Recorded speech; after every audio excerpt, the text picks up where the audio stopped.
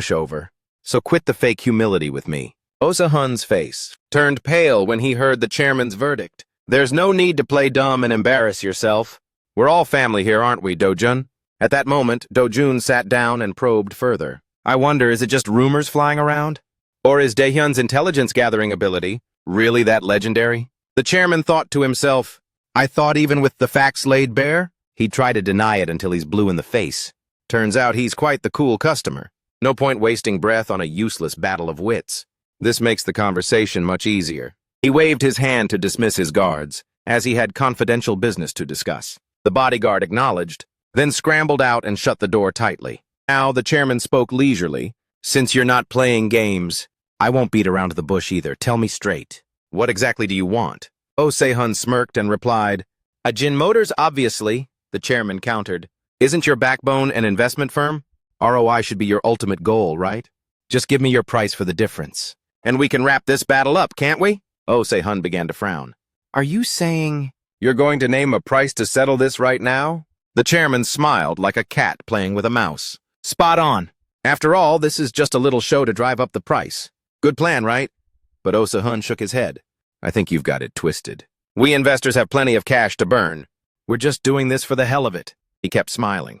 I mean, who doesn't love a good car? I just want a car factory to call my own. Hearing that, the chairman's face turned purple with rage as he thought, just because some brat likes toys, he's ready to drop cash to buy an entire manufacturing plant? He figured this guy was just talking nonsense to avoid negotiating.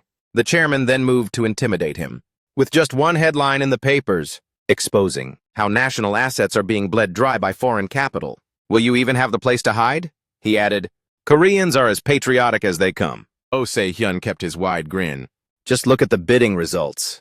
It'll be clear who's more patriotic. The chairman's face went dark at those words, and even the phone in the room stopped ringing. The battle between the two men fell into a terrifying silence. The chairman irritably cut to the chase. What do you want exactly? Oh Se-hyun replied, empty your corporate coffers. Let's compete solely on the acquisition price. That's a win-win, isn't it? He smirked. No matter who wins, the damage will be minimized for everyone. The chairman looked serious. So you mean your company? And mine should both absorb the debts. And just have a fair fight over the purchase price? Right? Oh Se-hyun nearly jumped out of his skin. Yes, exactly. After that, the verbal sparring hit a dead end. Oh Se-hyun finally spoke up. Since the chairman spoke first, I'd like to add something.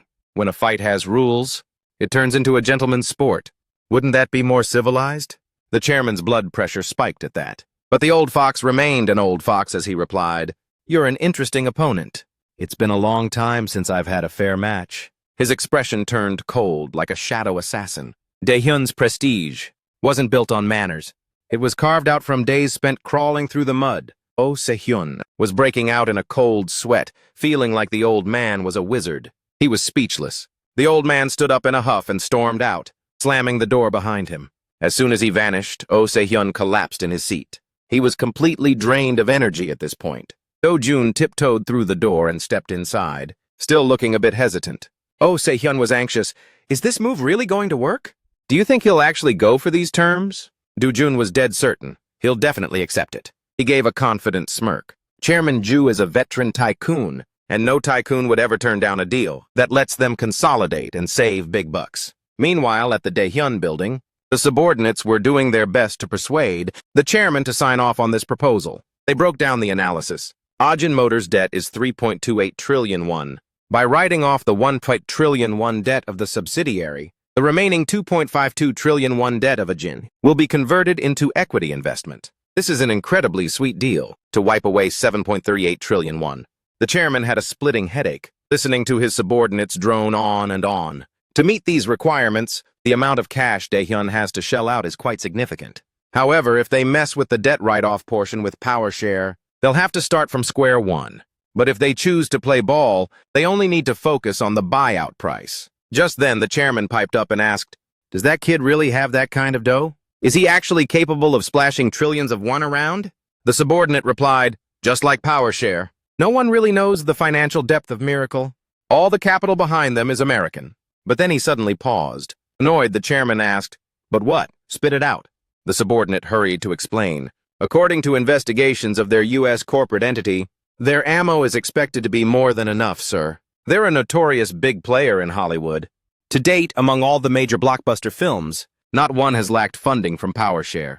The chairman's face soured as if he'd just swallowed a fly, while hearing his subordinates yap nonstop.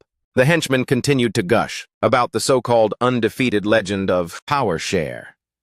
He stated with absolute certainty that no investment deal handled by them has ever failed.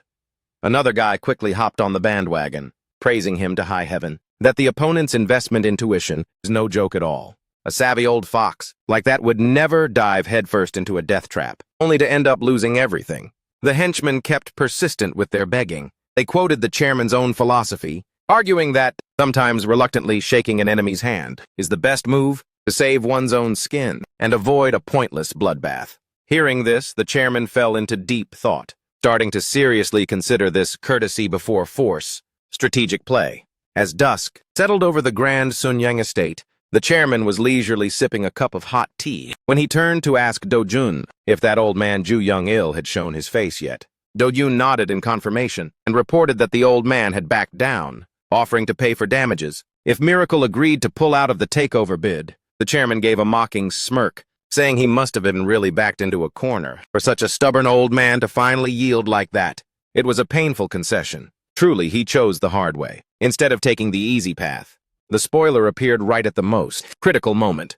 The chairman pressed for what happened next. Do-jun calmly explained that their side declared they should play fair and square, competing with cold hard cash, and tossing aside all those juicy government favors. Hearing this, the chairman looked clearly delighted, since it saved him from wasting a fortune. He continued to probe about the opponent's reaction. When Do-jun recounted the challenge to try a legitimate head-to-head battle for once, the chairman burst out laughing. His hearty laughter echoed throughout the room. Do-jun playfully asked if his old friend might be going crazy with anxiety, then asked his grandfather for some words of wisdom. The chairman was just sipping his tea, while profoundly replying that the chairman's next move, "Zhu, you must have already known it by heart. If I were put in that position, I would also have to rack my brain to see if I should kick that crappy project to the curb." The chairman challenged Do-jun once again. He calmly analyzed that the old man will just have to suck it up, because the debt reduction amount is already a fixed constant. He wouldn't be foolish enough to invite another risky variable into his life right now.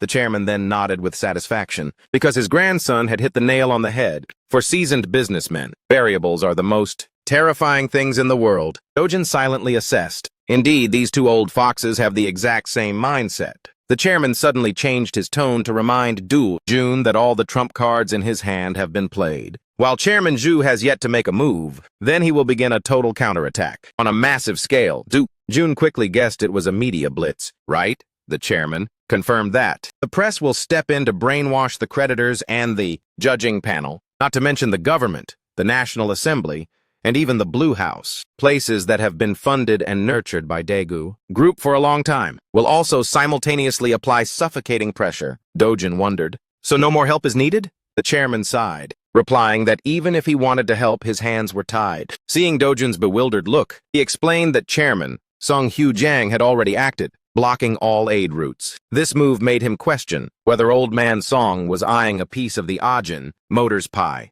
But thanks to that restriction, Fedazong stayed put. Perhaps it's just mutual understanding between predators. But Do-jun thought that wasn't all. The chairman added that the domestic officials will be stuck between a rock and a hard place. They have been loyal henchmen for all these years. Now if I pull with my right hand and Chairman Chu yanks with his left, then those fall guys will definitely end up being torn to shreds. Do-jun listened intently as the old man preached his philosophy. He thought to himself that while the talk was smooth, the old man's face showed zero sympathy for those sacrificial pawns. He was clearly plotting something incredibly deep, but Do-jun couldn't quite figure it out. Do-jun played along as the obedient grandson, promising to work in perfect sync with director Oh Se-hyun. The chairman, hearing his grandson make such a bold claim, was left speechless. Do-jun laughed and asked, "What's wrong? Or should I try to ask someone else for a favor?" But the chairman casually asked, "Are you really that close with Oh Se-hyun?" Do-jun replied, "Yes." The chairman continued, "Tell me, do you think that guy is trustworthy?" Do-jun brushed it off with a smile, saying, "So far so good. My father also vouched for him, saying that although he's a money counter by trade, he's not the type to sell out his bros for cash." At that moment, the chairman flashed a sinister and meaningful smirk. Dojun was caught off guard, leaving him tongue-tied and unsure of what to say. The chairman continued his lesson on managing people. Dojun, there are two types of people you must keep by your side. One is the talented and reliable type to whom you can entrust great matters like Oh Se-hyun. Hearing this, Dojun asked, "Then who is the other type?" The chairman replied coldly, "The one who will sacrifice their life for you." Now Dojun was even more beyond confused. Sacrifice? In this day and age, what could possibly be worth dying for? The chairman stated grimly that those martyrs for the cause will find you when your glory is at its peak. There's no need to go looking for them. Dojun could only stay quiet and listen to the old man's lecture. The old man looked so smug, like he had just finished delivering a divine sermon to the masses. The old man laughed and waved his hand, saying, "Let's go. The guests have arrived.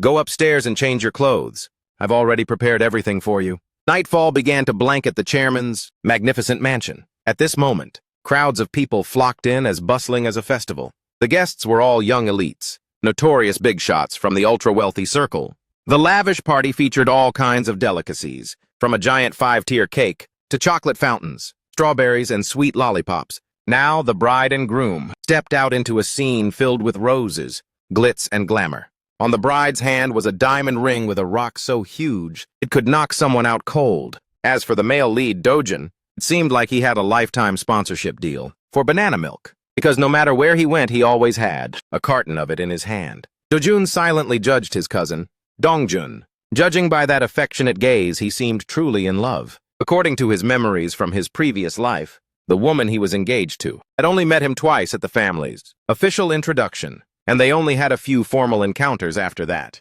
Dojun thought it was quite baffling. Could the power of money really make people fall in love that quickly? Suddenly, a melodic voice rang out, praising Dojun's good looks. It turned out to be his calculating future sister-in-law.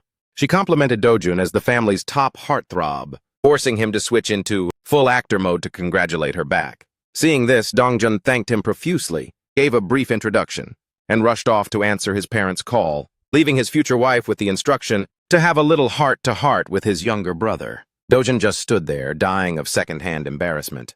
After some small talk, he was totally at a loss for words. Luckily, his sister-in-law skillfully broke the ice by saying, "Dojun is every girl's type," making him jump out of his skin. She began to play her psychological cards, claiming that because Dojun is tall and handsome and exceptionally brilliant, as the youngest in a chaebol family, he doesn't need to fight for inheritance or dive into the cutthroat business world. He can just kick back, live off the fat of the land, and enjoy a lavish life. Dojun listened and just scratched his head with a forced smile. It sounded pleasant enough, but he knew deep down this was a deep investigative move. He pretended to be naive, replying that he feared the family fortune would be gone by the time it was his turn to get a piece of it. His sister-in-law laughed it off and reassured him that as Chairman Jin's favorite grandson, he shouldn't worry, but immediately after, the two fell into a silence full of calculation. Dojun understood that a background check was inevitable for someone about to marry into the family of the eldest son of the Sunyang group. Dojun continued his poor little rich boy act, laughing and saying that being favored was a joke,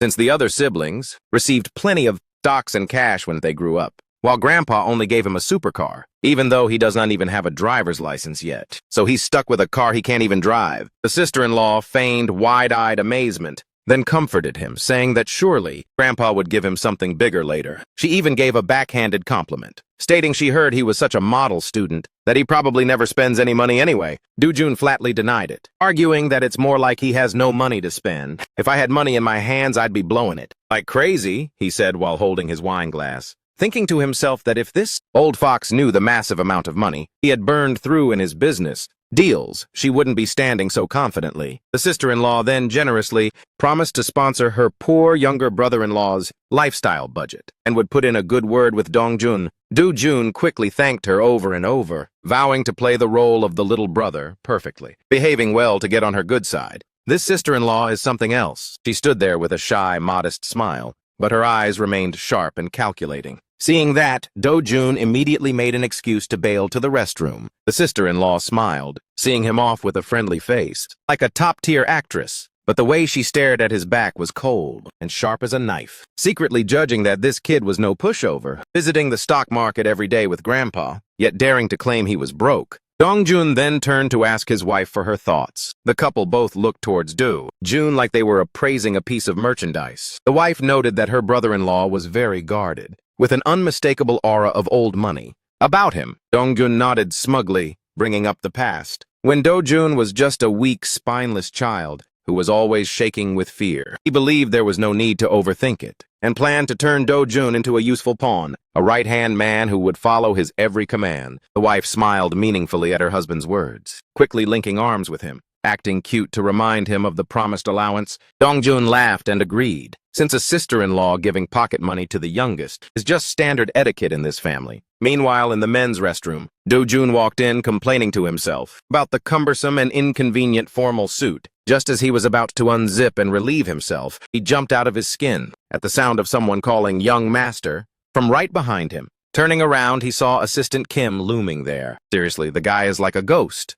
Can't even pee in peace. Do-jun was baffled since he'd told him to take a break. But Assistant Kim, with a dead serious face, gave him some news. It's an emergency. His unusually tense attitude made Do-jun sense that something big was about to go down. But because nature was calling loudly, Do-jun had to tell him to meet at the parking lot to talk after he finished taking care of business. However, as soon as he let it all out, he still felt a nagging uneasiness in his gut. Because of his expression, it was so cringe and totally sketchy. Do-jun walked quickly to the parking lot to find his ride. The struggle was that this ultra-rich mansion was as massive as a maze, making him wander around for ages before finally spotting his car tucked away in a corner. As soon as he opened the door and settled in, Do-jun immediately grilled him to find out what serious drama was actually going down. However, Secretary Kim was being vague and tried to dodge the question, saying that he should wait a moment for team leader Shin to show up and explain everything personally. Do-jun narrowed his eyes suspiciously, asking who exactly this team leader Shin was. Secretary Kim respectfully confirmed he was the genius brain of the strategy team, whom he had mentioned once before. Did he have any recollection of him? Only then did Do-jun realize and asked back if it was that dangerous guy who caught them wiretapping, right? Exactly. While the atmosphere was tense, all of a sudden, a figure loomed close to the car window, making Do-jun jump so hard his heart nearly skipped a beat. The mysterious man bowed and greeted him politely, then coldly introduced himself as team leader Shin. Looking at the man's face, Do-jun felt like he was familiar, like he'd seen him somewhere before. Searching his memory, he still couldn't place the name. Team leader Shin quickly bowed and apologized for the sudden intrusion. Even though Do-jun waved it off, saying it was fine, he was still puzzled by that vague sense of deja vu. It turned out he was an old acquaintance who had been at the Jong Simjae villa. He was actually the one who had escorted him home on that fateful morning. Hearing this, Do-jun slapped his forehead in realization. No wonder he looked so familiar. He vaguely recalled, back then he had stepped in to save the guy from a total loss. Seeing the opportunity, he had cast some bait to see if the fish would bite. But unexpectedly, he waited forever with no sign of a bite. So he had just put the whole thing out of his mind. It's been ages. Don't want to keep the young master waiting. Team leader Shin, get straight to the point. Precisely because time is tight. He leaked a bombshell that his group, also known as the Third Generation, is being closely tailed by some mysterious force. For a whole month now, Do-jun's eyes widened in total shock upon hearing it,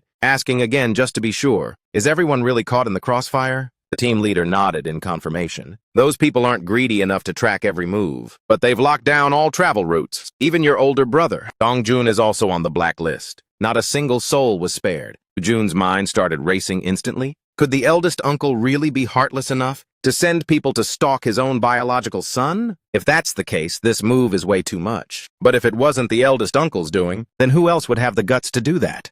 Team leader Shin confessed bitterly that their manpower is paper-thin, so they are completely powerless, unable to track down the puppet master behind this drama. They are just secretaries used to paperwork, not professional special agents playing cat and mouse or striking back at the opponent. Do-jun narrowed his eyes in suspicion, wondering why the guy chose him to spill this classified intel. If he were following the textbook procedure, he should have reported to his superiors, like Chief Secretary Lee Hak-ju, or the intelligence team to be proper, knowing full well that's how the rules go. But team leader Shin clenched his fists as if to summon courage. He blurted out something shameful, but it was the naked truth. He wanted to find a solid backup, wanting to grab onto a lifeline to escape this dark swamp. Do-jun asked irritably, what kind of connection are you looking for? Is it the kind of alliance he was imagining? Team leader Shin nodded instantly. saying the strategy team is now like a ship, with no port in sight and a bleak future. It's a total blackout, causing staff to drop like flies. Someone who has hung in there for years like him can't see any light at the end of the tunnel at all. Do-jun still wasn't buying it, so he pushed back, saying he's just the youngest son with no real voice inside this Sun Young giant conglomerate. So what right does he have to be someone's lifeline? Secretary Kim tried to jump in, but was cut off by Shin's heartfelt outburst. He shot back a question. Are you really going to just sit there and not lend him a hand? Do-jun kept his cool and stayed calm, responding that he can't just shake hands with anyone. Is there really no one else worth trusting with his life? Besides him? Why does it have to be him? Hearing that, team leader Shin's expression changed, becoming unusually serious, then suggested they try to truly understand each other. He stated firmly that even if only one hand is reaching out, as long as it's a trustworthy one, he'd risk his life to hold on to it. He shouted excitedly that if it were any other random person, he would have brushed them off with contempt. But among Chairman Jin's grandchildren, only Do-jun is a man of integrity, genuine and untainted by deceit. Team leader Shin bowed respectfully again, vowing to work like a dog for him, meeting every expectation and limit he sets. If he happens to fall behind, he's ready to have his line cut without a single complaint. Do-jun finally spoke up to close the deal. He said bluntly, making it clear he doesn't need blind loyalty. This is just a fair transaction. Straight up quid pro quo. The strategic team provides what he needs, and he'll pay a fair price, whether it's cold, hard cash or the bright future they've always wanted. Team leader Shin felt a pang of unease and asked, is the reason you're being so cold because you don't yet feel like you truly belonging to this Sunyang empire? Do-jun didn't hesitate to fire back that for now, the trust he has for the two of them is a big fat zero. So let's just treat this as strictly business. If you want anything more, then prove it with concrete actions to change his mind first. Do-jun pensively recalled his past life, where he had never tasted true loyalty, but he knew all too well how useless the loyalty of an incompetent person is. He turned and called out, sharply, making Assistant Kim jump out of his skin, then ordered, from tomorrow you'll be taking a taxi. His mission was to tail the tail that was lurking. Take your time with it. Slow and steady is better than fast and sloppy. After that, Do-jun began giving directives to team leader Shin like a true little king. He decreed that, from now on, every report and intel from the strategy team must be brought to me first. Once I've drawn a red line, it's strictly forbidden to report it to the higher-ups or anyone else. Do-jun delivered a final psychological blow by declaring, don't worry about the finances, and there's no need to tighten your belts. Whatever funds you need for operations or personal expenses, just speak up. This big spender will cover it all. I won't let you guys lose out. Hearing Do-jun promise to bankroll everything, the man was moved to tears. After that, Do-jun closed his eyes to rest. Leaning against the window of the luxury car,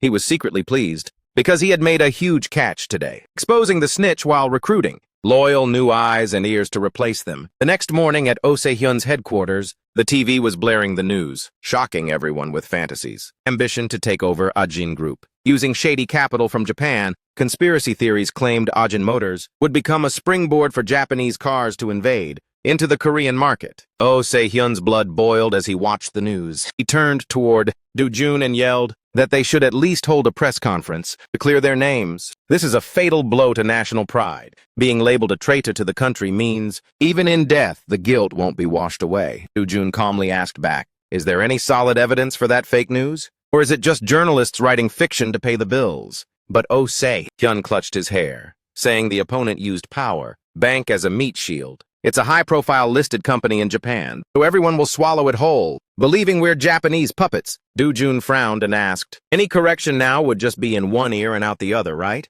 But Oh Se-hyun pessimistically said since the news has already gone viral, the acquisition of Ajin Motors is a dead end game over. Do-jun irritably declared, if they keep pushing us with dirty media play, then we must play our trump card by having Chairman Sung step up personally. If we let the Ajin Labor Union use this as an excuse to go wild, we're screwed. Oh Se-hyun was horrified, saying that's our last hidden card. But Do-jun coldly replied, holding on to cards now will just leave us with nothing, he thought to himself. These chaebols really play dirty, daring to use the national broadcaster to spread fake news, without even fact-checking. Totally the mad dog style of Daeong Group. They're pros at these stab-in-the-back games, at the brutal battlefield of the press conference. The vultures of the media were snapping flashes like crazy. Oh. Se-hyun tried to keep his composure, clarifying that the rumors of Japanese capital are completely fabricated. Fantasy was simply day trading in Japan, and got out clean after making a killing. That money is the spoils of war, not a loan. A sharp reporter pressed him further. But isn't that yen still money from Japan? Oh, Se-hyun tried to explain that. We are using the Japanese's own money to save Korea's Ajin Motors. But that reporter was still clinging like a leech, questioning. It's absurd for an investment fund to hover around and buy a car company that is on its last legs. He argued that with this kind of venture investment, who knows when you'll break even? The risk of losing everything is so high, so there must be a catch. Are you accepting this risk? Because you are a puppet representing the Japanese auto industry? Oh Se-hyun was furious at being framed. He lost his cool, shouting into the mic, asking who dared to spread those baseless rumors. Where did you get that trashy information from? The whole hall gasped in surprise. Reporters scrambled to ask, so, you're denying everything and claiming to have zero involvement. Do you dare to swear on it? June watched from the shadows, shaking his head in disappointment, thinking his uncle was a total amateur when it comes to handling the media, who in their right mind gets into a shouting match with these vultures so emotionally like that. Suddenly, a powerful delegate stood up and declared loudly, I know every tiny detail about the technical relationship between Ajin and Japan. I stake my honor to guarantee that the Japanese are completely uninvolved in this deal. The reporter still whispered, refusing to back down. One pointed the finger at Chairman Sung, asking, seeing the two of you in the same boat like that, is it true you've made a secret pact to support Fantasy's takeover of the Ajin Group? Chairman Sung maintained his calm, statesmanlike aura and replied, that is correct. Not just me, but the entire staff and workforce of Ajin are in complete agreement. The union has sworn to freeze wages and absolutely will not strike or cause trouble until the company becomes profitable again. If Fantasy takes over, he announced, this is a life-or-death resolution from the labor union, causing the reporters to scramble and snap photos like crazy because this news was such a bombshell. Chairman Sung delivered the finishing blow, stating that Director Oh Se-hyun had committed to two golden conditions. First, the separations of ownership and management. Second, the effort to revive Ajin without laying off a single soul. At the same time, they also confirmed they would pour in cash without hesitation to save this sinking ship. Oh Se-hyun was no longer fuming with rage. He just sat there in silence, hanging on every word from Chairman Sung. Right after that, Chairman Sung continued, his voice becoming even more steely. I'd like to add two more crucial points here. Ladies and gentlemen, businesses aren't just corporations that only care about the bottom line. They are also a home, a workplace that puts food on the table and sustains the lives of thousands. If Dane Group takes over Ajin, they won't think twice about kicking over half the workers out onto the street in the name of so-called reform or restructuring. Chairman Sung's declaration rang out loud and clear, like a formal declaration of war. Do-jun stood watching from the side, totally shook, completely stunned, because this was exactly the key message that was needed now more than ever. Chairman Sung spoke again, his gaze sharp as a knife. Furthermore, if Dain swallows Ajin Motors, they will automatically become the industry overlord, controlling nearly 70% of the domestic auto market. If a monopoly only stubbornly chases profits, then the choices of the people, our customers, will completely vanish. Who else could they turn to? At this point, the reporters started buzzing, scrambling to discuss the situation, as if the narrative had been pre-orchestrated. They argued that the core essence of Ajin cannot be eclipsed by Japanese influences, especially since the Ajin Group had poured so much public money into it.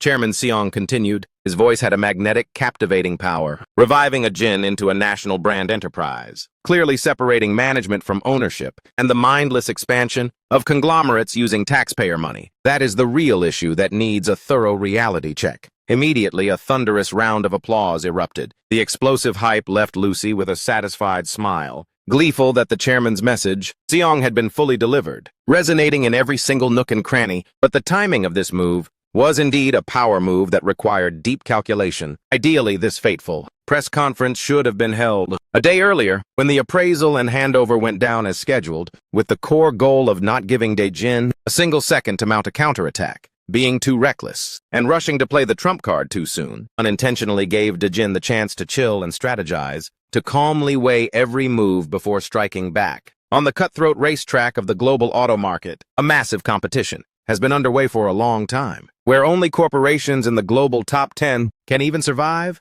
Daewoo's sales structure had long since gone global, far exceeding the demands of the domestic market. If Ajin and Dae-jin merged into one, they would certainly create a competitive edge. That is absolutely elite. Breakthrough achieved by synchronizing designs, optimizing the parts supply chain, and tightly integrating the sales network. At that point, consumers could naturally own cars at an affordable price. A total steal. Of course, restructuring and reorganizing staff is unavoidable. But you can't have hard-working employees without a big enough company for them to grind for. Chairman Seong earnestly hopes everyone can look at the bigger picture. We can fully expect to create thousands of massive job opportunities until Daewoo Motors is strong enough to go global and squeeze into the ranks of the top 5 global titans. After watching the news, Do Jun turned off the TV, thinking to himself that the TV lately looked kinda sus. It was ancient and falling apart. He let out a heavy sigh, losing that smug, satisfied look he had before. Oh Se-hoon, beside him, was also stressed out of his mind. His nerves were on edge. Do Jun asked, "How's the stock price looking, uncle?" The uncle replied, "Daejin's stock price is still flatlining. No movement at all." Do Jun said disappointedly, "That impact was mid, it's not doing much." "It's a flop," Oh Se-hoon explained. "No, it's not that. It's because 2 opposing views are clashing hard that things turned out this way. The people who think the Ajin Motors takeover is a major L, and those who see it as a golden opportunity are pretty much neck and neck." Do Jun thought to himself, in the end, isn't it because both sides have accepted the change of ownership from Ajin to Daejin? Oh Se-hoon sighed, "This is terrifying. Even if they say they're advertisers, how can they pull the strings of the media and manipulate the press exactly how they want?" Hearing that, Do Jun hesitated for a moment, then replied to Oh Se-hoon, "It's not about being afraid of the conglomerates. But for the media, those writers, they write for the clout and the money. Doesn't the pen get bought by a drink, while the lens swallows the news whole?" Oh Se-hoon was stunned. Hearing this kid try to lecture him again, what is this kid even saying? He talks like some old-school social elitist. Do Jun quickly scratched his head and replied awkwardly, "Oh, those aren't my words, but rather his own wise words, sir. If anything goes south, it starts with a total media blackout." Oh Se-hoon already did exactly that. Do Jun thought to himself, feeling helpless. If I had known this years ago, when he was trying to take over Ajinomoto, it would have been better if I hadn't stood in his way. For the first time in this messed-up situation, he racked his brain for an answer, but his head kept spinning, and he still couldn't find a solution. Do Jun said, "Uncle, let's just kick back and forget everything today. Let's go grab a few drinks." Oh Se-hoon jumped in surprise. "What, drinks?" It was the first time the kid had asked him out for a drink, so he was a bit rattled. Do Jun asked, "What's wrong, uncle? I'm an adult now. Am I not allowed to drink?" Oh Se-hoon quickly waved his hands. "It's not that. You know how to drink?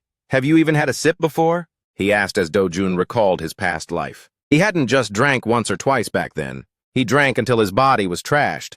If he had saved all the money he spent on booze to deal with the daily explosions and disasters, he could have bought several apartments by now. The memory made him let out a short laugh. Then he stood up and said, "I need to check my tolerance today. I need to flex my muscles a bit." He pulled out a powerful black card, as elite as the night itself, and said, "We're drinking on this. Since there's no limit, pick the fanciest, most high-end place you know and let's go." Oh Se-hoon was absolutely stunned. "What, no limit on the card?" He hurriedly took the card from his young boss's hand and asked, "What is this? Isn't this the VIP pass for Hansung Daily?" "How do you have this?" Do Jun replied. "My future sister-in-law is the daughter of Hansung Daily, and she gave me some pocket money." Hearing about his nephew's insane family background, and realizing even the sister-in-law was filthy rich, the uncle's jaw nearly hit the floor from the shock. Seeing this, Do Jun immediately followed up with a mind game. He asserted firmly that this was a matter of life and death pride for these third-generation chaebols. Just go ahead and flex as much as you want. If you've decided to sponge off your nephew, you have to show sister-in-law just how much of a big shot and how straight-up legendary you are. Suddenly hearing this wet-behind-the-ears kid talk about throwing money around like a baller, treating cash like it's nothing, made the uncle feel a sudden pang of sadness over his own broke-ass life. After processing the shocking information, he let out a chuckle, then declared that this mindset was absolutely insane, just beyond words, yet he still agreed to tag along just to see what was up. Back at the chairman's mansion. "Now tell me, why did you come here at this hour?" It surely wasn't just to grab a few drinks. Do Jun immediately got down to business. "As I said, it's not over yet." The chairman was puzzled. "So what other ace do you have up your sleeve?" Do Jun replied bluntly. "It's precisely what you are holding. My final card, and I want it back." The chairman was shocked. "What? What of yours am I holding? That would be Sunyang Motor. You know when to back out of this game, don't you?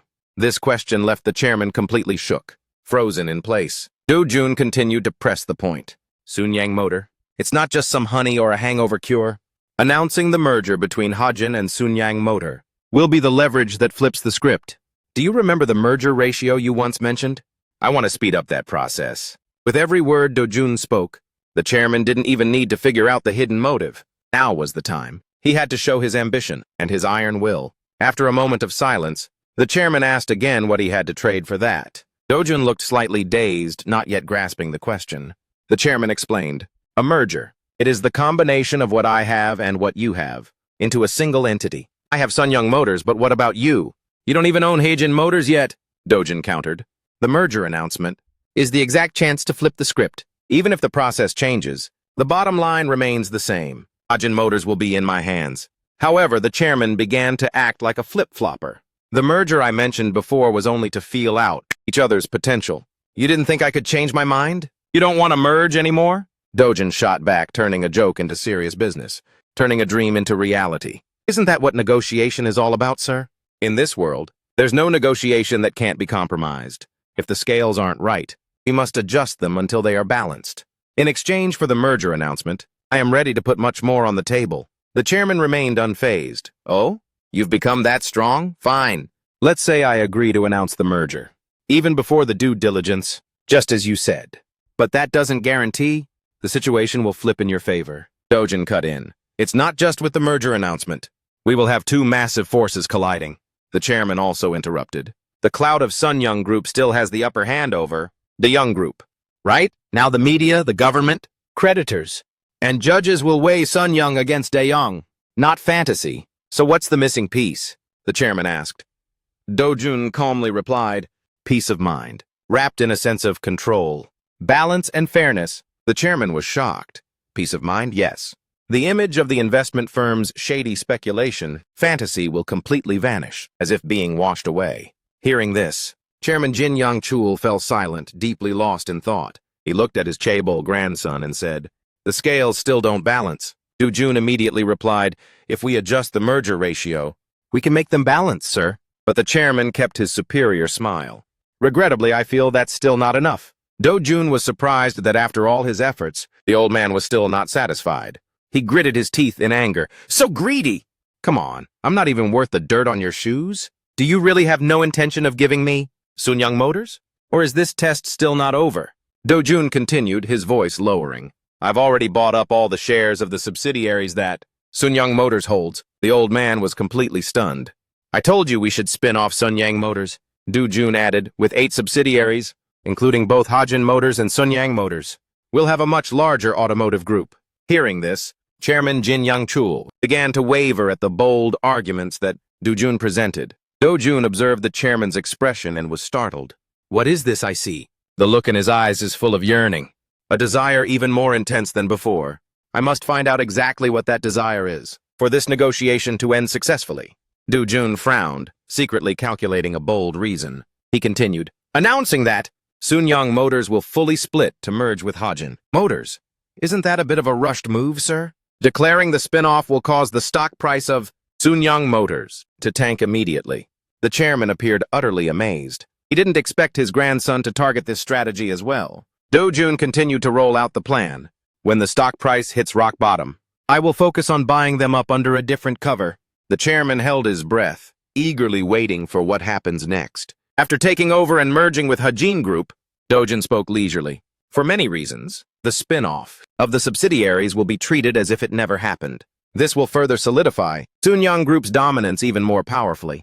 In fact, we can merge all of Sunyang and Hajin together. The chairman began to break into a cold sweat. If that's the case, many investors will surely back out to avoid the risk. Do-jun calmly replied with a metaphor. When a giant carriage is moving, there will be small pebbles sticking to the wheels. We can't dodge every single pebble. The chairman asked, for instance, with the Sunyang Motors shares you've bought, will you also become a major shareholder of Sunyang? Do-jun smiled and replied, wouldn't that be an amazing gift, sir? If the stock price goes up, I'd make a killing, without having to pay a dime in income tax. Upon hearing this, the chairman broke into a very satisfied grin. His kid's got some real guts. So young, yet already such a rule breaker. Dojin was slightly taken aback, not quite catching the drift of this compliment. After a second of thought, he regained his composure and flashed a winning smile. So it was a success. Immediately, the chairman turned to his subordinates. "I've decided to acquire Hajin Group." The two subordinates were so shocked that they stared at the chairman in disbelief, as if he'd lost his mind. The secretary thought to himself, "I knew it was something big, but I never expected this." Since the chairman called in the middle of the night, he quickly tried to talk him out of it. "Hajin's chairman has already pretty much sided with De Young, sir. There's no time to prepare now, and more importantly, we don't have enough cash on hand right now." Another person chimed in, "Exactly. Besides, jumping into a fight that's almost over seems a bit too risky." The chairman calmly cut them off. "We only need to get a foot in the door, and that foot is you." He shouted the secretary's name so loudly it scared the living daylights out of him.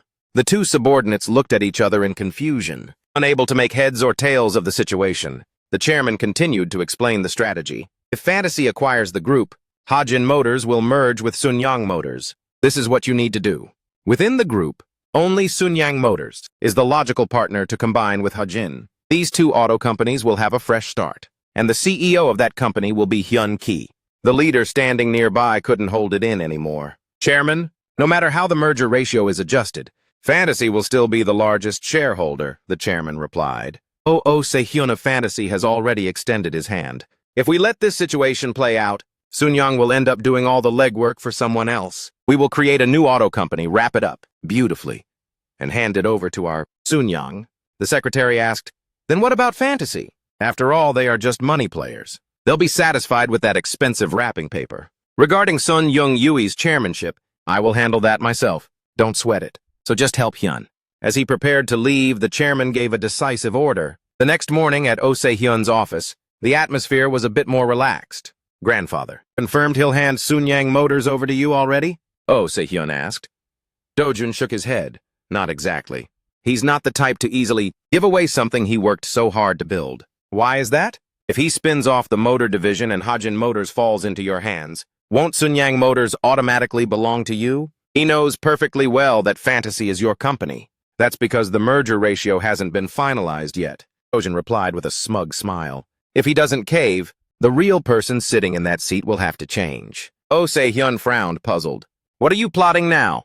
What do you mean by accepting the merger, kid?" Dojun explained with deep insight. "Grandfather is the type of person who would conveniently swipe someone else's assets, combine everything, and then toss a small crumb to me. Instead, he will take it all for himself, and only then redistribute a tiny portion back to me." Hearing about the ruthlessness of the chairman's strategy, Se-hyun could only remain silent. Meanwhile, Dojun thought to himself, Hyun will never see the true face of Chairman Jin, a man who puts ambition above his own bloodline. Without that very ambition, Sunyang would never have risen to the top.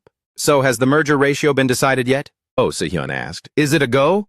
"That's something we'll renegotiate after the Hajin Motors deal is wrapped up." Dojun stood up and walked toward the large glass window looking down at the city. "I'll handle that matter myself. You don't need to worry." From the window, he began to sketch out a new plan to counter his grandfather's cunning nature. By the time the Hajin deal is finalized and the merger process is underway, the harshest economic winter in history will strike. Sunyang, De Young, and even the government will be flat broke. They'll be left with nothing but to hunker down. At that moment, grandfather will have no choice but to accept his proposal. When that time comes, Dojun thought, I will hand you that glass of wine, and you will have to accept it with gratitude. The next day, a press conference was held. The spokesperson announced, Sunyang Motors will officially spin off as an independent entity and proceed with a merger with Hajin Motors to solidify its pioneering role in the automotive industry. Reporters frantically snapped photos from the floor. Se-hyun spoke up as the representative for Fantasy. I want to emphasize that Fantasy is not just mere speculative capital. We are committed to putting all our weight behind elevating Korea's auto industry into a whole new era. The room immediately descended into chaos. Is there a connection between Fantasy and Sunyang? Director Hyun Jae-ho, please explain. So what does the future hold for Sunyang? A chaotic scene, pure bedlam like chickens flying and dogs jumping, was unfolding at the same time at the Dae-young mansion. Another remote control was hurled and shattered. Chairman Dae-young was losing his mind with rage. This goddamn situation. He roared at his subordinates. There were no signs of a leak at all. We had people tails on both. Sung Hee Chang and Oh Se-hyun. A subordinate hurriedly reported, "Sir, until last night, they didn't make any suspicious moves at all. This only made the chairman explode further. Are you guys blind? Not seeing anything out of the ordinary is the biggest red flag of all. How many calls would it take for those three to meet and reach that deal? They must have met dozens of times. What the hell were you people doing?" He was so livid his face turned beet red. "We've been completely blindsided, without any warning whatsoever. Now, every single one of you give me a plan to save this situation." The group of subordinates just stared at each other, quiet as mice. "Not only blind, but mute as well?" He screamed. "Why is nobody saying anything?" The subordinates could only look at each other in slow motion, completely bewildered. The chairman slammed the table and ordered, "From now on, everyone has 2 hours to find every possible way to turn the tide. Mobilize all the in-laws to start a large-scale lobbying campaign across the board. Whether they are civil servants or bank employees, don't hold back. Put pressure on everyone." His roar resounded like a monster driven into a corner. That morning, the chairman's mansion was in an uproar. The son, serving as vice chairman, rushed in frantically, flinging the door open and yelling, "Father, this is unacceptable." Chairman Jin, with a terrifying calm, simply said, "Sit down first. Have a cup of tea with me." "What do you mean, abandoning the motor company?" The uncle's anger still hadn't cooled down. The chairman calmly replied, "Because there's nothing left to regret. I've thrown everything I've been holding back all this time to the other side and wiped the slate clean." The chairman's indifference only made his son explode further. "Father, how could you not discuss a single word with me?" "This is a major issue. Regarding the restructuring of the group's subsidiaries, am I supposed to find out by watching TV? Is my title of vice chairman just a hollow name to you? How embarrassing." Chairman Jin just quietly observed the fire burning within his son, and about Director Yoon Jae, bringing every approval document to me as well. He made a public statement about the Sun-Young motor merger after receiving my consent. The more he spoke, the more heated he became. "Are you treating me like a mere puppet, father?" Chairman Jin cut through his son's rage with a cold, cutting voice. "Are you done? Is your tantrum over?" The uncle felt uneasy, completely missing his father's point. "If you've finished venting your frustration, let's move on to the next part," the chairman said. "Did you come here just to get angry?" This question made the son grimace even more. He called out loudly. Seeing his son lose control, Chairman Jin turned purple with rage and slammed his hand on the table. A loud thud. That strike must have hurt his hand badly. He shouted, "Enough already, you brat!" Only then did the son realize he'd crossed the line. He immediately stood still like a stone statue, not daring to utter another word. It was the chairman's turn to vent his wrath. "You're ashamed of the Sun-Young vice chairman title? A puppet? If you find that title so humiliating, then just give it up." The uncle quickly called out to his father, trying to de-escalate. Father, please calm down. That title you're so ashamed of." The chairman continued his critique. "Is something this whole country would fight tooth and nail for, just to grab it. All you've ever accomplished was simply being born, and you're my eldest son. Because it's a title you just lucked into. You don't know how to appreciate its true value." The son hurriedly tried to explain. "That's not what I meant, father." "Not what you meant, my foot," the chairman barked. "You were over 40 before you even became vice chairman. If you weren't my son, would you have even stood a chance at becoming a director?" The uncle just stood there paralyzed, shaken to the core by those blunt words that hit home. After a dramatic slow-motion moment, the father and son called a temporary truce. The next day at the corporation, the CEO was briefing his subordinates. "Keep a very close eye on Do-jun. He's acting as the middleman between Oh Se-hyun and the chairman regarding the recent merger. That kid knew everything from the start." The two subordinates listened but didn't quite catch the full drift. One of them gathered the nerve to ask, "So will the position of final heir go to Jin Do-jun?" Jun was met with a sharp side-eye from the director. "No, that's impossible," he thought to himself. The chairman has doted on the boy since he was little, yet he didn't interfere at all when he chose law school. With that kind of brain power, Do-jun could easily become a top graduate. If he ever needed elite lawyers or prosecutors, he could just buy them with cash. I heard he doesn't even plan to follow a formal business education. What my father really wants is just a trophy grandson to brag about, to show off how incredibly smart his son's child is, and how well he does in school. He only expects Do-jun to bring honor to the family name. If he wanted to hand over the corporation, he would have pushed the boy into business school long ago." After hearing that, the subordinate asked, "But then why did he send In-do-gun to Oh Se-hyun at Fantasy? Isn't he just a decorative piece?" The director smiled and replied, "Because this decorative piece actually works. Perhaps he's recognized the kid's real talent, a talent for moving money, what you'd call a gift for gold. Maybe it could take over the entire group's financial sector, from life insurance and pension funds to the education sector. He continued, "Don't sweat it for now. This war will be over in a flash, with just one decisive blow. Right now, we just need to take it step by step to solidify our reputation without making any slip-ups. If we rush in blindly, the whole plan will go south." Then he asked his two subordinates, "Sunyang Motors' stock price is currently tanking, right?" "Correct," a subordinate quickly confirmed. "Yes, even the loyalists have started cashing out, haven't they?" The director instructed, "When it hits rock bottom, buy it all back. Absolutely no spinning off the branch." The subordinate was caught off guard. "Excuse me? But we clearly decided we were going to spin off the branch." At that moment, the director cracked a sinister smile. "My father isn't the type of person who would just hand over what he spent his life building to someone else. If we reclaim our former glory, the stock prices will skyrocket and our control over the group will be set in stone." He further instructed, "Prepare thoroughly. Don't let a single thing go wrong." The two subordinates rushed to reply, "Yes, director." The next day, during the lavish and grand dinner, Do-jun was enjoying a high-end meal. Sitting across from him was his curly-haired older cousin. He brought up the Sunyang motor merger. "Did you already know about this?" Do-jun thought to himself, "How could a guy like this spill the beans like that? He can't even hide it on his face. In times like this, I have to be direct." Thinking this, Do-jun replied, "Yes, I already knew. A day before the TV announcement." "How did you know?" the cousin asked, visibly annoyed. Do-jun explained while eating, "Oh, it was director Oh Se-hyun from Fantasy. He asked me to present the proposal to grandfather, along with the detailed plan and the merger terms." Upon hearing this, the cousin slammed the table in anger. "Why on earth did he ask you to do that? Meeting grandfather in person should have been enough, right?"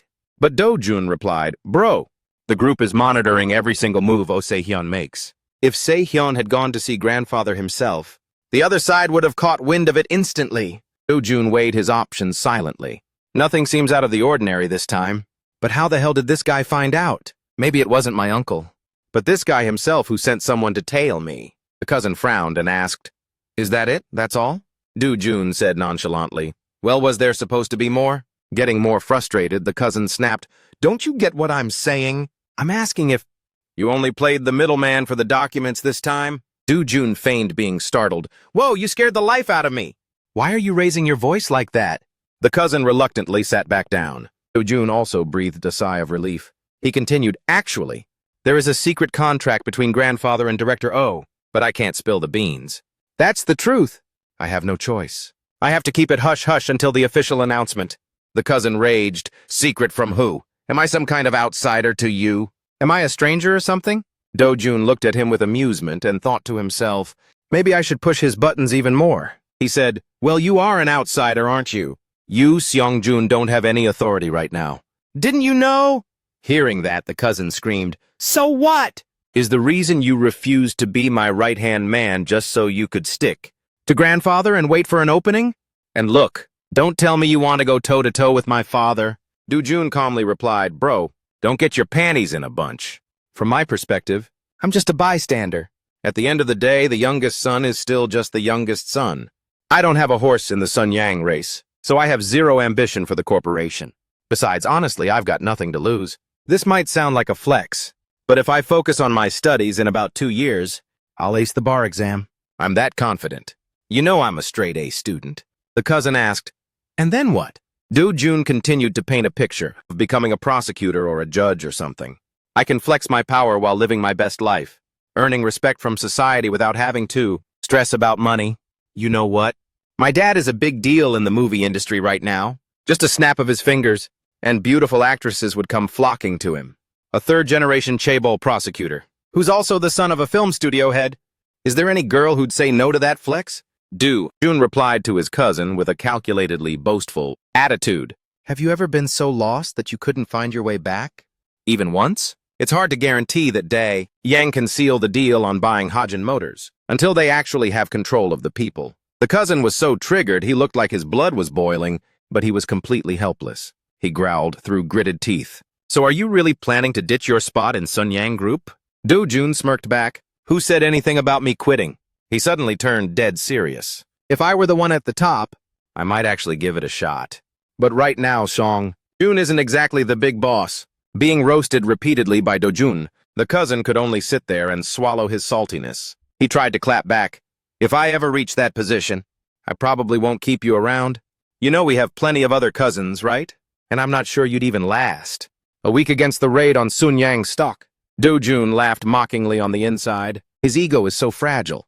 He's even resorting to threats now? He responded in a perfectly calculated tone. My answer is I've got no regrets. As of now, just holding on to what my family already has is enough. To make everyone else green with envy, he thought to himself that the conversation needed to end there. I've planted enough doubt in his mind and convinced him well enough that my family doesn't have any major political ambitions. Do-jun continued to sow the seeds of insecurity. To be honest, being the youngest in a chaebol family is way more chill. Sang-jun. My brother dropped out of college to chase his art dreams in New York. He doesn't obsess over things that are out of his league. The cousin was completely caught off guard by that remark. Do-jun calculated his next move. In the end, all I need to do is plant the seeds of suspicion and anxiety, and I'm golden. Bro, let me tell you one thing. My oldest uncle, my second uncle, and all the aunts, they're all incredibly ambitious. It's not going to be a walk in the park. They won't just stand by and let Sun Yang Group fall right into your family's hands. The cousin snapped back irritably. You think I don't know that? Whatever, my dad will handle everything. It's not like my family is just going to sit there and watch. Suddenly, he snapped out of it and looked at Do-jun suspiciously. Wait a sec. Don't tell me that secret contract you mentioned has something to do with the inheritance structure? Even the cousin was shaken by the thought that had just flashed through his mind. At the chairman's residence, the conversation between him and his eldest son was still ongoing. The oldest uncle just stood there like a statue in front of his father. He mumbled, Father, you're really being too much. Hearing that, the chairman got even angrier. Too much? Look at yourself acting like a total puppet. Look at the state you're in. And you still have the nerve to talk back to me? The chairman looked at his eldest son with disappointment. After a moment of silence, he sighed and his voice softened. Young-ji, I know you're upset, finding out the truth through the news. But that's how I play the public opinion game. You should stay focused on what's going to happen in the future, the extra prep work needed, and the actual gains our group will get from this merger. He continued, that's the duty of a vice chairman, not losing your cool like this. With that, the chairman gently reached out and placed his hands on his eldest son's shoulders. As a comforting gesture, young Gi, you only need to work 10 minutes for every hour others do, and this position will be yours. Don't be reckless. Think about the future of the group, and put all your effort into growing and protecting it.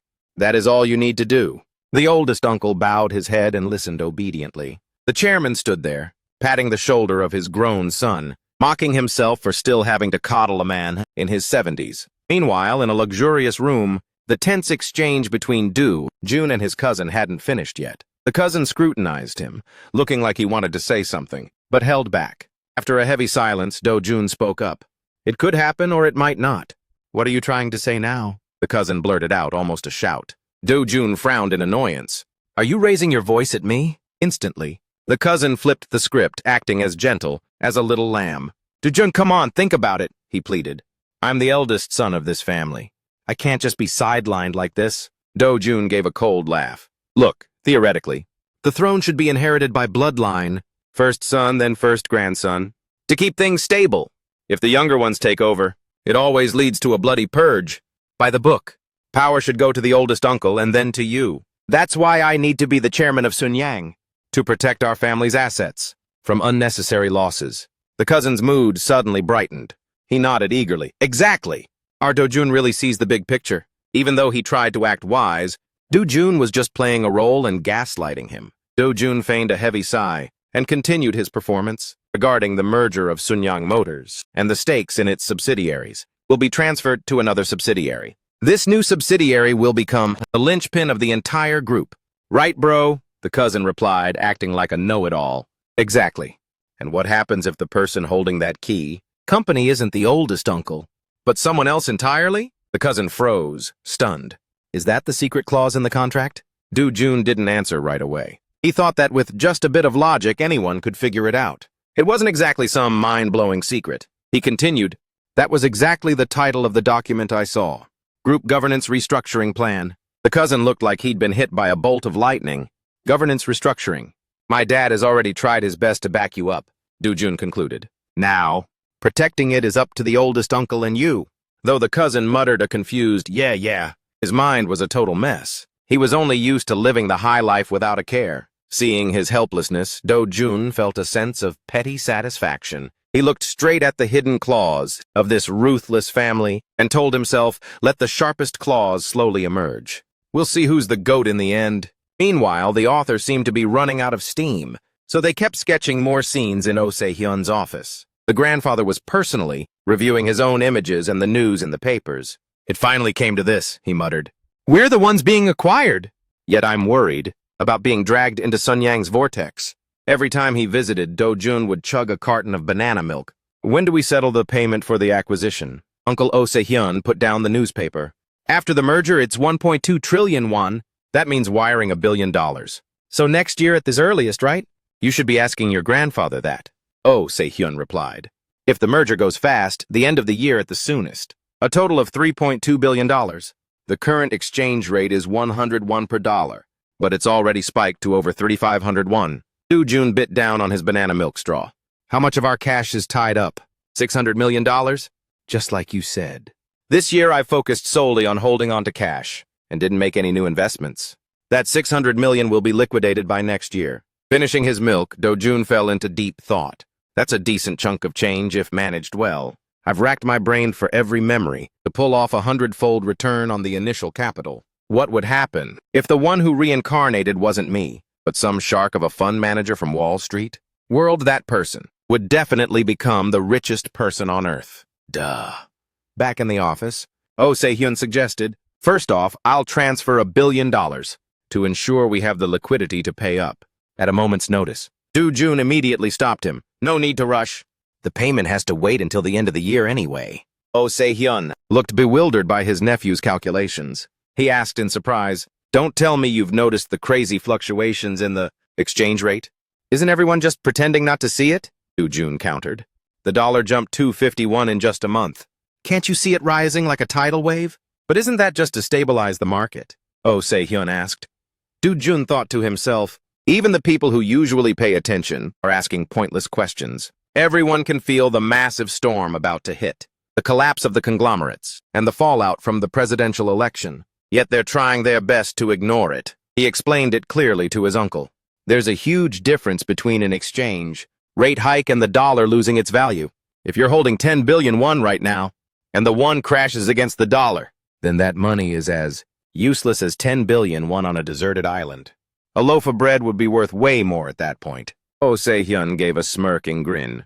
You're hinting at the US dollar, aren't you? Do-jun looked at the uncle who seemed to have aged and replied, yes. He knew full well that the IMF crisis would soon explode. By then, even if they wanted to search for it, they wouldn't be able to scrounge up any US dollars anywhere. Are you planning to use dollars to acquire Ha-jin? No. Do-jun calmly replied, I intend to negotiate. Negotiate what? I will set a condition. The acquisition of Ha-jin. Motors must be paid for with the very US dollars that we are currently holding. Oh.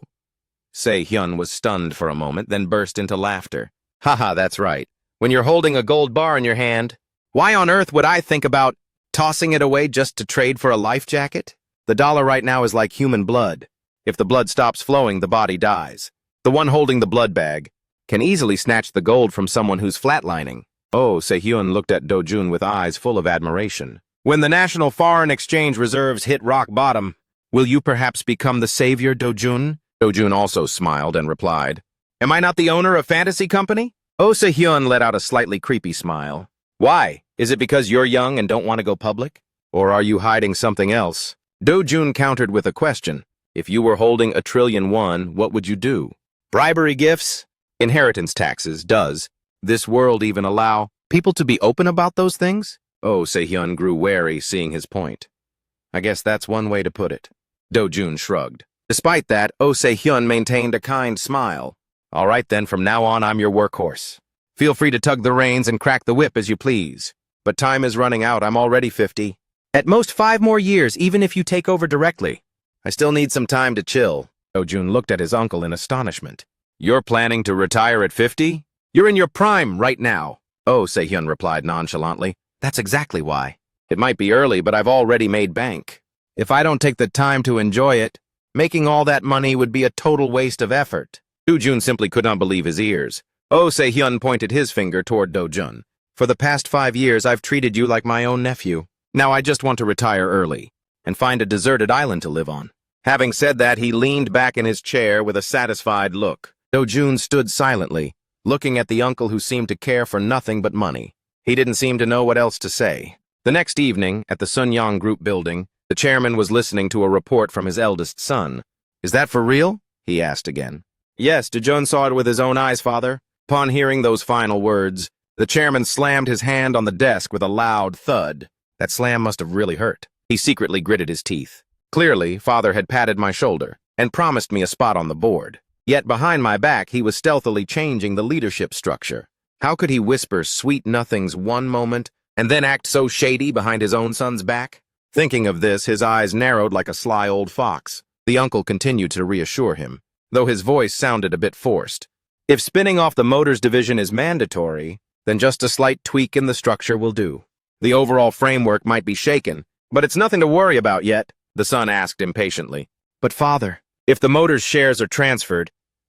The chairman cut him off. Furiously, I said it's fine, I know how to handle this. As for production, just focus on normalizing the process, that's enough. Don't let this opportunity slip away. Let me see your real potential. Silenced by his father's harsh response, the son had no further comments. He could only bow his head and reply, I understand. He bowed hurriedly and quickly left the room. Once he was alone, the chairman sank into deep thought. Then he turned around and vented his rage on an old desk phone. What era is this that we're still using this? Obsolete piece of junk, he shouted irritably into the receiver. Planning department! Everyone to the meeting room immediately! With that, he slammed the phone down on the floor. If you want to smash it to blow off steam, go for it. But why act out like this all of a sudden? He thought to himself, Father, before you can make any more crazy decisions, I have to speed up and go for a full-on sprint. Then the loyal secretary and the younger brother entered a private room. The younger brother rushed to welcome him. I'm sorry. I hope I'm not bothering such a busy person. The secretary smiled and replied, It's nothing. No matter how busy you are, you have to make time for a meal with the chairman. Right? Ha ha! Yes, the younger brother said, immediately turning on the fake charm. Please sit down, I'm still wondering. If Sunyang and Hajin merge, which side will benefit more? Of course, father has handled this very neatly. The secretary smiled back. That is true. I'm also quite confused because everything is moving so fast. Seeing the secretary seemingly agree, the younger brother suddenly felt uneasy. Are you planning to play dumb until the end? He thought, then asked directly. If we spin off the motors division, Director Ju will no longer have any ties to Sunyang. I'm very sad about that. The secretary, seeing through this person's excessive two-faced act, had nothing left to say. He asked him point blank, Are you being sincere or are you just testing me? If you're testing me, I'm truly disappointed. The chairman's son froze instantly. As expected, the hunch was spot on. The plan wasn't to hand things over to Hajin, but to swallow Hajin whole. The director quickly forced a bright smile. What are you saying? Testing you, I only said that as a precaution. The secretary just gave him a glance and replied, I've followed the chairman for over 35 years. In all that time, I only opposed the chairman exactly once. Do you know when that was? Of course, this fake director wouldn't know a thing.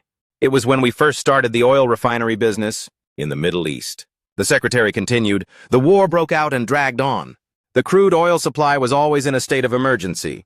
The chairman and I had to fly to Texas to urgently sign a contract for Texas crude oil. After driving on an endless highway, we stepped into a steakhouse. But it was so scorching hot that day that my body was wiped out and I didn't want to eat anything. The chairman ordered a massive steak and shared it with me. Even the smallest steak there was 600 grams. He seemed to crave it while reminiscing. The director chimed in at this point. That Southern American steak? He sounded oddly impressed. Haha, but the secretary replied, I objected. I wanted everyone to have their own separate plate. Seeing this, the director asked, Don't tell me you wanted to go for seconds. The secretary replied slyly, Exactly. The director thought to himself, I thought he was about to tell some major story. Who knew he was just trolling me? The director suddenly caught the hidden meaning. So not wanting to share the meat was actually a protest against splitting this business division. He tried to use diplomatic words. Director Ju doesn't like to share. But I just can't stand letting things go to waste. If you can't finish it, it'll just be thrown away anyway. Secretary Ju replied decisively, The chairman and I ate the whole thing. It looked like a lot, but I handled it all. How would you know? 600 grams. Isn't such a big number if you really go for it. Director Young Ki froze, his face turning pale. He began to reflect. These old-school businessmen, even though they are just salaried workers, they still cherish the corporation. Sunyang is like a family heirloom to them. When the owner of the carriage changes, the driver and the passengers change too, but they still worry constantly about whether the carriage will break down. That is the nature of a core employee. But to get the carriage, first, you need a damn good driver. After that, Director Young Ki shifted to a fake nice tone. Director Ju, you've been eating quite well lately. Secretary Ju interrupted. I can't eat like that anymore. I'm getting old after all. All right, seeing as you look more fit now, I guess you're not exactly ancient yet. Director Young Ki emphasized slyly.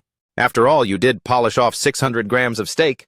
Secretary Ju, starting to feel a bit salty from being called director repeatedly, familiarly called him by name, Young Kia. Director Young Ki respectfully replied, Yes, sir? Secretary Ju spoke up sternly. Vice Chairman Young Ki is your biological brother, and the eldest son at that. You don't have the upper hand here. Director Young Ki flared up. Sir, Young Ki has no real game. You know that better than anyone, Secretary Ju replied calmly. You are the one with the skills. Just stay by his side and back him up, that's enough. Why can't he be the one backing me up? Director Young Ki questioned him. Secretary Ju responded nonchalantly. How can someone mid help someone who's actually got talent? They'd just be a liability. Director Young Ki called out to him again, trying to play close. Sir, the secretary affirmed decisively, you can't even fathom a scenario where an older brother helps his younger brother. That plan is definitely going to be ghosted soon. Director Young Ki quickly tried to suck up. I'll set up a few subsidiaries for Young Ki to handle. We'll each have our own sector. But Secretary Ju stood his ground. He said, even if I'm just a farmer for Sun Yang Group, I take pride in having helped cultivate this land. I don't want to see it ripped to shreds. However, Director Young Ki grit his teeth, refusing to back down. He thought, now that the real tea is out, I've got to see this through. I can make this land even more fertile. I have the confidence to develop it and turn it into a much vaster plain. Isn't that exactly the vision you want? Secretary Ju listened in silence, then replied, the chairman isn't the one who decides and grooms a successor. He looked straight at the chairman's eldest son. Stop tripping. Director Young Ki was stunned. I haven't been sleeping, so how could I be dreaming? What do you mean, no power to decide? Secretary Ju explained. Perhaps he will continue to deliberate and evaluate until his very last breath. He might only announce the successor of Sun Yang Group. In his final will and testament, Director Young Ki asked angrily, don't tell me, if we don't prep for the inheritance now, we'll get slammed with massive taxes. Can't you see that? Secretary Ju said nonchalantly. Compared to taxes, the future of the group is far more concerning. Director Young Ki's rage continued to build. So what exactly have you been getting at, Secretary Ju? Didn't you just make it sound like Young Ki was going to inherit everything? At this point, Secretary Ju stood up wearily. That was just my personal opinion. It's not like the chairman is asking for my advice. Director Young Ki froze, realizing he had overstepped. He thought to himself, is this a warning? A warning not to underestimate. The power of the driver holding the reins? Don't even dream of changing the owner of the carriage. He knew that the opinions of people like Judo Ho played a crucial role in the chairman's final decision. Despite that, he let out a sarcastic smirk. This battle hasn't even started yet. I'll keep those words in mind. Secretary Ju simply gave a slight smile and walked away without saying another word. The next morning, at the office of an unidentified individual, a man wearing glasses was reviewing documents. When he looked up, as a visitor arrived, what brings you all the way here in person? Can't I come visit my own younger brother? Why so surprised? The guest turned out to be the chairman's second son. Smiling, the man in glasses quickly stood up to shake hands. It's been 15 years since you last dropped by. Has it really been 15 years already? The second son said, surprised. Time flies when you're busy. The third man replied, his smile never fading. The second son fell silent for a moment, as if he were mourning the years of youth that had passed during the war for power. I heard you've made a killing, but why do you look so beat up? Even if I did earn something, I'm afraid I could never match your success. The third man answered. Suddenly, the second son showed his irritation. Looking at you is a real eyesore. I'll send someone over to your place tomorrow. Make sure to clear out that director's office. Keep it spacious and remember to dress sharp. The third man in glasses flatly refused. I can't. I'm still in debt to someone. This statement left the second son stunned. Debt? What is it this time? Did you mess with company bonds again? The third man waved it off. Don't be so shocked. I didn't mean to use company bonds. This business was initially backed by Dojin. Don't you know I had to sell the farm just for capital? It turned out the man in glasses was Dojun's father, who now seemed completely indifferent to fame or fortune. He said calmly, borrowed money must be repaid. If you take it, you have to give it back. Hearing that, it seems any money earned has to be returned immediately. There's no such thing as a free lunch, the second brother replied with a laugh. But when Dojin was mentioned, the third man's tone shifted as he waved his hand. Anyway, let's drop that topic. What brings you here today? The second brother stood there dazed and confused, lost as to where he was or what his goal was. A moment later, he pressed Dojun's father.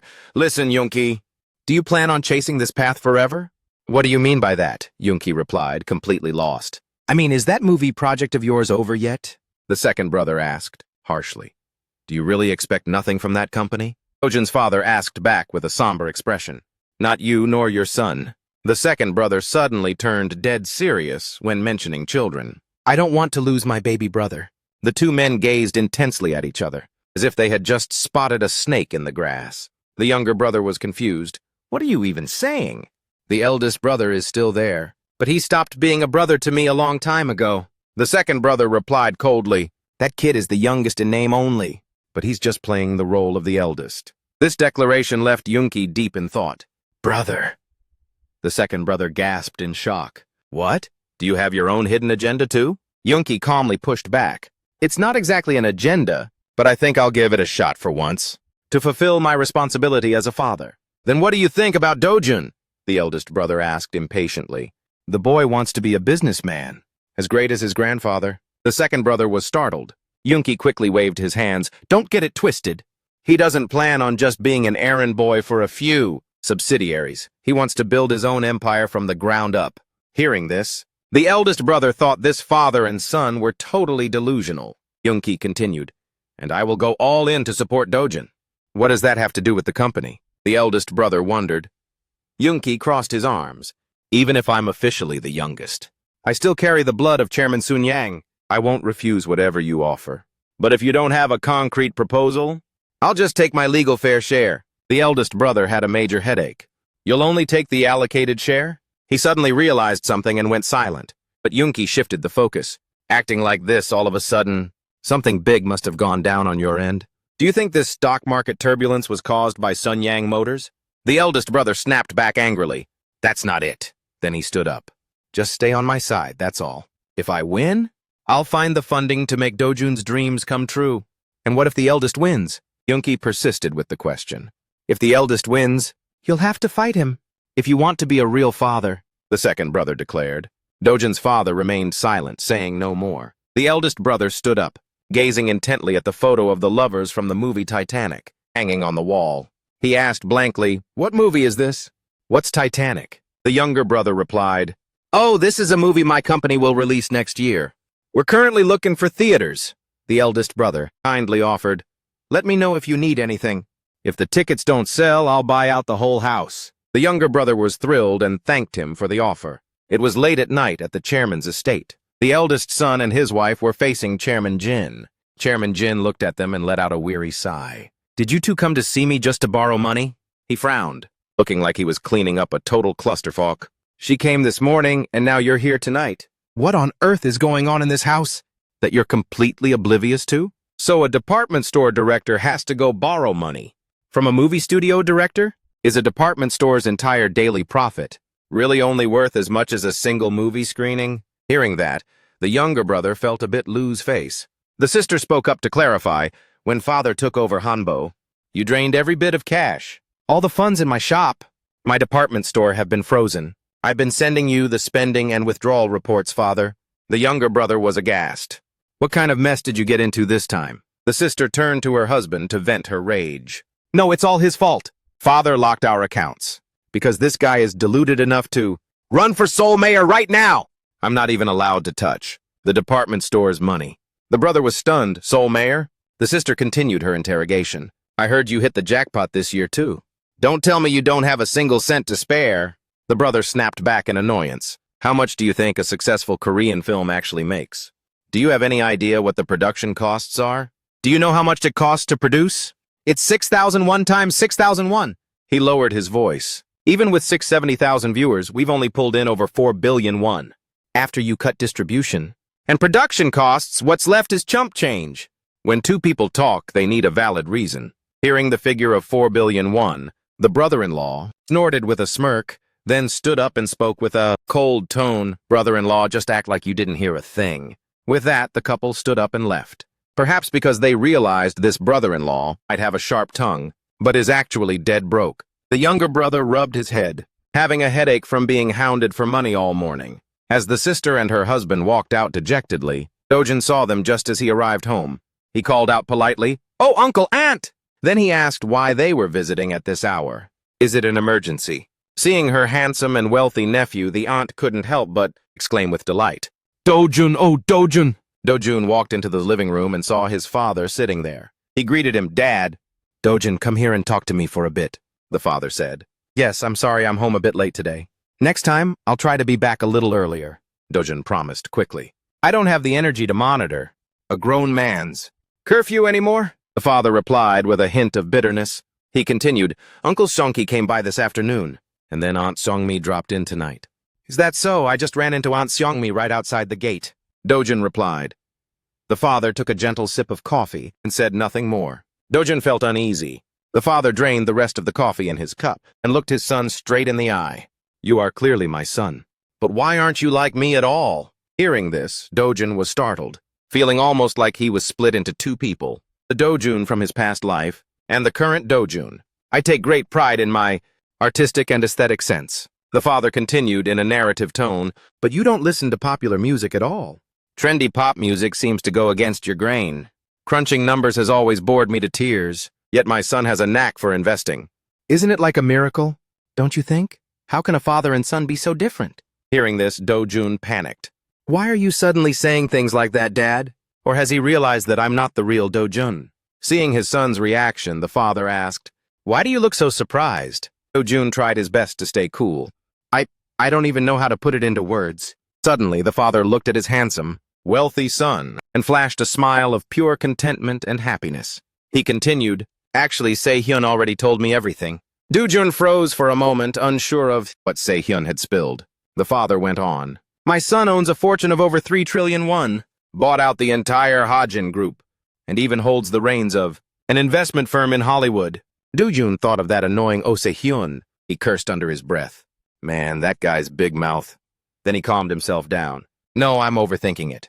When they were young in that far-off land, the two of them relied on each other and became close since then. Keeping a secret from the son of his best friend for 15 years would have been even weirder." The father looked at Dojun and smiled. "My expression right now is exactly how I looked when I heard Se-hyun talk about you." Dojun quickly bowed his head in apology. "I'm sorry for not telling you, Dad." But his father waved it off. "Actually, it's a blessing I didn't find out sooner." A middle schooler managing 20 billion and speaking English fluently. Dojun stood there blankly, terrified that he'd realized Dojun wasn't his biological son. But the father just laughed out loud. "Honestly, you did an amazing job." Dojun felt his eyes start to sting. This was the very first time he had ever received such heartfelt praise from his father. The father asked gently, "Dojun, do you want to take over the Sun Young group?" Dojun smiled and replied, "It's just a tool to back me up in the future, not the ultimate goal." The father continued to ask, "Then what's the deal? What is my son's real dream?" Dojun straightened his back, his voice full of confidence. "It's to build a conglomerate that leaves Sun Yang in the dust." He went on, "If I want to build an empire like that, I need a rock-solid parent company, right from the jump. And I will acquire the subsidiaries of Sun Yang Motors. Of course, I also need branches from other major corporations. I don't necessarily have to focus only on Sun Yang." The father smirked sarcastically. "Is Sun Yang some small-time shop you can just buy? Is it like the neighborhood mart to you?" Dojun replied with a defiant tone. "Father, the fact that grandfather wants to pass down the group isn't what I desire. Must I just take the shade about being lucky enough to inherit just because I was born into a chaebol family?" Hearing this, the father probed further with a sharp gaze. "Then how do you plan to buy it? Acquire Sun Yang's core companies?"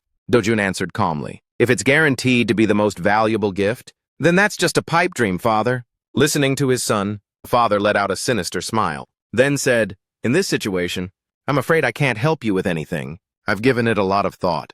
Dojun was surprised. "Thought about what?"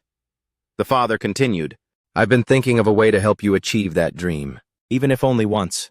If necessary, I will use my legal rights as one of the chairman's sons to make a decision. Dojin was bewildered. Legal rights as a son? What did his father mean? Suddenly, the father stood up, put his hand on his son's shoulder, his voice tender yet full of meaning. Anyway, thank you. Even if the family falls apart, I either have to fight my own brothers, or I negotiate with a few subsidiaries, demanding they transfer cash or stocks. June was completely shocked by this plot twist. This was a scenario he had never anticipated. While Dojin was still frozen in shock, the father leisurely walked toward the stairs. I don't want to fight and scramble anymore. That stuff is killing me. But don't you need those things? It's getting late. I'm heading up to rest. You should get some sleep, too. Dojin snapped out of it and hurriedly called out, Father! That's not it! Wait a second. He even tried to act cute and plead. Father, let's talk a bit more, please. But the father had clearly made up his mind and kept going up. The next morning, at the parking lot of the chairman's mansion, Dojin wandered among rows of luxury supercars. The sight made him exclaim, Whoa! There are a ton of guests here. Then he trudged up the long, grand staircase, leading into the chairman's residence. Meanwhile, in the chairman's main conference room, the atmosphere was incredibly tense. Every bit of foreign currency flowing into the group, whether it's a dollar, a yen, or a mark. We need to reorganize the short-term payments immediately. Overseas, it seems the banks are standing pat. They're scrambling for dollar resources. The chairman listened to the report in silence. Due to the high exchange rates, foreign exchange profits look good, but the conversion back to won is being stalled. Secretary Ju stood nearby, looking at him with a somber expression. He asked, Have you been able to contact the Deputy Prime Minister yet? The chairman replied crankily, Well, have you called him yet? Secretary Ju replied, I've been calling, but he's not picking up. The chairman barked back. For sure. He knows that a call from you is a call from me. Just say he's busy, taking calls from economists. Then the chairman asked angrily, If we pool all the remaining cash within the group, how much would we have? The secretary reported, From now until the end of the year, if we settle all the short-term debts, we'll have about 400 billion won left. Of course, foreign reserves will hit rock bottom. The group suffered a massive hemorrhage after the Hanbo acquisition. We still have to keep pumping in capital. The chairman grew even more furious upon hearing this. He roared, Stop pouring more money in! We must recover the capital immediately. Convert all available cash into US dollars. A subordinate dared to talk back. Even if we set the exchange rate higher than the market price, it's still no use. Everyone is desperate because of the dollar shortage. The chairman glared angrily at that insolent man, but the subordinate remained firm. There will definitely be a breaking point. Even if the exchange rate climbs to 2,000 or even 3,000, one per dollar, with such extreme scarcity, we still won't be able to find any dollars. In the conference room, after a moment of suffocating silence, where subordinates could only wipe their sweat to kill time, the secretary broke the silence. Chairman, regarding a Jin group. The chairman shouted almost as a reflex, How did they stockpile more dollars? In a secret basement? It's not that, sir. The 1.2 trillion won acquisition funds are still there. The Sunyong chairman snapped out of it, his tension vanishing, replaced by an indescribable joy. Exactly, that money belongs to Fantasy, right? They'll be holding it in US dollars. The secretary confirmed cheerfully, Yes, we'll receive USD and pay in 1.2 trillion won. Any shortfall can be covered with bank loans. We have an excess of won, it's only dollars we lack. Furthermore, we can definitely issue Sunyang bonds to absorb all the USD that Fantasy is currently holding. If we propose an interest rate higher than Fantasy's annual returns, this deal is a guaranteed success. The subordinate then asked Section Chief Lee, They must also be feeling the heat of the currency crisis in their own country. If we double the exchange rate, they'll rake in double the foreign exchange profits. Will they really be satisfied with those bond rates? The secretary quickly clarified, We have to pay out 1.2 billion USD. Based on the exchange rate, I am talking about the bond interest rates applied to the surplus USD after the transaction. The group of subordinates rejoiced inwardly at this brilliant calculation. The chairman sitting to the side was also extremely satisfied, bursting into a loud laugh. We can settle this. The entire group of subordinates stood dazed by the sudden turn of events, only able to stare at the chairman laughing gleefully. He explained, Because I have a very close relationship with the real owner of Fantasy. The secretary hurried to dissuade the chairman. Oh, Sehyun is no pushover, sir. He understands the value of the dollars. His company holds more than anyone else. The chairman smiled kindly. Smile full of hidden meaning, then asked Section Chief Lee, You think Oh Sehyun is the boss? He continued to reveal, I told you I'm tight with the chairman of fantasy. Oh Se-hyun is just a front man. The entire meeting room went dead silent at this bombshell news. They stared wide-eyed at the chairman. Why are you looking at me like that? The chairman snapped, don't get it twisted. That is not my money. How could a bunch of slackers like you expect me to have all those dollars? It's because you're so incompetent that my wallet is bone dry. The secretary standing beside him silently mourned his own laziness. The chairman slammed his hand painfully hard on the table.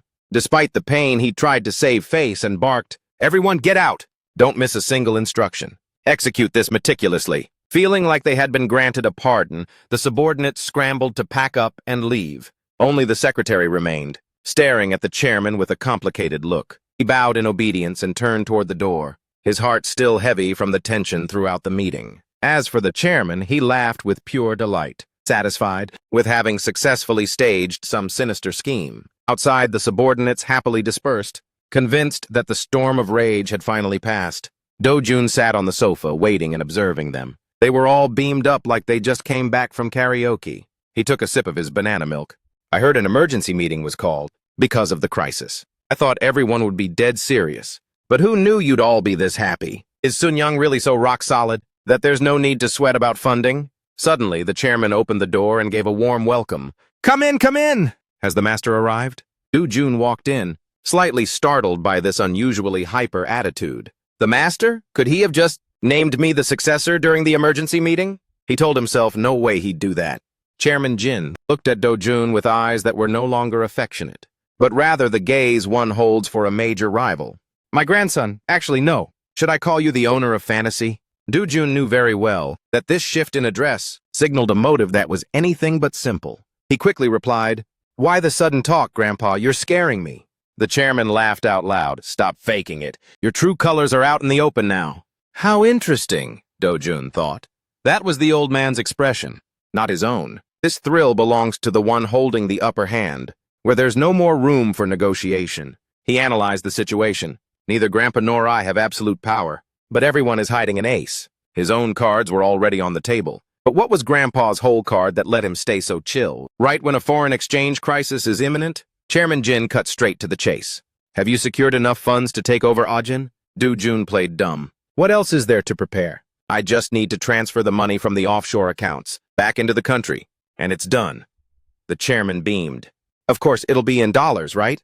At this moment, Do-jun saw everything clearly. Yes, to be ready with dollars for the crisis, the upcoming exchange rate. My money is being held at a U.S. bank, so of course it has to be in dollars, meaning we need to convert about 1,000 to 1,200 billion. One Chairman Jin miscalculated. The current exchange rate is around 1,001 per dollar. It's exactly $1 billion.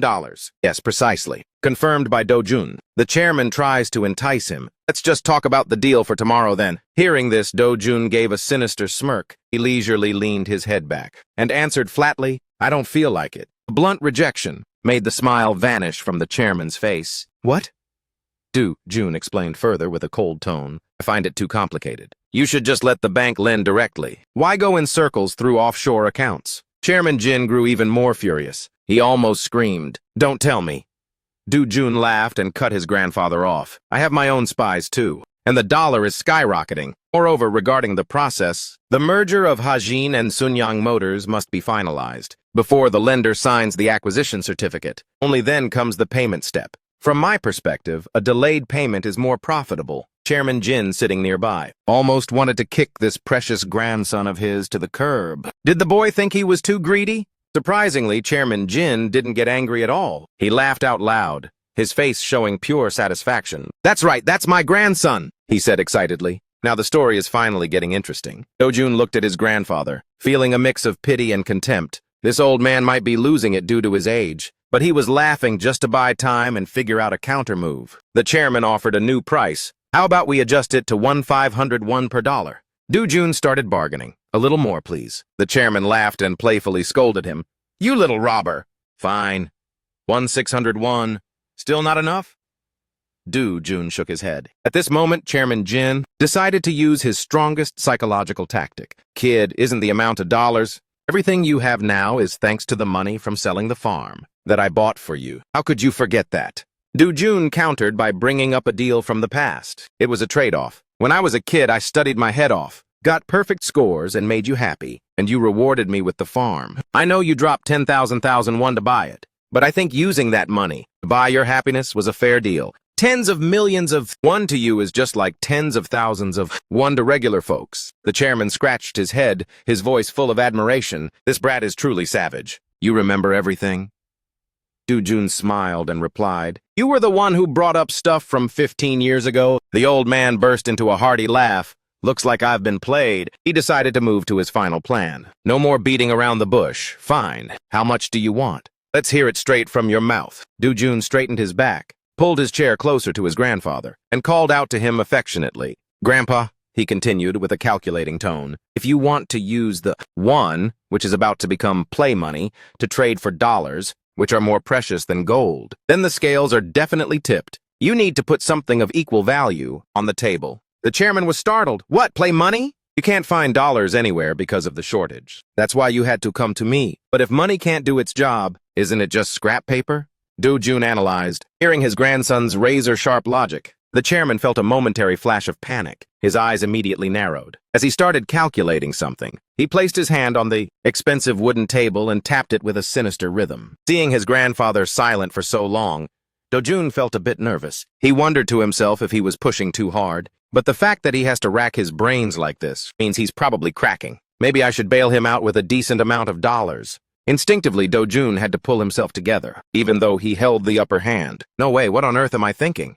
Absolutely not. I can't let a momentary feeling throw away this golden opportunity, this once-in-a-lifetime chance. Grandpa remained silent. His fingers never stopped tapping lightly on the expensive wooden tabletop. Finally, he asked, How did you know our country is running short on dollars? Do-jun honestly replied, From the newspapers, sir. The chairman was taken aback. What, the news? Yes, the press has been flashing all the red flags. The writers are trying to find solutions, but they also realize that it's too late. The old man tried to defend his ground. The press naturally loves sensationalism. They're just trying to blow everything out of proportion. Do-jun understood immediately. The fact that the chairman was trying to downplay the danger proved that he could already feel it coming. He decided to offer another analogy. Grandpa, the truth is like a book of poetry. The chairman was confused.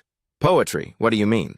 Do-jun explained politely. Most people don't read poetry, yet new poetry books are constantly being published. And somehow there are still poets who win the Nobel Prize in literature. The chairman nodded in appreciation. You're right. No matter how powerful the truth is, almost everyone ignores it. He asked seriously. All right. So what do I need to put on the scale to make it balance out? Do-jun looked at him, calculating silently. I won't be stupid enough to say I already have the dollars ready. After all, Sun-young is sinking. While I'm holding the life buoy, wait until the water is up to their noses. When Sun-young truly feels the pain and has to throw out the gold bars in their pockets, only then will I toss the buoy. Do-jun smiled with satisfaction at that vision. The chairman couldn't wait any longer. Come on, spit it out. Do-jun proposed bluntly. Put the merger ratio on the scale. The chairman seemed bewildered. He asked again. The merger ratio? At this moment, Do-jun broke into a smile as if he had just hit the jackpot. The old man, now finding himself in a weaker position, could only point at his grandson and say, Look at you, turns out you're quite the cold-blooded shark.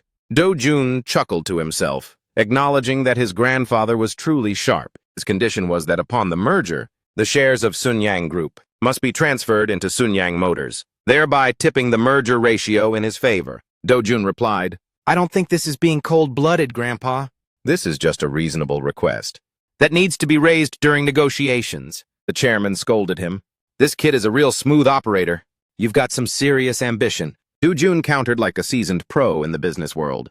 Is there anyone in this world without ambition? Isn't business just the process of crushing others' ambitions to fulfill your own? The chairman sat there quietly, listening to his favorite grandson preach his philosophy. Do-jun concluded defiantly, Besides, others' ambitions will eventually be cursed by the world anyway. Since I'm already getting trashed, I might as well have a massive ambitions. Do-jun maintained a steady, unwavering gaze at the chairman. Without flinching for a second, his grit made the old man pause. A satisfied smile suddenly spread across the chairman's lips. You truly are a filial grandson, the old man corrected himself. Yes, a filial grandson indeed. Do-jun quickly played along, feigning mock sympathy. Of course, sir. I've always known how to keep you happy, haven't I? Studying hard since I was little. And now providing all the funds you need. It's really hard to find another grandson who gets you as well as I do. The old man replied, Actually, you've given me something even greater than money. Do-jun was surprised. Not quite catching his grandfather's sudden philosophical turn, the chairman continued. Back when I was building Sunyang from a small subsidiary into this empire, no one dared to stand against me. Everyone only knew how to bow their heads and plot ways to seize what was mine. After preparing thoroughly and clenching my fists, I kept my eyes peeled and waited. But I didn't see anyone with enough guts to actually step up and rob me. Do-jun looked at his grandfather in confusion. Is he trying to have the glow up at 70? Could it be that he sees his grandson as an opponent to test his fire? The old man announced cheerfully, Even if I choose to share with someone, I will never let anyone just snatch what is mine. Seeing the old man's fiery spirit, Do-jun felt a bit wary. Grandpa, that greater thing you mentioned, it's not about fighting over the inheritance, is it? At this point, the old man flashed a devious, meaningful smile. He seemed to want to reignite the dying embers of his passion. Exactly. I will make this fading flame roar back to life. Let's have a match and see who wins. Do-jun immediately panicked. Grandpa, I'm your own flesh and blood. This kind of hype from the old man makes things interesting. A battle between grandfather and grandson. Do-jun began to act reserved. I'm cooked. From now on, there will be no more easy games. The old man seriously switched to his business tone. Now, young master who holds a massive stash of dollars, I will make the first proposal. Do-jun waited nervously for the chairman's offer. I will decide the merger ratio based on the shares of the subsidiaries that have been moved into Sunyang Motors. You just need to accept it. Perhaps what I give you will be more valuable than what you have to fight. Tooth and nail to win. I am your grandfather. No grandfather would be heartless to his own grandson. What do you think? Do-jun replied with a heavily sarcastic remark. As you said, I'm a filial grandson, which means I must know how to be dutiful. The chairman asked delightedly, So that means you agree to my offer? Hearing that, Do-jun smirked triumphantly. He continued, This filial grandson, perhaps it will make all your joy vanish. What about it, old grandpa? Startled by his grandson's sudden savagery, but then he laughed out loud and replied, That's the spirit! Giving up without a fight is not what a real man does. Of course you would reject my first offer. Do-jun immediately asked, Then what is the second offer? The chairman replied, It's not exactly an offer, but more like a threat. If you're threatened, you'll regret turning down that first offer. Do-jun felt a slight shiver inside. What kind of trump card was he planning to play to give such a warning in advance? Right now, there was nothing worth threatening him with. The old man said, Because you rejected my offer. The merger between Sunyang Motors and Hajin Motors will not happen. Do-jun was shocked. What? The chairman continued his hypothetical speech. Tomorrow morning, Director Jae-ho will hold a press conference, declaring the failure of the Hajin Group acquisition due to the unreasonable demands from Miracle Investment. As chairman, I apologize for causing public concern. The old man ended his fictional monologue, leaving Do-jun frozen in fear. The chairman smiled with delight. Finally, I've managed to rattle my dear grandson. Do-jun obediently called out, Grandpa, and the chairman replied gently, Yeah? Spit it out. Do-jun narrowed his eyes, his voice dropping to a low, hellish tone. It seems your threat is a bit on the weak side, don't you think? The chairman froze, not knowing how to react to this bold challenge. The two of them stared intently at each other with affection. Do-jun looked at him with his usual innocent, cute and handsome face. The old man, perhaps due to his age, still didn't understand what weak Do-jun was implying. He barked out loud. Are you saying that even if the Hajin acquisition goes sideways, it wouldn't matter at all? What? Are you taking the Hajin takeover lightly now? He glared at his grandson in anger. You want to quit just because things aren't looking good? Deputy Prime Minister Kang even had to go on TV to beg for loans from our allies, right? Do-jun calmly replied. I wasn't talking about your power declining. The chairman had just started to smirk slyly when Do-jun landed a finishing blow. It's not declining, it's vanishing. I'm talking about your actual influence. The smile that had just appeared on the chairman's lips froze instantly, as if he had been slapped across the face. What? He growled. I might struggle to survive personally, but would a single phone call from you even work anymore? Do-jun asked with a blank, innocent face. The chairman never expected his grandson's audacity to reach such heights. Do-jun continued in a chillingly polite tone. You should reevaluate the current situation. More realistically, even if your influence is shrinking, having to rebid isn't a disaster. On the contrary, I should thank you. There won't be anyone else left to compete. This will become an exclusive auction for Miracle. Think about it. In this climate, 1.2 trillion won isn't that same number anymore. Even if I lowball them at 800 billion won, the lenders will still be on their knees before miracle, right? The chairman sat motionless, listening to the powerful speech from his young grandson. Du Jun went back to acting innocent. Chairman Zhu of Daiyang must be breathing a sigh of relief. If he had dropped 1.2 billion USD to buy Heijin, he'd probably be panicking right now over a liquidity crunch. By now, the chairman fully understood the game board. He called out softly, Du Jun. Du Jun raised his hand, his eyes determined. Please allow me to have the last word. The old man fell silent, agreeing to listen. Clearly, somewhere deep down, he also longed for his critical situation to improve, or more accurately, that was what he wished for. Du Jun's voice suddenly dropped, as cold as an echo from the abyss. But that is not going to happen. The old man watched his grandson, who was becoming increasingly ruthless, unsure of how to even react. Du Jun continued without the slightest hesitation. You just need to look straight at the truth. This country is definitely unable to escape the risk of a total meltdown. A vague sense of unease rose within Du Jun. The very thing that should have collapsed was still desperately clinging on. It wasn't just his grandfather. Everyone shared the same firm belief that an economy as massive as South Korea's would not go down so easily. Du Jun realized that this belief was nothing more than denial. Anxiety was eating them alive from the inside. Are you sure about that? The old man asked, testing the waters. Yes, a major crisis is about to hit in just a few days.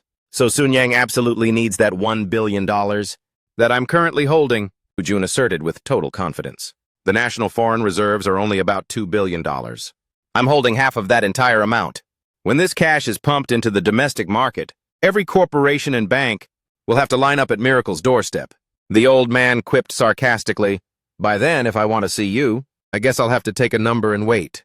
Du Jun maintained his polite demeanor. Oh, not at all, Grandpa. Your number is 0. Because right now, you're talking to me face to face. Following that bold statement, the two of them began crunching the numbers for the upcoming showdown. The chairman's mind was a mess, torn between being thrilled to have such a worthy heir and being depressed about accepting the brutal reality. He decided he had to act fast. He let out a loud laugh. I need to call that Lee Hack J immediately and have another talk with my grandson. Du Jun was caught off guard, not knowing what that name had to do with anything. He thought to himself he actually caved. For the first time ever, the group chairman was actually taking his grandson's proposal seriously, even though he had won a massive victory. Du Jun couldn't even force a smile. Grandpa, I'm just not feeling it anymore. Du Jun suddenly declared. The chairman barked in anger. What the hell, kid? You think having some dollars gives you the right to flex on your own grandfather? I'm being dead serious, sir, Du Jun replied. I need to wrap up the Heijin acquisition ASAP, because I have many other big plans lined up right after. Chairman Jin stared straight at Du Jun, his voice dripping with suspicion. A lot to do, you say? What could possibly be more important than deciding what to do with this massive pile of cash? Du Jun replied calmly. Yes, I have to move fast with these dollars in hand, tossing them into the shopping cart of another conglomerate. And more importantly, I need to negotiate the best possible exchange rate. The chairman of Sun Yang, who had survived the cutthroat business world for decades, was for the first time forced to witness his own grandson bragging about his currency leverage. His eyes widened as if he had just discovered a world-shattering secret. Du Jun realized this was the second time the old man had been completely stunned in his presence. The legendary chairman Jin Yang-chul, the architect of Sun Yang, in one brief moment, had been completely outplayed by him. Du Jun felt a secret surge of triumph. Chairman Jin suddenly exploded, his face turning beet red. Just how much cash are you sitting on, huh? Du Jun smiled with absolute confidence. It wouldn't be right to open my wallet for you. But it's definitely enough to buy out all of Sun Yang Motors. The chairman was practically paralyzed with shock. You have enough dollars to take over Sun Yang Motors? Yes, Du Jun replied, maintaining absolute composure. I plan to swallow up both Heijin and Sun Yang Motors. If we include Sun Yang Motors, the scale will rival Daeon Motors. As he slammed his hand down on the table with finality, I'll seize them both and hang the Sun Yang sign back up. Just for you, the stunned chairman suddenly felt a wave of filial devotion he never expected from this grandson. Du Jun continued, This is the second gift I'm giving you.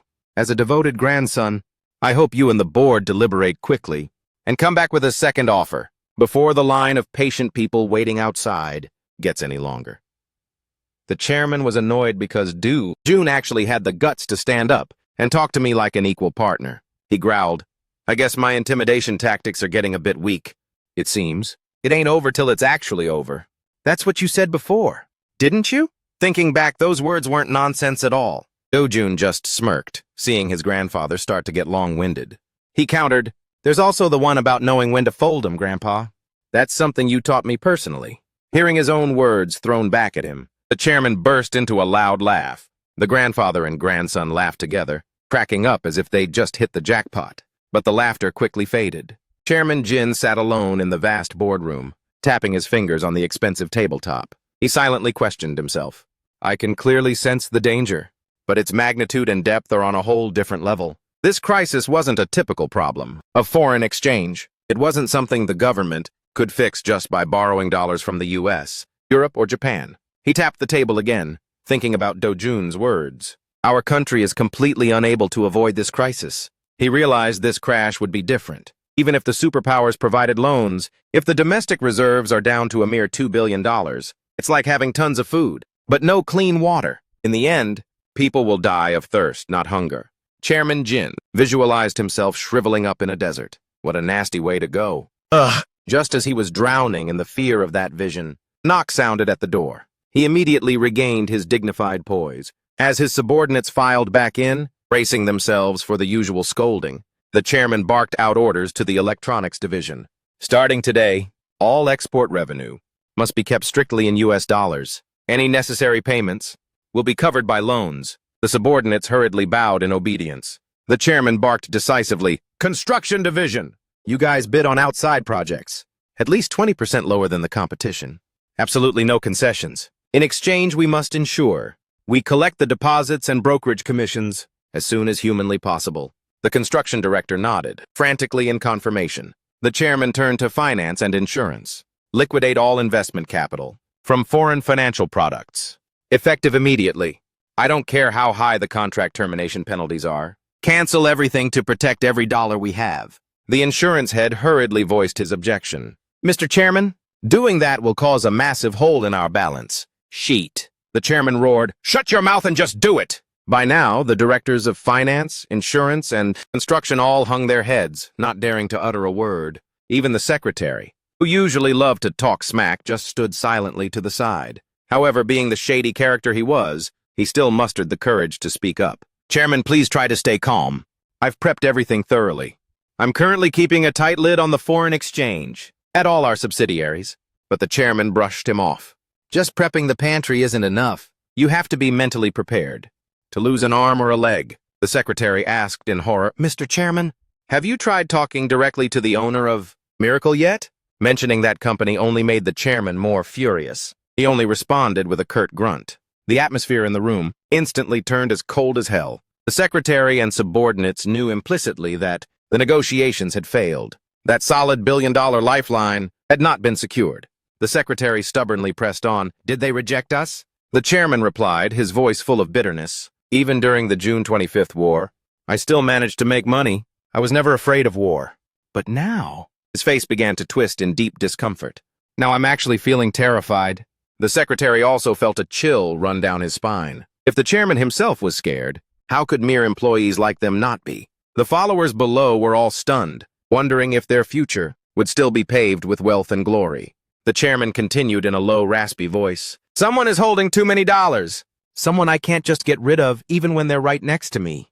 They even have the nerve to threaten me. This is the first time I've met someone more cold-blooded than I am." The old man suddenly felt a wave of fear. Indeed, there was someone more wicked than him. The secretary nearby began to speculate wildly, trying to figure out who the owner of Miracle actually was, to make the chairman admit he'd been bested. At that moment, the chairman shouted at all the staff, "Everyone brace yourselves." November 19th, 1997. Lim Chang-Yuel was appointed as Deputy Prime Minister and Minister of Finance and Economy. He boldly declared that he would resolve the crisis without needing any intervention from the IMF. But just 2 days later, at 10 p.m. on the 21st, he held an emergency press conference, stating it was a requirement from the IMF, and officially requested a bailout package to stabilize the international balance of payments, control currency value, liberalize trade, and improve corporate management transparency.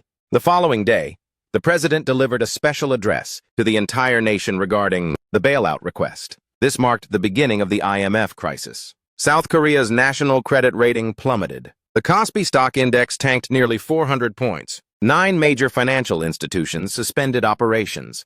Hana Group declared bankruptcy. Then, on a day that seemed just like any other, at Oh Se-hyun's office, Mr. Oh Se-hyun was fuming on the phone with the other side. Chairman? That's not right. Didn't we agree to pay the buyout price after the merger was completed? Check the contract carefully. The negotiation period stretches all the way to February of next year. The other side said something that made Oh Se-hyun exclaim in shock. What? Why on earth are you demanding payment in dollars? That's 1.2 trillion won. We'll pay with your royalties. Just deal with it. Afterwards, he angrily slammed his brick of a phone down. Do-jun asked, was that Shield Bank? Oh Se-hyun replied, yeah, and not just them. Everything is hitting the fan right now. Right, how about on your end? Is Chairman Jin still playing hard to get? Do-jun said coolly, yes, he probably won't cut me any slack. Just because I'm his grandson. He's a real piece of work. Oh Se-hyun laughed out loud. No kidding. How else do you become a tycoon without being ruthless? You're no different. Just fixated on stripping your grandfather's assets. He continued questioning, but if the exchange rate hits the roof at 2,001 per dollar, what's your move? Do-jun replied, the higher the better. That 3 trillion won would be worth 5 trillion won by then. Oh Se-hyun narrowed his eyes, probing Do-jun. This feeling of being a baby capitalist, holding 5 trillion won at just 26 years old. How dope is that in your prime? Do-jun just smirked and replied, you're preaching to the choir. He was itching to get his hands on it too, wanting to use that mountain of cash to live it up and burn through money in Europe for the hell of it. Hearing that, Oh Se-hyun stared in surprise and shot back, if you want it, just do it. But between being the big fish in a small pond here, ruling the whole country versus being a rich nobody in Europe, with pockets full of cash, which one is the better flex? The old man, having never had that kind of money, was completely clueless on the matter. He could only click his tongue and conclude, what a boring kid, Do-jun said with a cryptic smile. Just be patient for a little longer. I'm going to be the king of the chaebols in Korea. When that happens, I'll sugar daddy you, so you can enjoy a bougie retirement, just like a true European aristocrat. Hearing that, Oh Se-hyun let out a hearty laugh and nodded, agreeing to wait. After all, in this world, what could be better than having a golden grandson shower you with cash to spend? That afternoon at Sunyang headquarters, under a sunset as red as blood, signaling an impending purge, a subordinate bowed deeply, swearing he would never forget this favor. Chairman Jin grimaced in annoyance, waving him off to stop the flowery brown-nosing. Your job is to hold on to those $2 billion tightly, and then hand them over to me on a silver platter. After that, the servant acted as if he'd been blessed, hurrying out of the lion's den, the tycoon's aura-filled power base. Chairman Jin, exhausted, let go of the top-secret file and closed his seasoned eyes to find a moment of peace. The old secretary standing nearby, seemingly unwilling to let the old man rest, was about to open his mouth to report something. He asked, Sir, could you reveal the identity of the person pulling the strings at Miracle? Who are they? I'll go meet them personally to negotiate and see who comes out on top. Chairman Jin waved his hand, declaring, don't overcomplicate things. I'll settle things with them myself. Just go and feel out the opposition. Remember, take some premium tonic bottles to grease the wheels, then cut straight to the chase. If they receive $2 billion in aid, will the Federation of Korean Industries fully cooperate with the government? During the next term, the secretary knew full well that he couldn't pry another word out of this old fox, so he had no choice but to accept it, and hurried away to execute the secret order. After a tense battle of wits, Chairman Jin finally found a rare moment of quiet. He glanced at the dark file on the desk, then picked up the do-or-die contract to scrutinize it.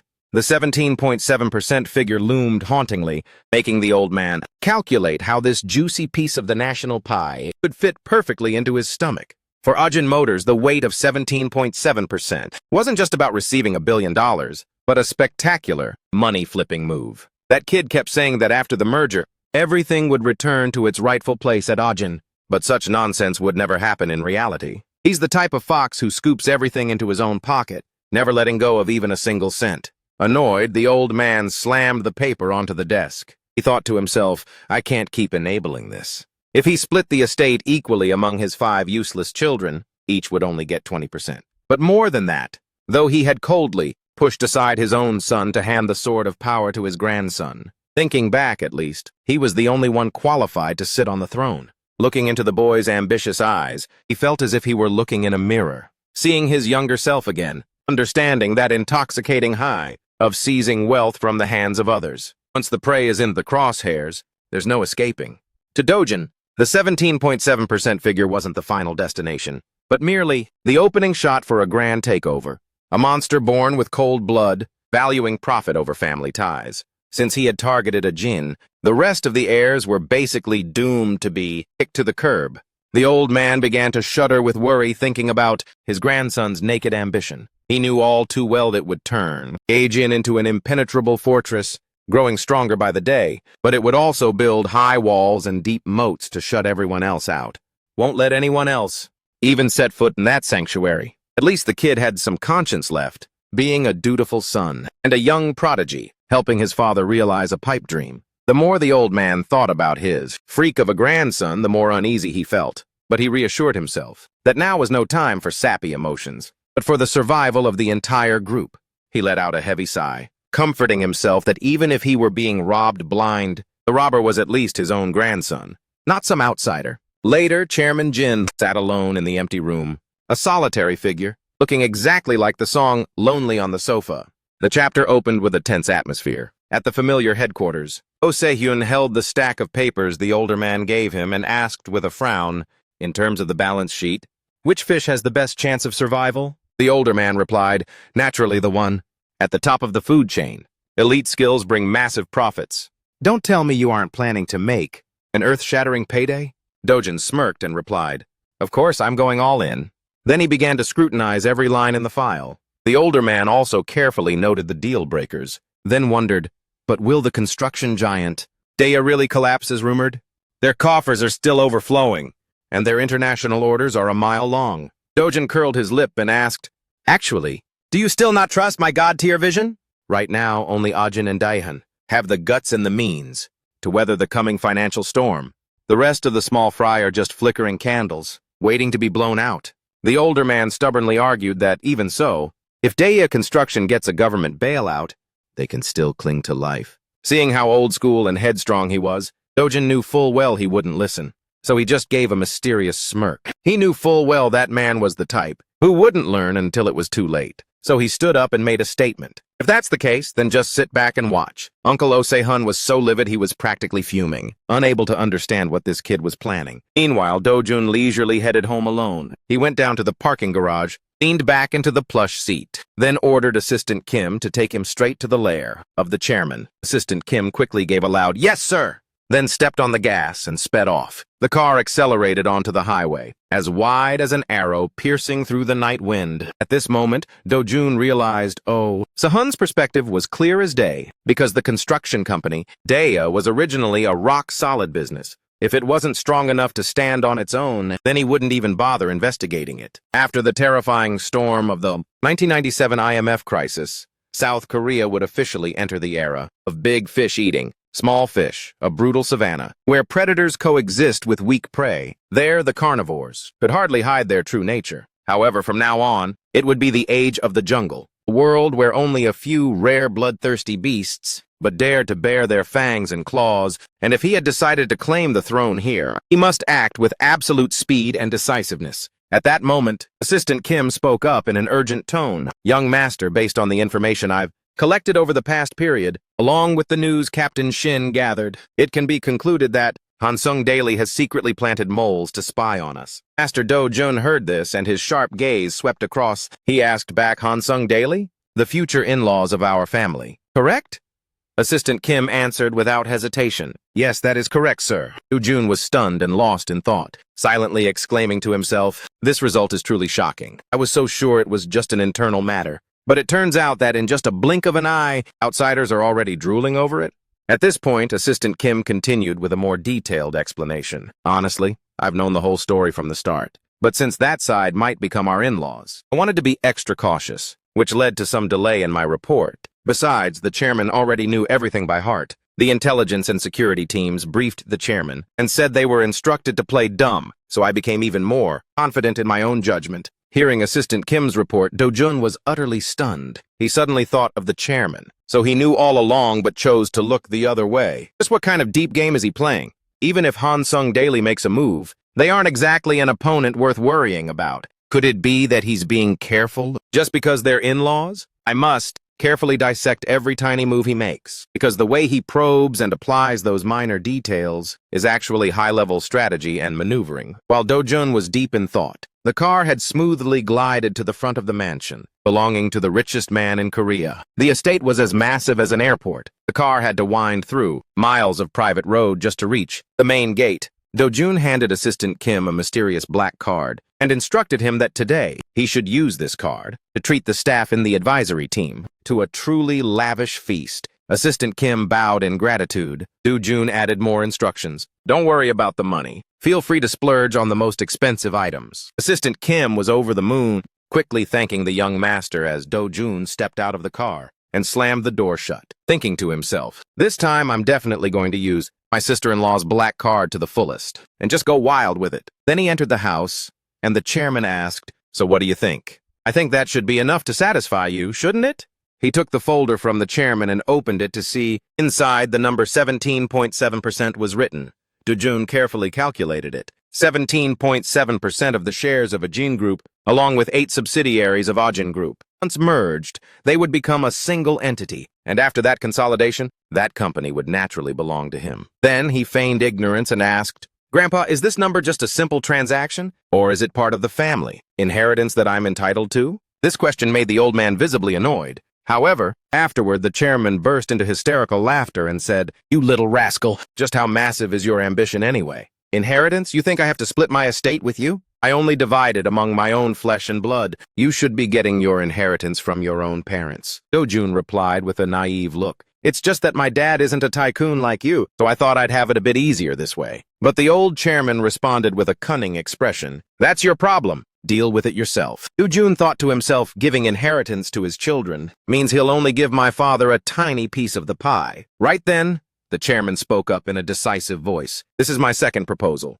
and it's also my final offer. Seal the deal and transfer $1 billion to me immediately. Do-jun calculated that he shouldn't haggle over the price. Furthermore, if he tried to dodge the subject, it could lead to a serious backlash. Even a small pebble can create an undercurrent in a perfectly still lake, no matter how much he's pampered. One moment of disappointment, and that thin layer of ice will crack without remorse. I can't make a mistake that shatters the ice. Thinking this, Do-jun replied, yes, I'll prepare the $1 billion at a rate of 1/601. The old man was utterly shocked and asked, 1/601? Do-jun asked back, yes, why are you so surprised? Did you think I'd make you frown even more? The chairman was floored. Looking at his grandson, who had suddenly become incredibly filial, Do-jun spoke again. I'm always on your side, acting as your strategist. Since you have conceded this much already, then I shouldn't be too greedy or show such insatiable avarice. The chairman heard his profligate grandson speak like that and found it hard to buy. He smirked and asked, what's the angle this time? What are you pulling behind my back now? But Do-jun acted surprised. What do you mean by that, Grandpa? The chairman replied, do you think I'm that easily played by your sweet talk? Do-jun looked at him and thought, he truly is a man who never lets his guard down. He said, our deal is finalized, sir. As of today, the 8th, the exchange rate is 142 won. I already agreed to transfer the money to you at 1/601, so how could I possibly be plotting anything else? The old chairman replied, the rate could break the 2001 mark. If your $1 billion falls into my hands, you will suffer a catastrophic hit. The losses will just keep snowballing. Do-jun thought to himself, I really need to check the forecasting skills of the Ajin Economic Research Institute. Could the rumors be true that he's hoarded all the top talent? Thinking that, he feigned curiosity and asked, will the rate really hit 2001, Grandpa? The chairman answered, there's over a 90% chance it'll reach 2201.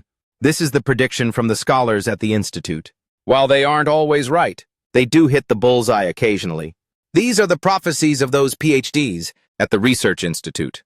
Although their hit rate is like playing the lottery, sometimes even a blind squirrel finds a nut. Do-jun heard the tycoon shout out that massive figure and felt a bit of a chill down his spine. Immediately after, the chairman questioned him to see if his grandson would be salty about the rate skyrocketing all the way to 2001 or not. Do-jun replied calmly that he'd already warned him it would break the peak, but he didn't care about the loss. As the eldest grandson, but if I just watch my own grandfather lose his shirt, then where is the respect in that? The old man nodded slowly, admitting that his grandson wasn't a cheapskate, but when it came to being a smart aleck who never loses out, no one could beat him. He grimaced and snapped, "Stop beating around the bush. What the hell is this attached condition anyway?" Dujun did the math in his head. This old fox is as paranoid as Kowtow. The more I overact, the more likely I'll get caught. Better to just lay all my cards on the table and get it over with. So he held up 2 fingers to set his price and said he needed 2 favors from his grandfather. As for the chairman, hearing the scent of profit, he chuckled. Cackling with delight, he urged, "Spit it out, kid. Let's see what you got. Let's see if it's worth the investment, or if it's just a recipe for disaster." Dojun calmly pulled a piece of paper from his pocket and spread it out on the table. The chairman stared at the map of Seoul, covered in red ink, his eyes widening in shock. Dojun pointed and explained, "The circled areas are all public city land."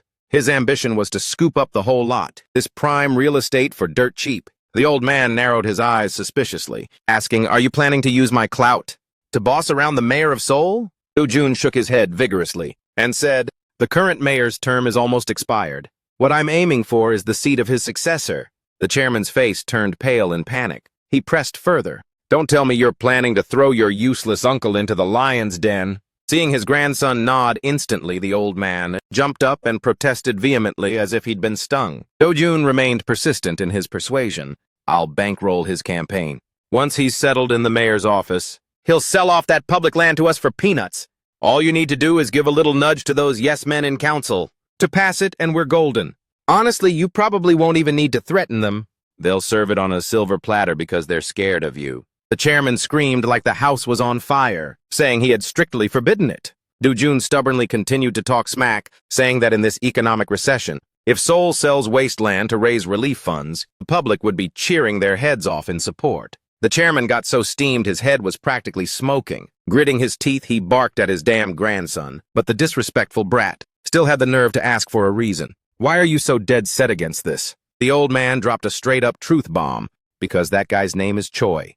Not the royal bloodline of our Jin family."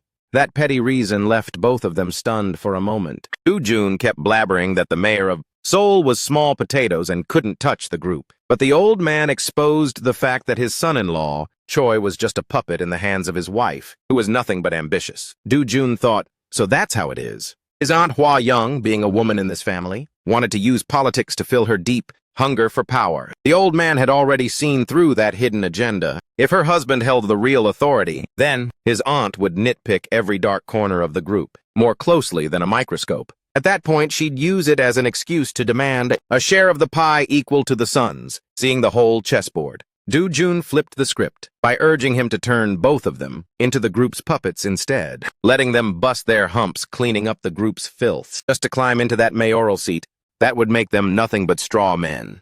The chairman worried that if the group's skeletons came out, the whole ship would sink. But Dojun beat his chest, vowing he'd have all the leverage on that evidence. It would be like holding a knife to that couple's throats at all times. "So you can sleep like a log, Grandpa?" The chairman stared wide-eyed in shock and asked, "Come again?" But Dojun delivered the knockout punch, saying he'd be the ATM bankrolling them. "You just use them as you please when needed." The old man was grumpy about being cut off, saying if his grandson handled the money and he just pulled the strings, it was a done deal. Why the hell did he even need to ask permission? Dojun flashed a sly, meaningful smirk, saying that, without the nod from the ruling party boss, even if my uncle grew wings, he wouldn't stand a chance of making the nomination list. Hearing the kid's razor-sharp analysis, the chairman was visibly jolted. He never expected this boy to understand the ins and outs of the political arena to such an extent. Dujun held up 2 fingers, sealing the deal. Only 2 terms. "Just let my uncle be a figurehead, babysitting Seoul for 8 long years.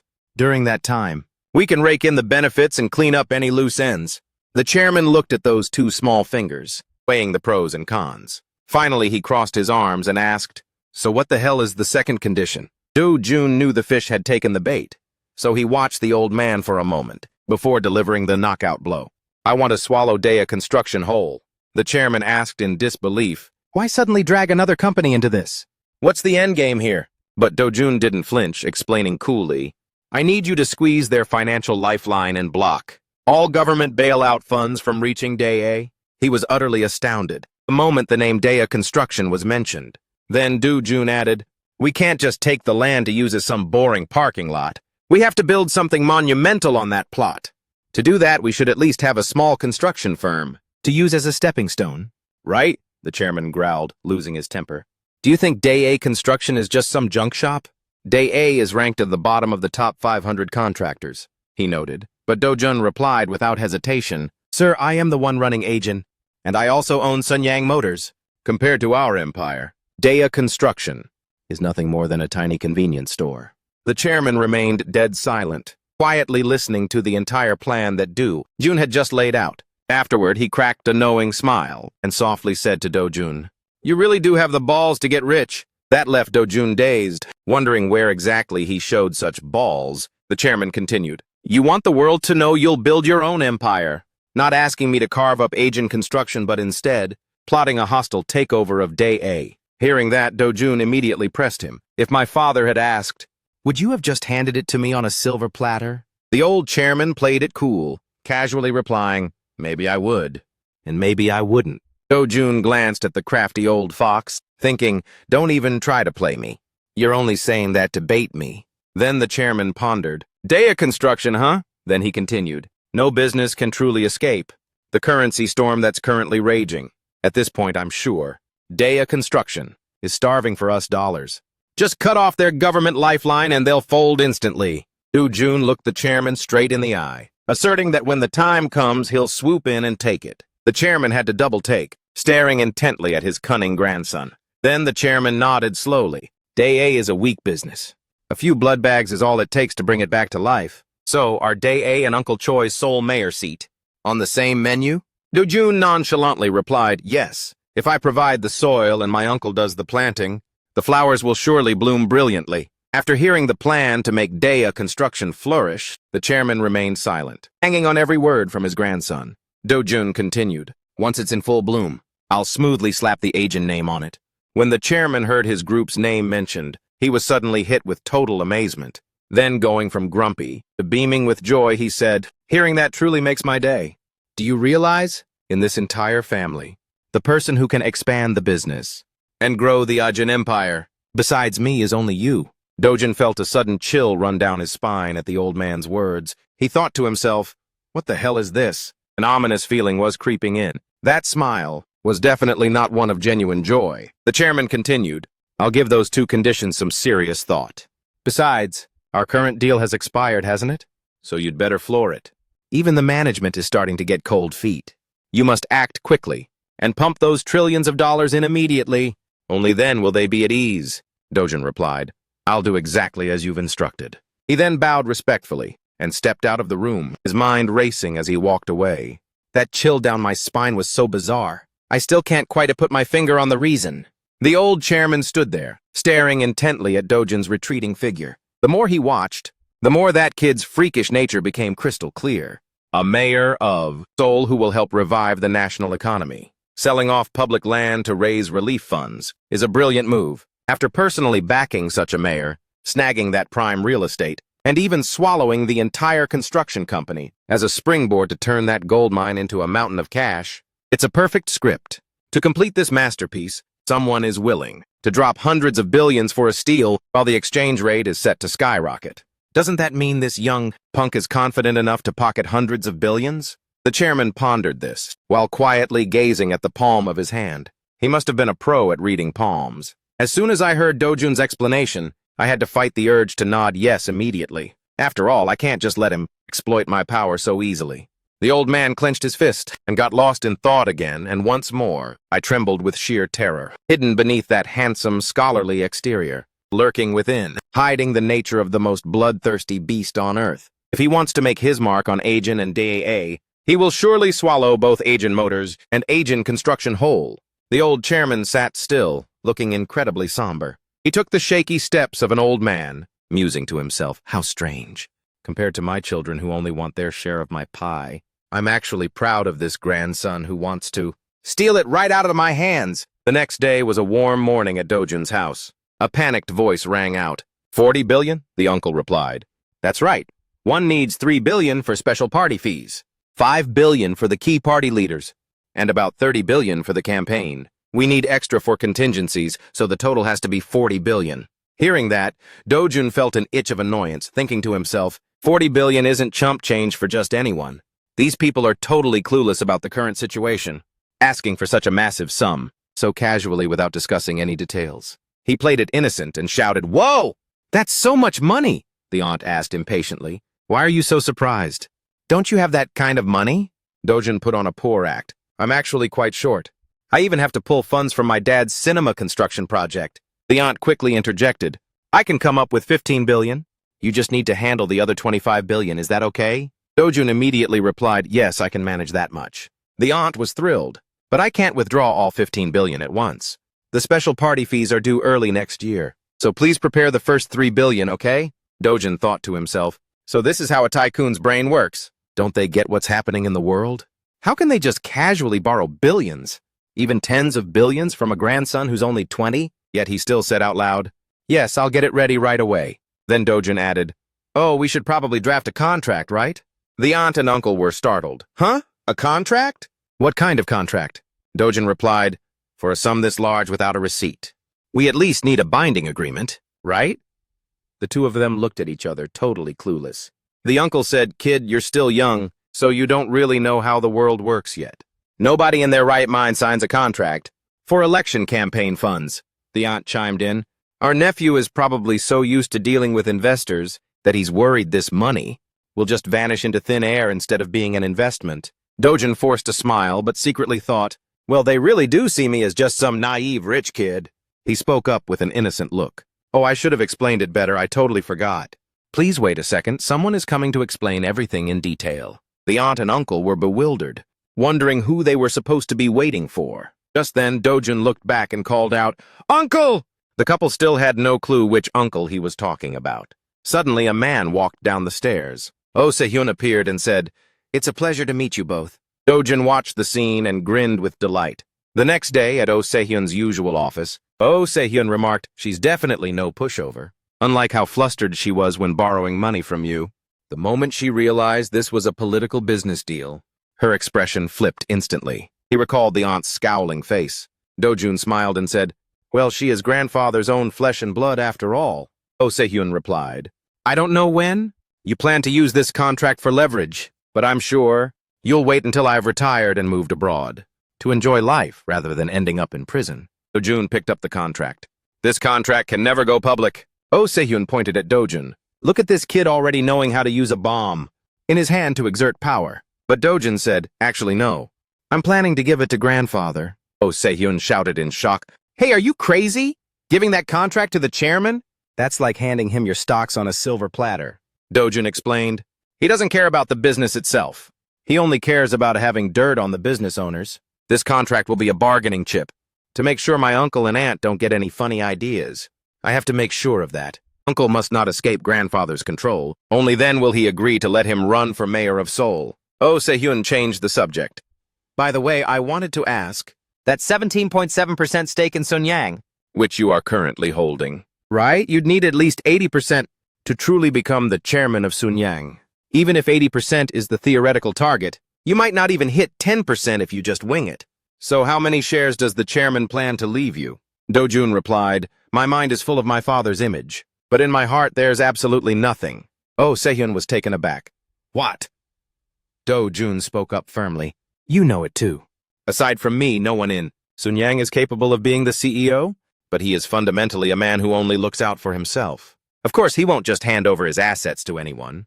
When he passes away, he might even take the entire group down to the grave, with him in his coffin." Oh Se-hyun looked at Dojun with deep skepticism. "I wasn't asking about the chairman's ambitions, because I already understand his real motives." "But how can you be so nonchalant?" Dojun replied, "I'm not sure. When logic and intuition clash, logic doesn't always win, don't you see?" Oh Se-hyun couldn't believe his ears. "True, but I don't give a damn about his thoughts.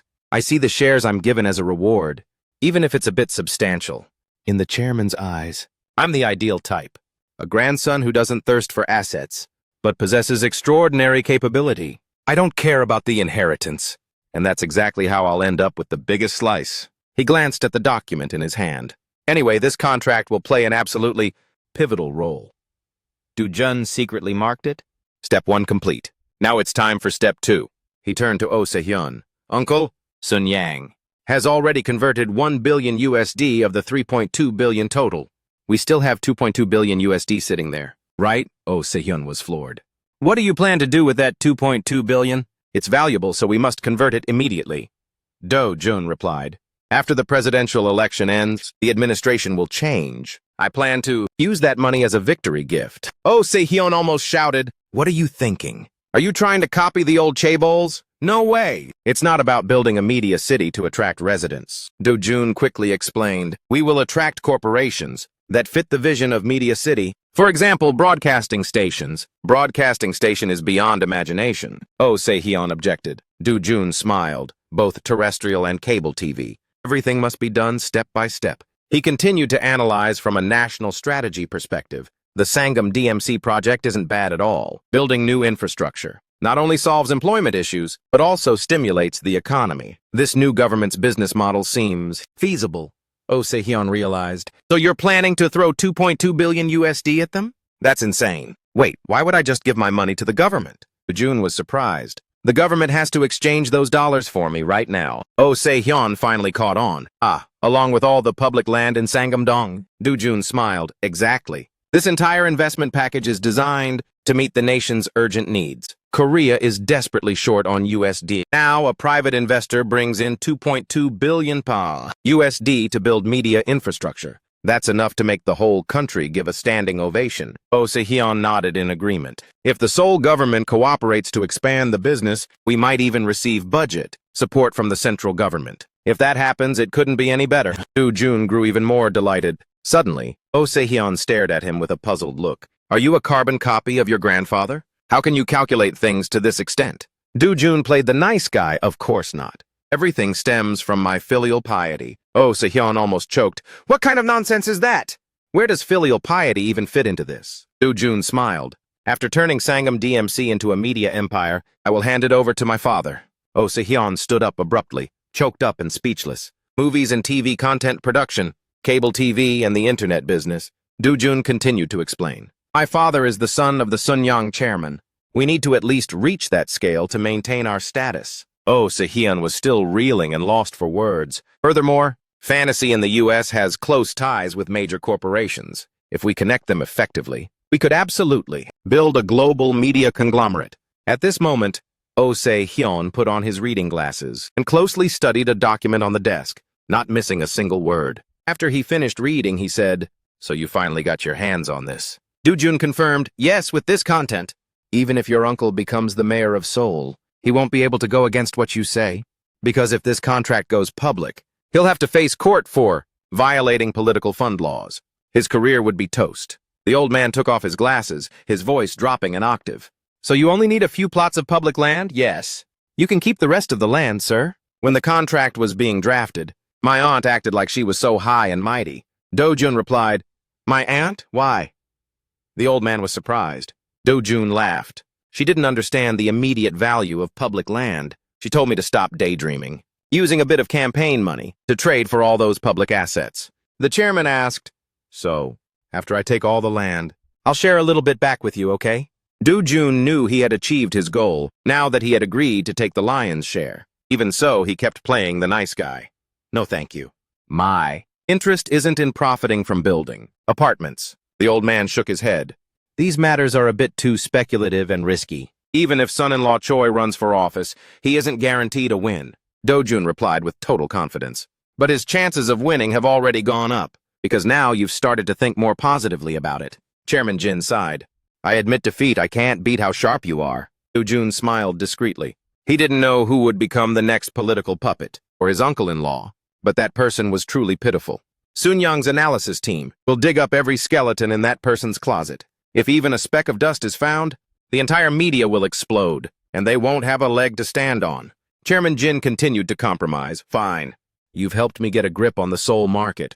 We'll also use a bit of our power when the election happens. Do Jun bowed obediently. Thank you, grandfather. Chairman Jin looked at his brilliant grandson. Talented, yet he wondered, I just made a concession to gain political control. But doesn't that imply that I'm just riding the coattails of what Do Jun created? He tried to hide his discomfort. It seems you're still not quite satisfied. Do Jun feigned indifference. Oh, not at all. Chairman Jin smiled, trying to regain the upper hand. Don't be upset, I'll give you a gift too. If there's anything you need help with, just say the word. Do Jun answered immediately. I'm planning to start a new business. After the election results are settled, I'll present the plan to you. A business that requires government intervention. What? Chairman Jin frowned. In these sensitive times, if politicians get involved, everything becomes unpredictable. Their web of interests is far more complex than ours. They don't just want help. They want everything to go smoothly, even if they have to swallow their pride. Dojun was secretly amazed. Was he giving advice or just feeling him out? He stood up. I'll present the details of the plan later. At that time, I'd like to ask for your evaluation. If you object, I'll drop it. He thought to himself triumphantly, this is definitely the answer grandfather wants to hear. But Chairman Jin just laughed. You're building it with your own money. Why do you even need my approval? Even if you fail, give it a shot. It'll be a valuable lesson for you, you hear? Then, the ruthless chairman flashed a gentle smile, unbelievably so.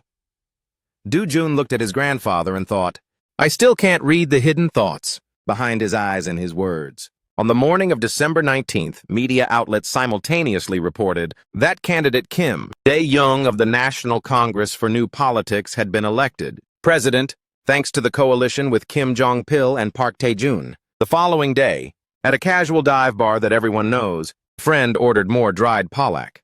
Dojun agreed and asked, do you want seasoned chicken or original fried chicken? He ordered an extra round of fried chicken for the group.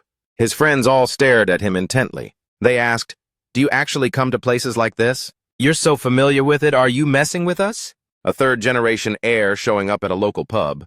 It was honestly unimaginable. Dojun thought to himself, actually, I'm curious too. I wonder if my cousins have ever stepped foot in a pub like this. Have they ever ordered a steaming pot of fish cake soup and sipped on soju? He told his friends that he visits these places often. My family usually goes for BBQ.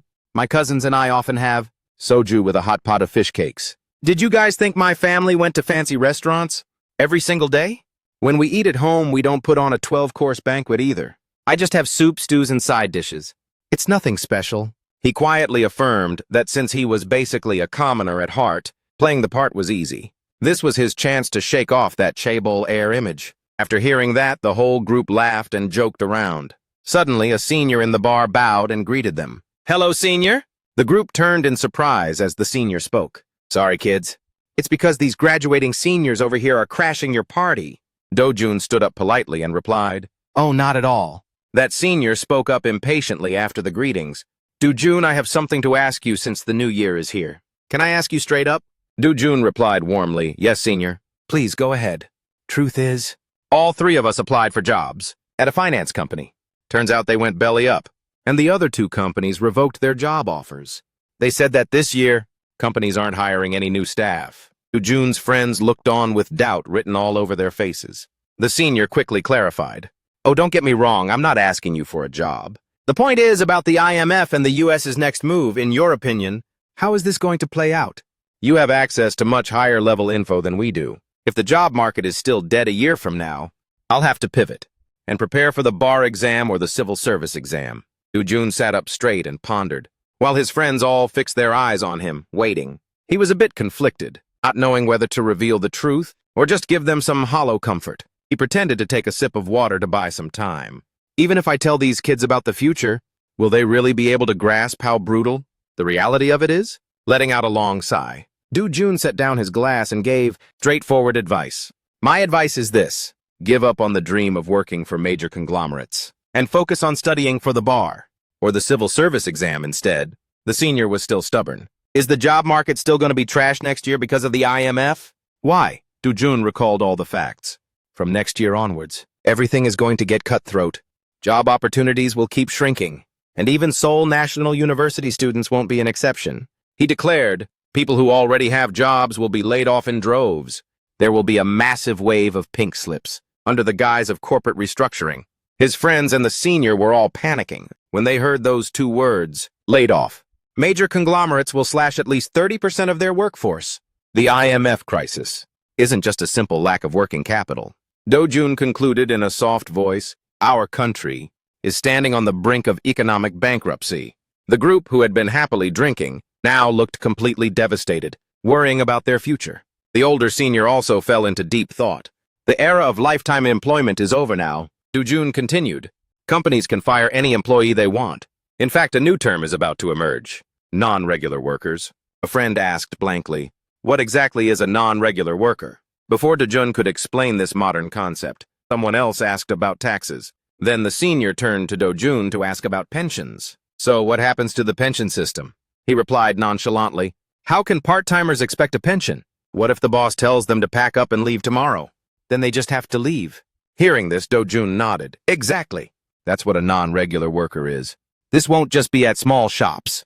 Even the massive conglomerates will start hiring this way." Listening to Dojun's clear explanation, the senior was left speechless. His drinking buddies' faces turned pale with anxiety. Dojun pulled himself together and concluded, "It will be a long time before our economy recovers.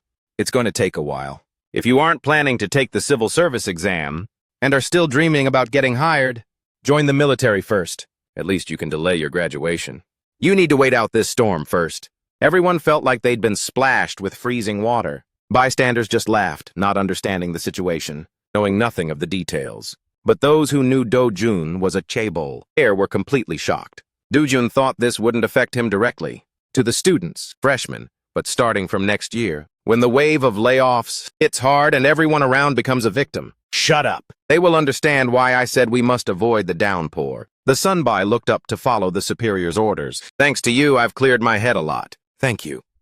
He looked at Dojun with grateful and affectionate eyes. Dojun thought to himself, as expected, a senior's mindset is on a different level. He replied, "No, it's nothing, sir."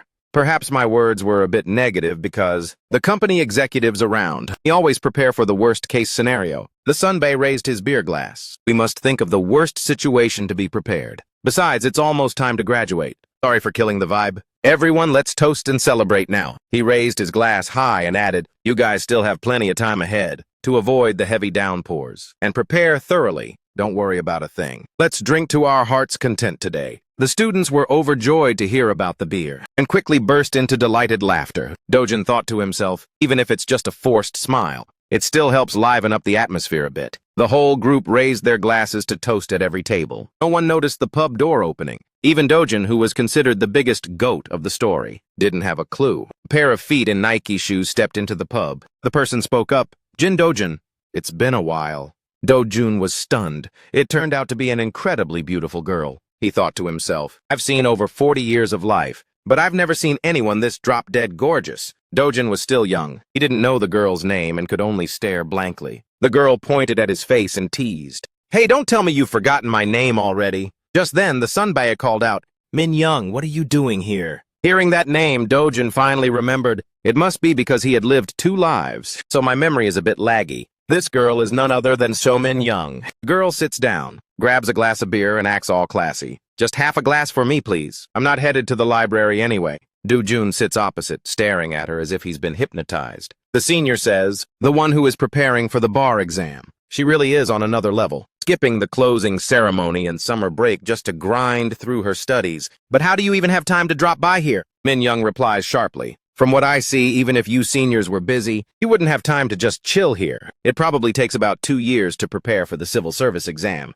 For the administrative track, right? As for the bar exam, no one can be 100% sure about that. So everyone will have to judge for themselves." Dojun is confused. What on earth is she talking about? And what does it have to do with me? Another senior asks, "Why are you suddenly bringing this up?" Min Young answers, "Isn't it because you seniors are busy? Yet you still had to come and fact-check that with Dojun. How is the current business situation? How long will this terrible foreign exchange crisis actually last? Am I right?" Dojun stays silent but secretly thinks, "Not bad at all." Hearing the seniors talk, "I thought she was just a goody two-shoes student who only cared about studying and dreaming of becoming a judge. Turns out she knows exactly how the world works." After saying that, Min Young picks up the beer glass, downs it in one go, and slams the glass on the table. Bam! "I heard that even with the Seoul National University label, students still can't find a job these days. A cold wind is blowing hard out there. Every single graduate is crying. That cold breeze won't just blow over easily. But we're still lucky, since we study law, so the civil service exam won't be too much of a struggle." Dojun wonders, "Man, why does this girl talk exactly like me?"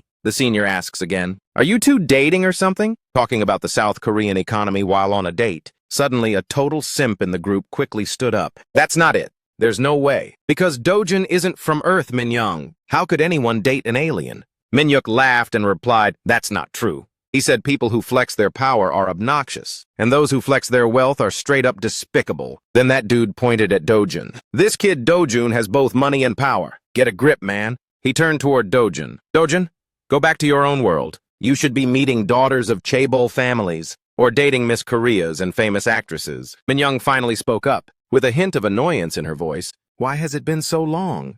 Since the start of the semester, I've only seen June exactly 3 times. How can you even call that dating? A senior sitting nearby agreed. That makes sense. He has neither the time nor the opportunity. Dojun doesn't even bother coming to class, while Young only hangs around the library or lecture halls. How could they possibly date? The other friends stayed silent, just chuckling as they thought to themselves, looking at these kids makes me feel low-key jealous. We're just a bunch of middle-aged guys whose romantic spirits have withered away. Sometimes our testosterone surges, but the pressure of work has completely suppressed it. Minyoung stood up and said, well, I've seen you now, so I'm heading out. But she suddenly turned back and called out, Dojun, Dojun! Stay and meet me for a moment. I have something to say. Dojun was surprised, not knowing what this girl suddenly wanted. Minyoung continued, her voice full of determination. I have something that needs to be made clear. Grandpa Do. June was standing nearby, looking at the girl with a blank stare, and asked, cluelessly, what's there to be clear about, kiddo? Afterward, the two of them walked outside to enjoy the cool breeze. Dojun spoke first. It's so cold, what's up? What did you want to ask? Minyoung looks beyond embarrassed, but still tries to keep her cool. I'm literally dying of cringe right now, but I have to say this. Hey. Think this through before you answer. Seeing her serious face, Dojun replies, okay. Minyoung hesitates again, still acting all fancy, refusing to get straight to the point. Finally, she blurted out, my goal and my duty is to pass the bar exam before graduation. Dojun replies, I get the goal part, but what do you mean by duty? Minyoung explains, my whole family is in law. Most of them pass. That exam before finishing law school, if I don't pass on time, the whole family will breathe down my neck, so I absolutely have to pass. Dojun listens to the long rant, but still doesn't get the point. So, what's your point? Minyoung suddenly steps closer to Dojun, looking like she's about to play the flirt card. She looks him straight in the eye and says, is the time to date you. Dojun is shell-shocked. He has absolutely no clue what this girl is talking about. Seeing Dojun spaced out, Minyoung quickly adds, I'm confessing that I like you, and that's the only reaction I get? Dojun asks back in surprise, I heard you hate people who flex their power and money, but I have both of those things. But Minyoung remains stubborn. But on the flip side, you're really handsome. Oh my god, hearing this? Dojun doesn't even know how to respond. Minyoung presses him again. You only have one type of reaction. What are you getting at? Seeing Dojun still clueless, Minyoung sighs in exhaustion. She returns to the main point. Bottom line is I don't have time. And you're hardly ever at school anyway. Let's just decide then. We'll go out to eat once or twice a month. No need to meet up all the time. Dojun listens to her whole speech, but still doesn't realize what she just decided on. Minyoung concludes for herself, it's settled. We're dating. Dojun's grandfather is still nearby. He couldn't wrap his head around what was happening either. What is wrong with this girl? Because Dojun thought she was so gorgeous. He chuckled and asked, do you have my phone number already? He thought to himself, we've only met 3 times and she already knows my number. That's such a creep move. Dojun continued, just call me and I'll send a car to pick you up. Minyoung asked in confusion, wait, what kind of car? Dojun replied, a car to give you a ride. Did you forget already? I'm a 3rd-generation chaebol, you know. Our date can't just be some basic, ordinary thing. You'd better get ready for it. The girl confessed her feelings in a clumsy way and was unexpectedly accepted, in an even more awkward fashion, so she hadn't quite processed the whole situation yet. Dojun turned around and walked straight inside, leaving Minyoung standing all alone in the cold wind. Minyoung hurriedly shouted, Dojun, this has to be a secret. If anyone asks, say I forgot my classification homework, and that's why I had to ask you. Dojun casually agreed. As Dojun stepped inside, a group of thirsty old men stopped their chatter and stared at him suspiciously. What were you two just discussing?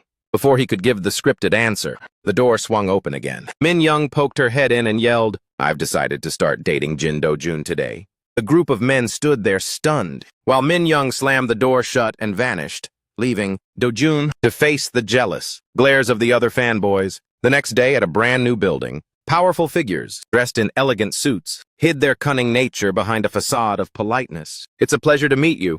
I am Lee Jong-cheon, a gentleman said while shaking hands. Oh Se-hyun replied, thank you for taking the time to stop by. Lee Jong-cheon smiled. Don't mention it. You are actually the one who saved Ha-jin from the brink of crisis. I'm the one who should be thanking you. As Do-jun stood there quietly observing, his gaze shot out like a laser toward Lee Jong-cheon. Recalling the previous exchange with his Sunyang grandfather, at that time Chairman Sunyang had to admit that chairman of the procurement board, Lee Jong-cheon, was indeed a formidable powerhouse. He graduated from the 16th class of the military academy, served as a member of the Democratic Party, and held a key position in the Central Intelligence Agency during the Fifth Republic. Back to the present, Lee Jong-cheon looked at Do-jun. Who is that young man?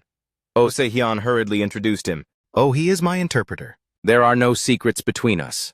I plan to relay the entire content of this meeting to him. I hope you approve, sir. Do-jun bowed politely. Lee Jong-cheon casually replied, Fair enough. There's nothing to hide anyway. Don't sweat it.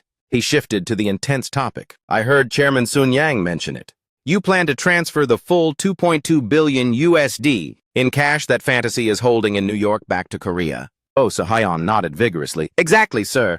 Are there any strings attached? Lee Jong-cheon asked bluntly. Yes, the reason I'm meeting you today is to discuss those conditions. Oh! Se-hyun took out a folder and placed it on the table, titled SMC Construction and Media Industrial Plan. Construction of SMC and Media. Chairman Lee only glanced at it without commenting. Do-jun stood by and watched. The man didn't look surprised at all. Upon hearing the 2.2 billion USD figure, clearly this was a newly revealed number. Why was he so calm? Or did he not fully grasp the real value of $2.2 billion? After a moment of thought, Lee Jong-cheon spoke up. Why do investors want to get into construction? Finance and cement? These sectors don't seem to mesh well. Oh, Se-hyun replied quickly. This plan doesn't focus on the cement business. Though it plays a certain role, it's a completely different angle. I hope you can look at this more positively. If I were to be positive, Lee Jong-cheon asks, will you pour dollars into Korea? Exactly. Oh Se-hyun affirms. The chairman gives a cold laugh, pouring dollars, raking in massive profits, and then taking that money back to the U.S. Isn't that just a no-brainer process? Perhaps Ha-jin's future will be the same. Stabilize the market, then break it up and sell it off. The final profits still flow back to America. He eyes Oh Se-hyun searchingly, am I right? Oh Se-hyun quickly counters, Chairman, it's not like that. We are doing the exact opposite. The opposite? He asks in surprise. Do-jun steps in to do his part. Power Fantasy is committed to taking profits earned in the U.S. and reinvesting them into South Korea. Up until now, we have invested in Dell Computer, Microsoft, Hollywood Films, and Powerhand Japan, and earned massive returns. We are using that money to acquire Ha-jin Motors, the backbone of the nation's exports. Chairman Lee frowns. The backbone of exports? Then he bursts out laughing. This young man sure likes to joke. Do-jun responds, Isn't exporting essentially the act of seeking out foreign currency? We may not be selling products directly, but we are still bringing foreign currency home. For now, that's true. Chairman Lee continues to laugh. But what about the future? Oh Se-hyun tries to persuade him, Chairman. If we only cared about exchange rate differences, the foreign exchange profits have already doubled. But if this plan succeeds, profits won't just stop there. He pleads, I beg of you, please take a moment to review this entire plan. Lee Jong-cheon, feeling swayed, slowly picks up the file. To the over 70 generation, the backbone. Exporting is a symbol of national pride. Those who witnessed South Korea rise from poverty through exports will be extremely sensitive to any rhetoric that hints at the flex of currency speculators. After glancing through the report, the chairman spoke up. The development plan. This Korean media also sounds legit. Are you planning to dump all 2.2 billion USD into this sector? What about Oh Se-hyun? We intend to diversify our investments. We will hand over the U.S. investment firm to Team 5. The local branch will focus entirely on the Korean market. Lee Jong-cheon suddenly sat up straight and asked seriously, So what about the IT sector? Oh Se-hyun was surprised that a veteran politician would care about it. But Do-jun immediately understood this was either a weakness or an opportunity. When a country falls into crisis, the government always prioritizes venture investments in healthcare and culture to rebuild the economy. If you strip away the American investment firm label from Fantasy, the project, Media City perfectly aligns with the core goals of the new administration. Do-jun spoke up instead. The IT industry will be an extremely useful leverage for the development of small and medium-sized enterprises. Just look at Silicon Valley in the U.S. The boom of venture companies once caused concerns about a bubble from a government perspective. With the right direction, results will come quickly. Chairman Lee was satisfied. Young people today are truly knowledgeable about this field. Smart. So, would you consider investing in the IT sector? Lee Jong-seon continued to ask. No, Chairman, Do-jun replied bluntly. Fantasy has no intention of investing in IT. Both older men were stunned. Chairman Lee's cheerfulness immediately turned into irritation. What? Do-jun explained decisively. IT businesses need breakthroughs and core competencies. If private capital intervenes too early, they will only steal ideas and technology. We shouldn't let the capitalists strip away the youth of the venture. Investors. Lee Jong-seon was a bit taken aback.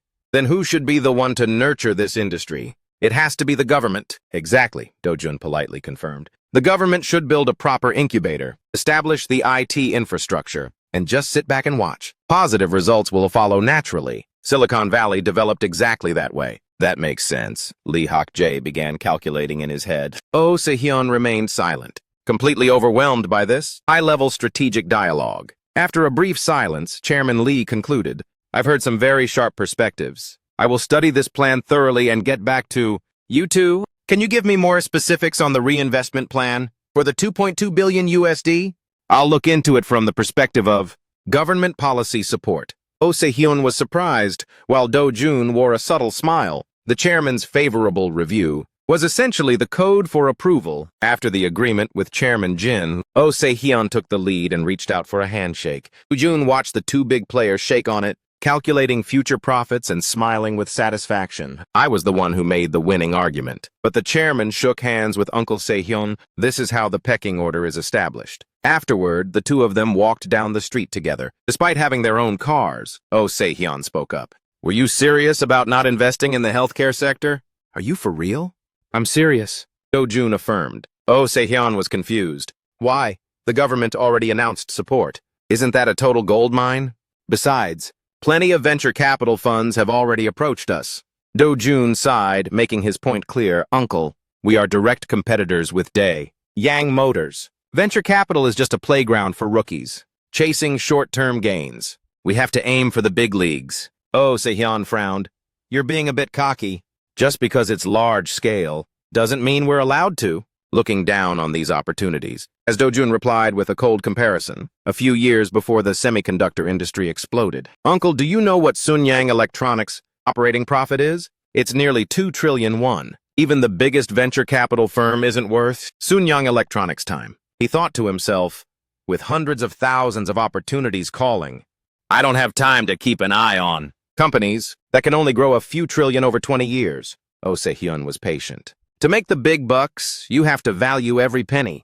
Who knows, a new Yamauchi or Sun Young-wi might just emerge. Do-jun replied arrogantly, just keep investing bit by bit in what you like, Uncle. At least you'll make some coffee money, right? He looked at his nephew, stubborn with a gaze as sharp as a dagger. Do-jun continued to calculate in his head. The companies that are truly worth it haven't appeared yet. According to my memory, Nexon's Free City only started operating last year, and NCSoft's Jingle Bell will launch this spring. Suddenly, Oh Se-hyun shouted from behind Jin Do-jun. Don't get it twisted. Do-jun turned around, startled. What did you say?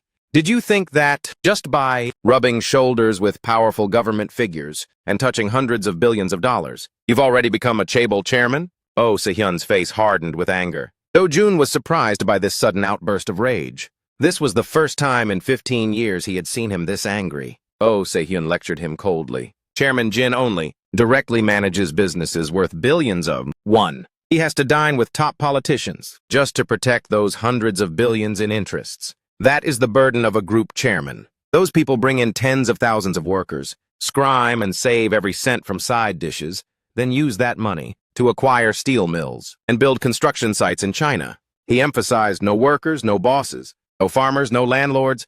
Without the commoners, there is no king. As for you, you have no laborers, no farmers or citizens, you only have cash. And yet you're already rushing to act like a conglomerate chairman?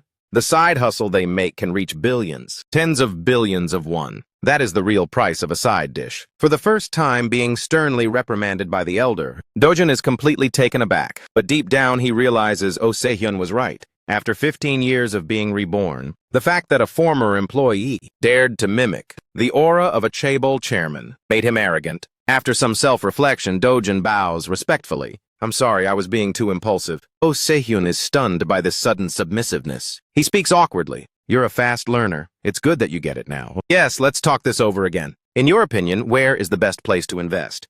Do-jun responds to Oh Se-hyun. Sir, why don't you just make the decision? Oh Se-hyun shakes his head. I can't. I can set the direction, but your intuition and investment, judgment, are the deciding factors. Speak up. What sector are you not feeling? Do-jun thinks for a bit and then says, I choose the online gaming industry. Oh, Se-hyun is surprised since he's not familiar with this field. Do-jun explains, yes, split between two places. Invest 1 billion in each. As for the rest, you decide the investment as you please. After reviewing, Oh Se-hyun gives his strategy. Let's use the whole 10 billion won. Both of those game companies will get a massive investment. As for the amounts under 1 billion, I will split them up to diversify our investments. Do-jun agrees, yes. If even just one of them hits it big, we can break even and recover our capital. Oh Se-hyun chuckles. You just heard it. The next administration is going to pour money into the healthcare sector. There's no way only one spot is going to blow up. Do-jun just smiles without answering, thinking to himself, in 5 years the person I'm most grateful to will retire. It's a real shame. The winter of 1997 was unusually cold. It was the only winter where those familiar Christmas carols didn't echo. Skyscrapers were blanketed in layers of icy snow. But inside another building, high-ranking officials were in a meeting. Those involved in bribery were whispering among themselves while the chaebols kept a cold shoulder. They wouldn't even deign to communicate. The people holding the world's biggest stacks of cash should have been living the high life, highly respected by the banks, but this cold snap left them more panicked than ever before. An elder official asked, We heard the discussion regarding the Sunyang motor merger has concluded, so can we proceed with the acquisition? Procedures now? Oh Se-hyun. We still haven't signed off on the merger agreement. Sunyang Group is currently in the process of restructuring their equity. That man asked again. Then when will they finish the adjustment? Oh Se-hyun shot back coldly. You should direct that question to Sunyang Group. Why are you asking us? Another director chimed in. Chairman Jin of Sunyang has already made his commitment. The rest is just red tape. Right then, Do-jun spoke up. That's not the whole story. The directors stared at this kid in bewilderment, wondering where he had come from. One person asked, Oh Se-hyun, excuse me, who exactly is this person sitting next to you? Oh Se-hyun replied, I called him back urgently from our U.S. headquarters. He will be in charge and will direct the entirety of these acquisition discussions. Hearing that this boy was from the U.S., the directors and chairman fell dead silent. Then they reluctantly stood up, putting on a polite front. We have been most rude. Do-jun calculated silently. They were dying to know his position. They would definitely run a check to see if he was qualified to hold such a role. The directors received the business cards, staring at the name Hauko Jin with looks of confusion. Do-jun introduces himself. I am a second-generation Korean American, so I go by my English name. Please excuse me for that. He realizes inwardly, Hauko Jin is a key player at the fantasy headquarters in the U.S. A young Korean American guy running the core investment system. This implies that South Korea is in deep trouble, to the point where headquarters had to send someone to step in. At this moment, a CEO politely invites him. Please continue with your presentation. Do-jun calmly says yes. The audit team from headquarters is conducting a thorough review of this acquisition deal. The directors are shocked to hear that. What, a review? Wait a second. Why is there another audit happening now? What on earth is going on? Oh Se-hyun, sitting nearby, also displays the gravity of the situation. Do-jun thinks to himself, in this situation, banks still stick to the principle of not dealing with the underlings. They only talk to those with the real power. Then Oh Se-hyun scratches his head and says that's exactly right. Everyone knows the people over there only work by the system and won't listen to the directors, since it's a matter of the company's system. We need to pay close attention to this gentleman. He represents the perspective of the U.S. investors at Fantasy. So please, everyone, listen to what he has to say. Lay it all out. Bank directors. After hearing about the credentials on that business card, they were completely overwhelmed. Do-jun begins to present the case. The situation originally went like this. Sunyang Group wanted Hajin Motors, but because they dumped their cash into Hanbo Steel, they were nearly tapped out. That's when Fantasy stepped in. We planned to temporarily take over Hajin, then flip it to Sunyang for a premium once they had the funds. I think everyone could have predicted this move. The directors are terrified after hearing this, fearing that Do-jun might pull the plug on the acquisition. Do-jun continues to break down the situation, but we can't forget that South Korea is facing a foreign exchange crisis. If the initial purchase price was 1.2 trillion won, at an exchange rate of 800 won per USD, we would have $1.5 billion. However, at a rate of 800 won, that amount is now only worth $670 million. And if the rate continues to skyrocket to 2,501, hearing the figure of $480 million, the three bank directors look visibly horrified. One director quickly pushes back. You've got it wrong. The IMF has stepped in and pumped in about $2 billion. There's no way the rate will hit 2,501. The rate will definitely drop below 2001 and stabilize soon. Dojun responds calmly, his tone remaining unwavering. They promised $55.5 billion in aid, but in reality only $2 billion has been disbursed. The administration has changed. They are forced to renegotiate terms with the cabinet. Getting $50 billion, as you all know, can't be done overnight. The three directors immediately fall silent. One adjusts his glasses, trying to act cool, while the other clears his throat, as if trying to distract from his own embarrassment. Dojun continues, there are only 2 days left until 1998. You all need to wrap up this year's financial closing, but just staring at the books won't give you the answer. When the new government takes power, they might restructure and merge the banks. If you want to survive, you must get Fantasy's dollars into your bank before the new year begins. He knows full well that exporters are hoarding dollars, while importers are starving for them. If Fantasy holds the dollars, these businesses will come flocking, driving the demand for foreign currency payments through your banks to a peak. Dojun emphasizes his stance, but from Fantasy's perspective, South Korea is extremely unstable. Many international observers doubt that this economy can ever bounce back. South Korea is at risk of being downgraded to Southeast Asian standards. This statement left the entire bank boardroom stunned. One director plucked up the courage to ask, "So what do you mean?" Dojun looked him straight in the eye with a cold glare and declared, "Even though we have the right of first refusal for the acquisition, we have decided to waive that right." The three directors' eyes widened in shock. Dojun continued, "In other words, we are backing out. If we don't buy, then the Dae-Young group will step up, right? Please feel free to negotiate with them." The directors had a splitting headache. There was no way Dae-Young would show up right now. They are busy putting out fires during this crisis. How could they have the peace of mind to cut deals? Back at the chairman's mansion, the chairman looked at Dojun with a meaningful tone. "This kid, if you weren't my grandson, these actions would be no different from a robber's." 800 billion won, huh? Dojun replied. "What kind of robber would actually sit down and negotiate, grandfather?" The chairman smiled deeply. "Cornering a rat and forcing it to make a choice. That is the real weapon." Dojun listened silently to his grandfather's philosophy, while recalling the 800 billion won figure he had mentioned at the bank. The bank director had asked in fear, "Isn't that price only 60% of the original purchase value?" At this moment, Dojun held the cash and naturally exuded an alpha boss energy. He said, "If you all accept, I will wire $400 million into the designated account this very day." The directors were tempted by the massive sum, but felt it was too little to agree immediately. Dojun thought to himself, there's no way they can flat out refuse this offer. Back in the chairman's office, he said, "By not giving them time to think, you did a great job. But if you give a cornered rat enough time, it will find a way out." Dojun confidently replied, "By morning, everything will have vanished into thin air." The chairman asked, "Next, I must set this in stone to approve your conditions, right?" Dojun stared at him blankly and replied, "Yes." But deep down he felt a flicker of fear under his grandfather's scrutinizing gaze. He continued, "You should prepare a senior advisor position within Sun Yang. Yes, I will cover all the costs for that position." The chairman looked at his grandson and smirked. "You sure pick up bad habits fast." Dojun thought to himself, "I learned from the very person who raised your sons, and now they are passing it down to the next generation. I'm just the one observing and putting it into practice, sir." The chairman was decisive. "I see." He handed a dossier to Dojun. Caught off guard, he took it and opened it up. The notes, detailing the list of banks about to be sold and merged, left Dojun speechless. The crafty old man said, "I didn't know what to do with this info, but it turns out to be a gift for you." Dojun played dumb. "Are the banks on this list getting acquired too?" The chairman chuckled triumphantly. "Mediocre information like that doesn't need to be reported to someone of my level. Only news related to Dae-Yang is enough." Dojun was completely blindsided. He was so stunned he forgot to react. The chairman continued, "The restructuring policy will be strictly enforced. Consider it a stroke of luck for you. Since they know you're about to graduate, those banks will definitely be thirsting for you. They might even come running to thank you for being the chosen one." Dojun held the paper, feeling a quiet regret.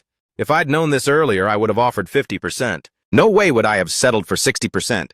His grandfather called his name, snapping Dojun back to reality.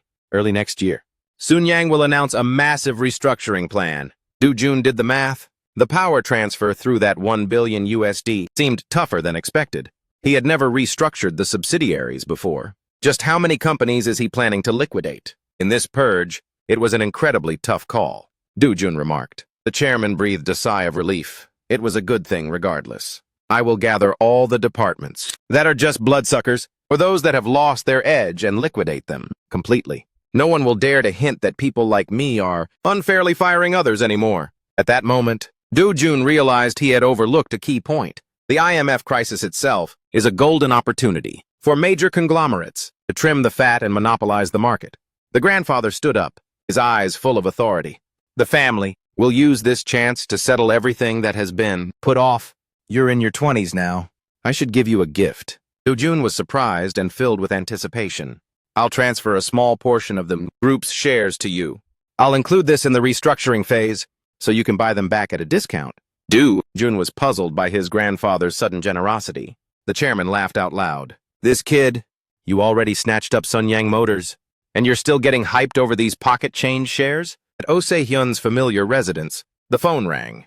400 million USD has been transferred to the lending bank's account. Oh Se-hyun informed Miracle in New York.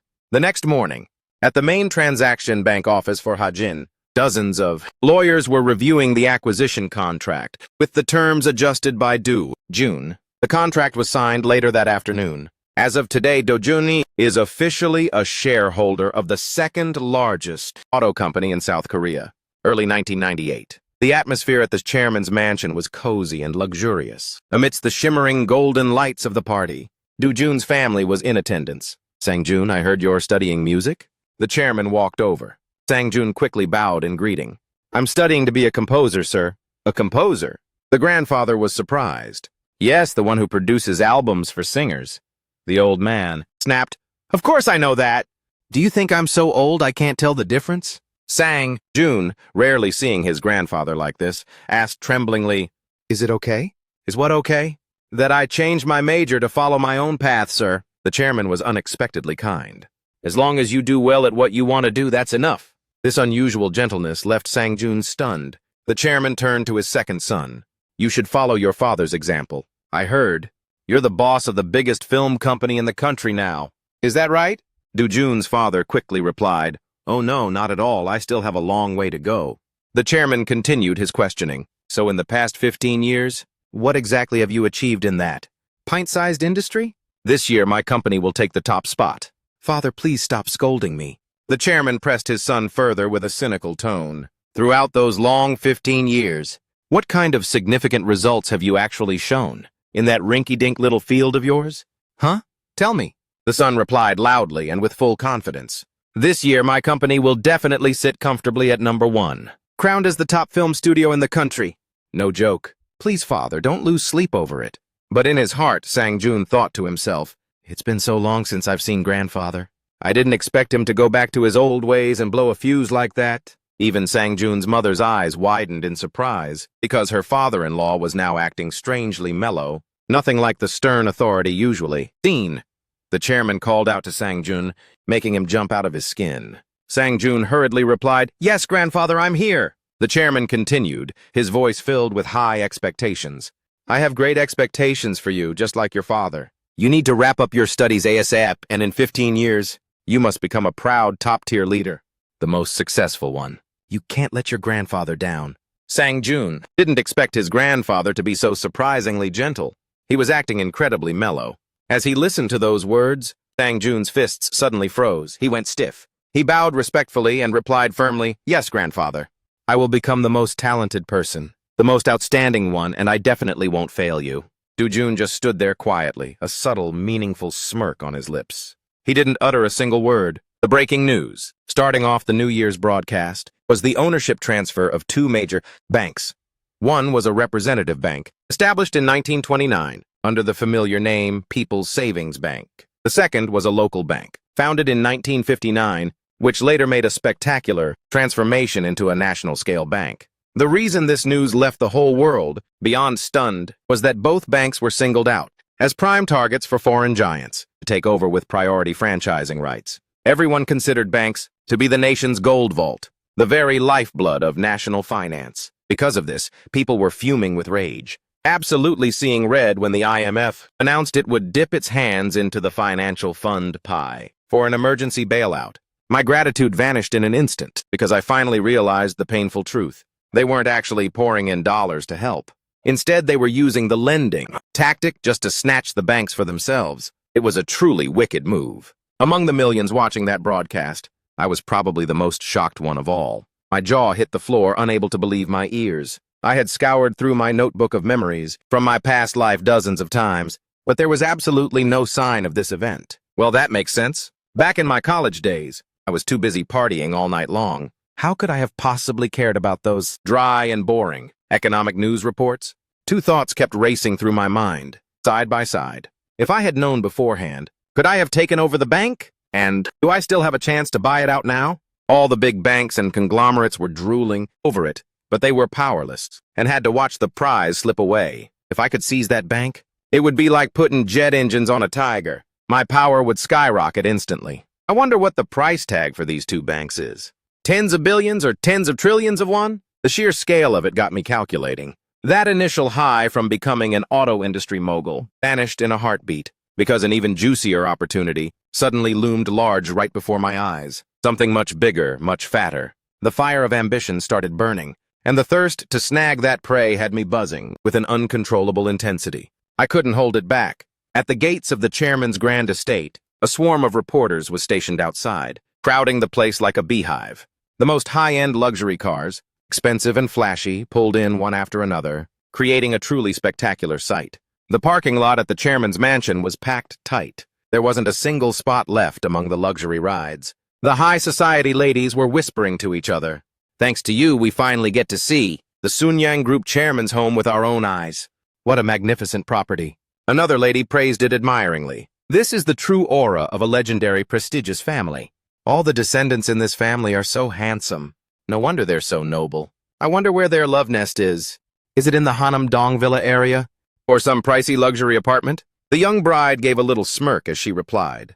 In a tone full of pride, my husband's family lives in their own private villa, a place that is incredibly spacious. The young bride officially stepped into the world of elite noble ladies to begin her life as a new daughter-in-law. Another friend added, with a somewhat mocking tone, typical Chaebol clan. They still keep that old-school, fancy Joseon-era lifestyle, refusing to modernize one bit. The bride giggled and said, "You're so naive, even if—" They told us to move out and live on our own. You have to cling to them and never let go. What royal family member would willingly live outside the forbidden city? I'm the daughter-in-law of the Sunyang vice chairman. Am I supposed to slave away in the kitchen, doing laundry and cleaning like a maid? In my life, all I do is sit regally at the table for breakfast and dinner, and grace everyone with a charming smile. That's enough, the bride said with a smug look. It's not like I don't deserve it. When you're high class, you should enjoy it. In another corner, out on the courtyard of the chairman's massive mansion, a few men were chatting and gossiping animatedly. Jong-un is getting married. So who's going to lead our pack now? Another one said with a dismissive tone. You really believe that? Marriage is just a formality. Just a duty he has to get over with. In the future, Jong-un will still be out drinking and partying with us, right? What's there to worry about? Jong-un, the groom, let out a long breath, looking exhausted and weary. Then his expression shifted as he spoke. Anyone hearing this would think, there's nothing but bachelors left in this group. Duh! I'm the last guy in our crew to get hitched. Seriously, we actually feel sorry for you. Look at the guys in our group who got married. Every one of them is whipped, sticking to their wives like glue. We're just warning you not to fall into the same trap. That's all. Another person chimed in. It's because their wives' families are way more loaded. Since they're richer, they have to live like that. There's no way they can be as cocky and wild as Jong-un. Right? Jong-un crushed his half-burnt cigarette under his shoe. Then he said, enough, enough. Once I'm married, there's no way I can sneak around and party anymore. The old man forced me to work for real and stay on the straight and narrow. Afterward, Jong-un used his luxury designer leather shoes to grind the cigarette butt into the dirt. Then he continued, even if I don't give a damn about my wife, I at least have to watch out for my father-in-law. Everyone has a father-in-law, after all. So partying needs to be in moderation, don't go overboard. His friends heard this and said, we get it. We hear you loud and clear. Jong-un waved his hand and called back, I'm off to my romantic honeymoon. Wait until I get back, then we'll have some serious drinks. The right way. After saying that, Jong-un glanced at one of the friends in the group. Then the two of them walked to a corner to quietly whisper to each other. Jong-un asked, "Was that actress there yesterday?"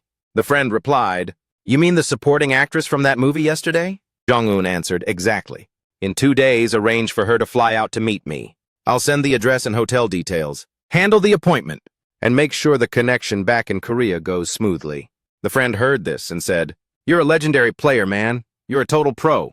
Jong-un patted his friend's shoulder and said, "This honeymoon lasts 10 precious days. How could I stay with a stranger for 10 whole days? I need to enjoy myself properly. I need my own private moments." The friend replied, "All right, I'll set it up. Just consider this my late wedding gift. To you." Later, inside the magnificent mansion, flatterers were bowing low, congratulating the chairman. "Congratulations, sir." Everyone bowed their heads. "My sincere congratulations, chairman." The Sun-young chairman politely replied, "Thank you, everyone." Suddenly, an older man's voice cut in. "Chairman, my dear in-law." The voice belonged to an old man walking straight over to shake hands. "All these guests, it's a bit much for such a small wedding. Technically, my precious granddaughter should have felt more at ease if we'd held it at our place. I've really overdone it." The two chairmen shook hands, but their stiff postures made it look like a duel. The Sun-young chairman gave a forced smile. "I have something to discuss. Can we head to a private room?" Chairman Hong didn't dare refuse and replied with a smile, "Yes, of course." The two men moved to a separate room, featuring a table so large it took up almost the entire space. They sat opposite each other at the ends of the table. The tension was as thick as an awkward first blind date. The Sun-young chairman slowly set down his tea cup and addressed the other man by his title. "Chairman Hong, we are family now. It's time you put a stop to your recent behavior." Chairman Hong looked puzzled. "I'm sorry, what do you mean by that?" The Sun-young chairman's expression darkened instantly. "Having my family followed? You need to stop that immediately." Chairman Hong's face froze as if he'd been hit with a stun gun. The Sun-young chairman continued his warning. "Your precious granddaughter is marrying and under my sponsorship. I'll look past the fact that you wanted to vet your in-laws, but that ends right here and now." Chairman Hong scrambled to deny it. No, that's not it at all, sir." At this point, the Sun-young chairman snapped. "Keep your mouth shut and do as I say." Chairman Hong, likely due to his inferior economic standing, he had no choice but to swallow his resentment in silence. The Sun-young chairman continued with an authoritative tone. "Sung-jun hasn't fully matured yet. He's still a playboy even in his 30s. You probably think he's a pushover, and that you can easily control him." Chairman Hong denied it again. "Not at all, Chairman. I would never think such a thing." The Sun-young chairman maintained his dominance. "It's fine even if the boy lives a life full of mistakes." "Why? Because he is my grandson." Chairman Hong didn't dare to interrupt. He had to sit there and take the lecture, clenching his fists in anger with no other choice. The Sun-young chairman continued, "Don't just call my grandson to your house whenever you feel like it. There is no reason for him to meet his in-laws outside of business. If you miss your granddaughter, just call her back to your house. Today is the last time Sung-jun meets your family. Any future meetings will strictly be for work. Meet up only when there's an advertising deal to discuss."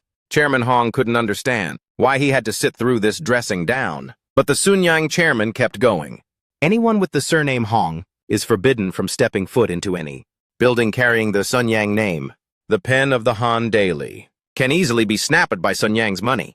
Chairman Hong remained speechless. Being the poorer one really was a massive disadvantage. The Sun-young chairman left coldly. Before heading out the door, he left one final warning. "Don't take what I just said lightly." Chairman Hong sat in his chair, frozen like he'd been glued there. He was livid as he replayed those words in his head. But then his calculative side kicked in. He wanted his grandson to stay away from his wife's family. That meant he had officially accepted Jin Sung-jun as the heir. Old men like him and Chairman Jin didn't have much time left. But the future for the younger generation was wide open. That applied to both Hong So-young and Jin Sung-jun. Even if he wanted to warn others not to touch, Sun-young time was not on his side. Late at night, the lights were on in the chairman's study. For the first time, he and his youngest son sat across from each other. The son spoke up, his voice trembling. "What did you want to talk about, father?" The chairman asked bluntly, "Is it true that your own business in the film industry is booming?" "Yes. That sector hasn't been hit much by the foreign exchange crisis. But pulling in film investors just to stay afloat. The storm isn't exactly easy to weather." The son replied, "It's not easy, but we're still standing strong in the middle of the gale. Other sectors are fighting for survival. It's more than just a simple struggle. Hearing his son speak like that for the first time, the chairman gave him a gentle smile. He folded his arms and said, "I can give you a hand." The son flinched defensively. "Father, stop joking. I'm not as easily swayed by you as I used to be." The chairman sighed. "Oh, for heaven's sake." The son was silent for a moment before continuing. "Just tell me straight what it is you want, father." The chairman closed his eyes, rubbing his head and calculating for a while before speaking. "Fine. I'll put it simply. I will transfer the Sun Yang Medical Foundation and the Human Resource Development Center to you." The son was dazed, unable to believe this sudden generosity. The hospital under the Sun Yang Medical Foundation was one of the top 3 facilities in the country. The annual tax alone reached 1 billion won. However, the Human Resource Development Center was just an independent entity, specializing in personnel training, from new hires to executives, and wasn't exactly a profit-making enterprise. The father looked at his son. "Why are you reacting like that? You think it's not enough?" The son thought to himself, "Since I didn't expect anything, I should just take what I'm given." But then he remembered Do-jun, his beloved son. He grit his teeth, suppressed his indignation, and told his father, "Yes, I still feel like it's lacking quite a bit." The chairman couldn't believe this sudden greed. "What?"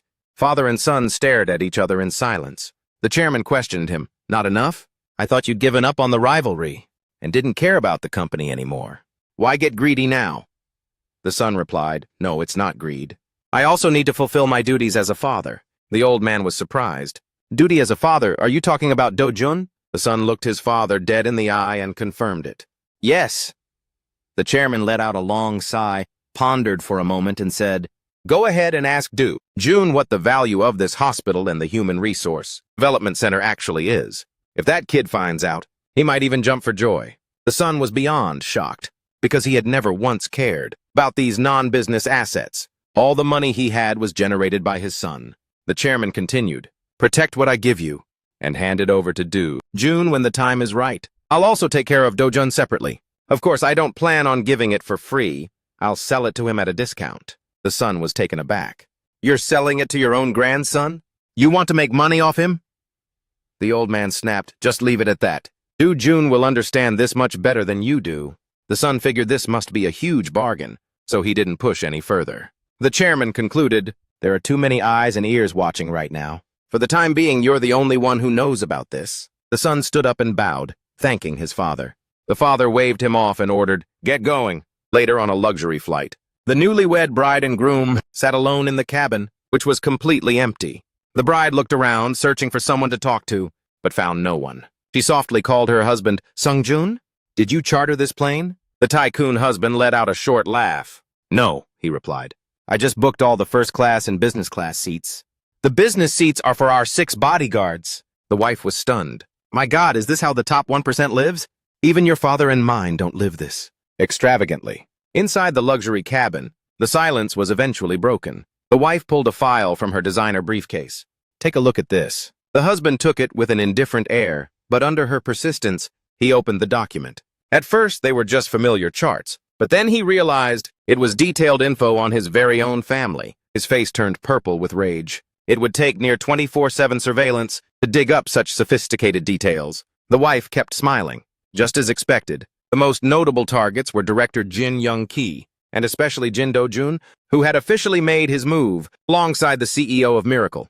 "You psycho!" the husband roared, his face contorted like a demon from hell.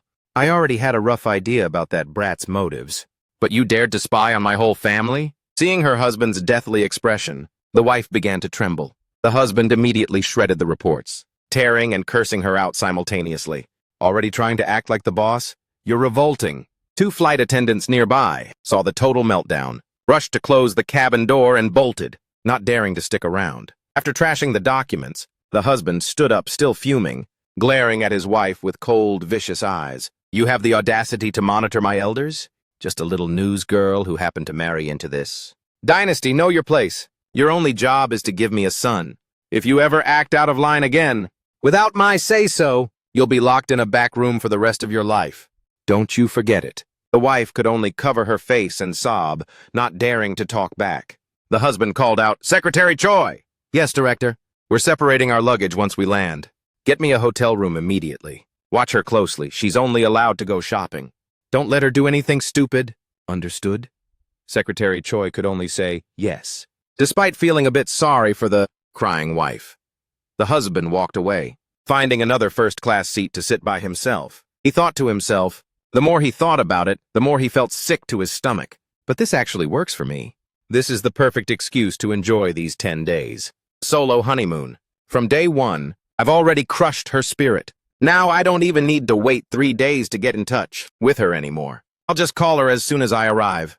That same evening at Do-jun's mansion, he said to his father, I'm guessing he's already using the hospital for his private moves. His father was taken aback. Do-jun explained, word on the street is, Sunyang Hospital caters to a lot of VVIPs, high-ranking officials, who don't want their health status going public. Go to places like Sunyang for absolute discretion. It's the same for celebrities. His father was stunned. Do-jun continued, from now on, anyone seeking perks or priority, treatment will come through you. Connections will build up over time. When you're making movies, you can even look after directors or lead actors at Sunyang Hospital. Then what about the HR development at the training center? Of course, anyone getting promoted has to pass through the center's training. While the center doesn't directly decide promotions, it has major clout in weeding out candidates. The father's jaw dropped further. As everyone knows, the Sunyang Training Center manages HR with extreme rigor. It's like a judicial training institute. Zero room for error during seminars, exams, and evaluations. During the talk with his father, Do-jun smoothly flipped the script. If you want to be a key player in the group, Dad, you need to be the one overseeing the development center. Then plenty of people will come looking for favors, and all of them will become your solid network. The Sunyang director beamed with satisfaction. Exactly. I'll build an ironclad network from both inside and outside the conglomerate. Do-jun added, yes, because you've started to hunger for it. Grandpa wants to turn them into your people. The father chuckled. Not my people, they're for you. Do-jun only smiled and didn't comment. The father wondered, how can you see through Grandpa's intentions so instantly like that? Do-jun replied, it's because you don't really care about these things, so you couldn't see it coming. The father changed the subject. Tell me the current structure of the Human Resources Development Institute and the accumulated assets too. Do-jun answered seriously, yes, this isn't just about networking. If this weren't a secret, and the other uncles found out, they would protest like crazy. The father frowned, getting a headache. There are even secrets behind the orders to keep secrets? Do-jun chuckled softly. He's the one with the most secrets, Dad. The father sighed. You're much more like Grandpa than me. Fulfilling the duties of a father is certainly no easy task. Do-jun noticed his father seemed softer than usual, and just smiled in silence, despair at Daeha Construction. The scene shifts to a shabby construction company. The employees still show up for work, even though the company isn't paying them. They're hanging on with a glimmer of hope, waiting to be paid even just a small fraction of their wages. This false hope is exactly what's torturing them. At the foot of the building, Do-jun and Oh Se-hyun stand watching. Do-jun asked in a cold voice, what will become of these people's fate? Oh Se-hyun only gave a dry laugh. You should be their savior, Do-jun. Pay their salaries and give them a bonus to boost their morale. Chairman's office. A new confrontation in the chairman's office. A portly man stood up. Hello, I am Kang Moo-sun, CEO of Daeha Construction. Do-jun and Oh Se-hyun were present with 3 other men from the company. Do-jun thought with contempt. The chairman's office only has stewards, but no master? Miracle had bought 5% of Daeha's shares the moment they got word from the major shareholders. Looking at the empty chairman's chair, Do-jun told himself buying shares in a company on the brink of bankruptcy, demanding immediate action. Moreover, when a shark like Miracle appeared, devouring agent, they became even more terrified. CEO Kang Moo-sun gave a forced smile. We were quite surprised. When a major player like Miracle, investment took an interest in our company. Do-jun shot back. Oh? Is he just anxious or actually scared to death? Our company isn't even big enough for Miracle to care about. Could you share the reason? Oh Se-hyun smirked. Standard business. Investors don't need a grand reason to buy shares. Obviously, it's for the money. An old geezer nearby chimed in, trying to sound wise. Honestly, even if I say so myself, it's a bit odd. Don't you read the papers? Why buy shares in a company on the verge of collapse like Daeha Construction? Right now, the risk is insane. Who's still investing in stocks? They've all turned into beggars. Another old man added, you should put your money in the bank. The interest rates are pretty high. Oh Se-hyun immediately scowled with contempt. Turning to the old man, is your rank higher than the CEO's? Why is your face stiffer than his? If you don't hold a high position, kindly step out. The fact that you summoned shareholders, holding over 5% to be met by the CEO personally, instead of a representative is already annoying me. But who do you think you are butting into this? The old man's face turned pale from the shouting. He quickly shut up in embarrassment. Do-jun stayed silent, looking at Oh Se-hyun, who was clearly showing his irritation. The portly CEO immediately stood up and bowed. I hope you understand. Director Oh is trying to raise funds to save the company. He even had to meet with the assistant from Sunyang Credit Union. After speaking, he glanced at the shamed old man. The old man caught the hint, stood up, and bowed low. I was out of line. I am truly sorry. Oh Se-hyun crossed his arms and said in a sharp tone, so you should know better and stay out of the way. I need a private space to talk. The pot-bellied director glanced at the old geezer and the others. Both took the hint and quietly left the room. After they left, the fat director spoke to Oh Se-hyun shamelessly. Please, go on. What's the real reason you suddenly want to buy shares in our company? Oh Se-hyun snapped back. Before I answer, shouldn't you tell me why you wanted to see me in the first place? Do-jun intently observed Oh Se-hyun. This was the first time he had seen his uncle acting so cranky and aggressive. He's definitely suspecting the Daeha Construction Management of stripping the company's assets. The pot-bellied director explained, I just wanted to ask about that. You're clearly aiming for something. Just give it to me straight. The board's job is to listen to the shareholders' demands. Oh Se-hyun replied, I already told you, I want to make bank. That's the nature of being an investor. The director gestured with his hands. Exactly. If you want to turn a profit, you have to sell shares for more than you bought them for. But that's clearly a long shot right now. Oh Se-hyun feigned a head scratch. I'm not so sure. It feels like someone would be willing to buy them back at a better price. Don't you think? The director's face hardened. So that's it. Could be. Let us think it over. There are still many who believe in Daeha Construction's comeback. Those people are surely getting ready to buy back the majority of our shares. Do-jun realized the other side wasn't going to be a pushover either. Oh Se-hyun replied. Since you're going that far, I guess our visit today actually meant something. So could you find that person ASAP? The director committed. We'll find them as quickly as we can. He was secretly calculating. Will they pull the plug on the plan quickly, before I wreck everything?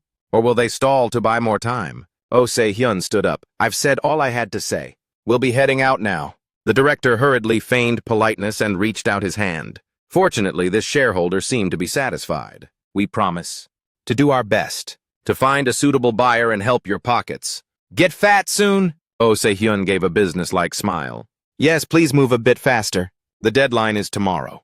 The fat director panicked. Tomorrow, Mr. Oh? Tomorrow is way too tight for us. Oh Se-hyun replied coldly. Is that so? Then I will request an extraordinary shareholder meeting for the morning after next. If you want to stop the meeting, you'd better hurry. Goodbye. After that, Oh Se-hyun and Do-jun left, leaving the fat director in a state of shock. In the car, Oh Se-hyun tugged at his tie impatiently. These dogs are 100% trying to pull some shady business. Do-jun spoke up. We'll take action immediately tomorrow. We must assert our right to examine the financial records and audit the assets of Daeha Construction. Oh Se-hyun replied, that was fast. You've already mastered this move, haven't you? Do-jun smiled. Oh, it'll be a long time before this student can graduate, master. Oh Se-hyun burst out laughing upon hearing that. He pulled out his brick phone, dialed a number, and said into the phone, Yeah, it's me. Summon the entire appraisal team right now. Send a request to Samsung accounting firm, and tell them to provide the audit summary of the accounting firms immediately. Tell the due diligence team to stand by for orders. Meeting starts in 10 minutes. The scene shifted to the chairman's grand villa. He sat with his arms crossed and said to Do-jun, What's so urgent that you had to see me, and even kept me from going out? Do-jun replied, I need your help, grandfather. His grandfather let out a smug smile. Speak up, let's hear it. Then I'll decide how much of a fee to charge you. Do-jun chuckled inwardly. Every word he said was about money. But grandfather always ended up giving back more. After all, he was always generous with his grandson. Do-jun said directly, I'm targeting Daeha Construction. This is an essential company for the Mappo project. SMC within this year? The chairman replied, Your intro is too long. Get straight to the point. Do-jun analyzed with a cold tone. The owners and the board, directors of that company are trying to scavenge the last remains of a corpse that is already decomposing. I want to take over this company before that process is complete. What do you think? The chairman was astonished after hearing that. Then a satisfied grin slowly spread across his face. He burst out laughing. You really are one lucky kid. Do-jun thought to himself, it's best to just pretend, like he already understands the whole plan and the consequences. Later, his grandfather asked thoughtfully, you said, who is the CEO of this construction company? Is it some guy named Kang? Do-jun replied, it's Director Kang Moo-sun. His younger brother, Kang Jun-soo, is currently holding the CEO position. The old man asked, the CEO, have you met him already? Yes, I just went there personally to confirm it. And I'm absolutely certain that those guys are stripping the company's assets. Exactly. As soon as a fantasy acquired a 5% stake in Daiha, they immediately contacted us. He offered to buy back those shares. The chairman was surprised. 5%? I've heard that in the stock market world. There are many wolves who gnaw on bones like that. Turns out this was Oh Se-hyun's idea, Do-jun explained. Yes, since Daiha Construction began to weaken and bankruptcy rumors spread. We don't need to spend too much money to take them over. Using 5% of shares to shake up the entire company isn't just limited to dying companies. There are those who buy shares in normal companies, becoming real major shareholders, then flip them for a sky-high price. But they have to drop a massive amount of cash to own a 5% stake in a healthy company. That's why mediocre wolves don't dare to make a move. The chairman stroked his chin. They'll definitely panic.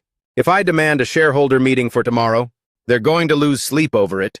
Do-jun replied, instead of a meeting, I plan to conduct a full audit tomorrow.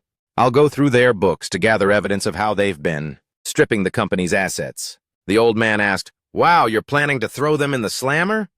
Yes, we must recover every single asset stolen from the company. After that, if we clean up the company for a fresh start, won't it start gaining some serious hype? Do-jun looked at his grandfather in silence. The chairman pondered for a moment before speaking. The family of Director Kang Moo-sun currently holds a pretty large amount of shares. If we can get those shares under control, securing management rights will be much easier. Do-jun replied, the embezzled cash or assets will face additional penalties. If Director Kang Moo-sun's family converts the shares they hold into ownership of Daiha Construction, then we won't need many more shares to guarantee our control over the company. The old man cheered up, because the representative director has the power to control the collective assets of the company. Do-jun smiled and confirmed, yes, that's exactly right. The chairman continued, then it's still a long road ahead, but we have no time to waste. At the earliest, by next month, once the acquisition of Daiha Construction is complete and everything is settled, only then can we launch the Mappo project with your uncle. At that point, your uncle will have already become the mayor of Seoul. Do-jun replied, yes. What I want to ask for is specifically regarding that time period. The chairman was surprised. At that time, why? He pondered in deep thought for a moment, then said to Do-jun, time is a priceless thing that money can't buy. Do-jun countered calmly, well, you can't buy a longer lifespan, but you can absolutely buy people's lives. Haven't you used what's called a salary to buy the lives of 100,000 Sunyang employees? Right? The chairman looked at Do-jun with a mix of awe and a slight headache. This kid is giving me a headache again. The first step is to ban Kang Moo-sun's family from leaving the country. The amount of money moved abroad is massive. So the Ministry of Justice has ordered an investigation. Do-jun's eyes immediately lit up. He stepped forward and massaged the old man's shoulders, sucking up to him. Then for now, please help me out with that travel ban, okay? The old man replied, keep rubbing with some heart. And then he picked up the phone and called Inspector Kim. Are you busy, sir? With the country's economy in such a slump right now, how can we ignore a company on the brink of bankruptcy just to let them hoard more of their cash? The chairman cut in with an authoritative voice. No. First, we must stop them from fleeing abroad. I'll look into it thoroughly and get back to you later. We need a private sit-down. Having achieved his goal, the chairman hung up and turned to Do-jun. Are you happy now? Do-jun cheerfully massaged his shoulders. Thank you so much, Grandpa. Tomorrow, just auditing the books won't be enough. The old man continued giving orders. You need to secure at least one piece of concrete evidence to file a complaint against the board for embezzlement. If the tax office and the prosecution both get involved, they will definitely throw in the towel. Do-jun was surprised. Throw in the towel? What exactly do you mean by throwing in the towel in your playbook? The chairman closed his eyes. Do-jun, what is the core goal of taking over Daiha Construction? Is it to ensure this year's SMC project is a total banger? Put a pin in that for now, the chairman said. We'll figure out the rest later. Do-jun reflected on this lesson. Just focus on the immediate goal and the actions needed right now. The more urgent things get, the more you must narrow your vision down to short-term targets. instead of a far-off vision. His grandfather added, "If you want to ally with your uncle after the local elections in June, you must take control of Daiha Construction before the start of next year." That's exactly right, sir. So, if the prosecution starts an embezzlement probe, the recovery of frozen assets could drag on for years. By then, Daiha will have gone belly up. Creditors will start liquidating everything.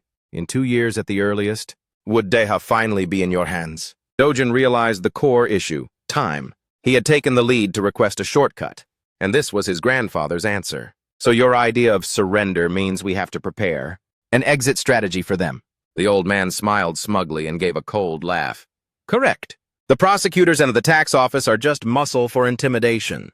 We force them to choose. Either rot in prison after 2 years of losing everything, or hand over enough assets to survive and skip town abroad. Dojin was truly stunned. What kind of terrifying power was this? The ability to manipulate the prosecution and the tax office at will, to investigate whenever he wanted, and to kill the investigation whenever he pleased.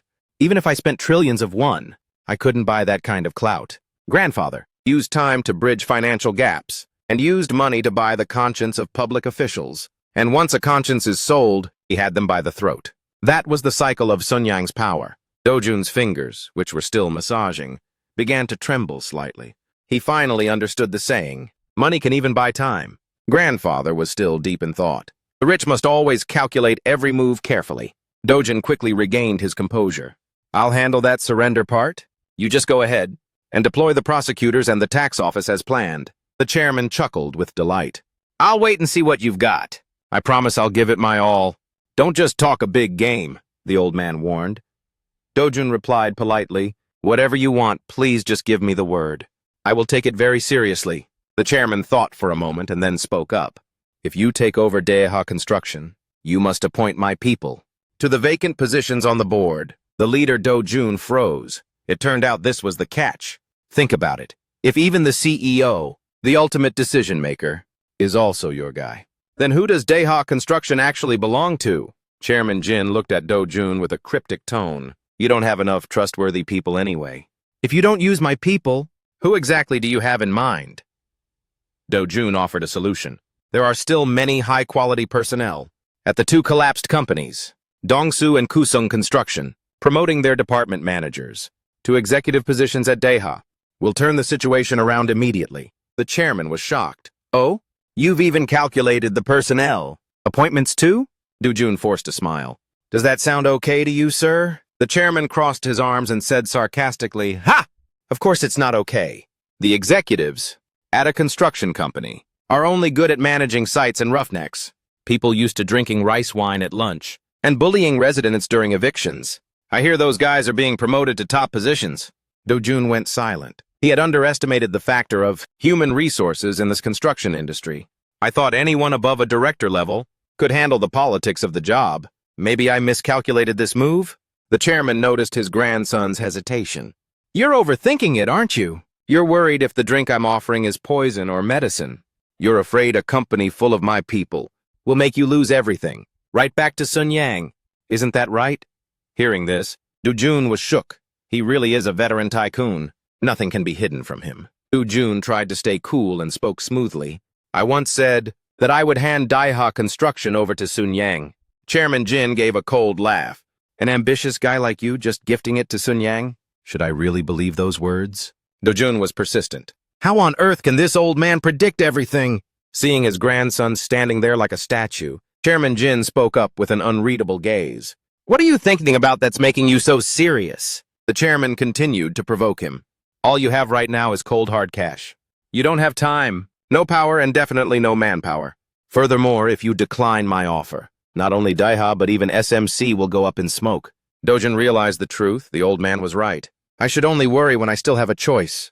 But the common denominator, the consistent thing Grandpa always hands me is the manpower. He decided to compromise on the personnel.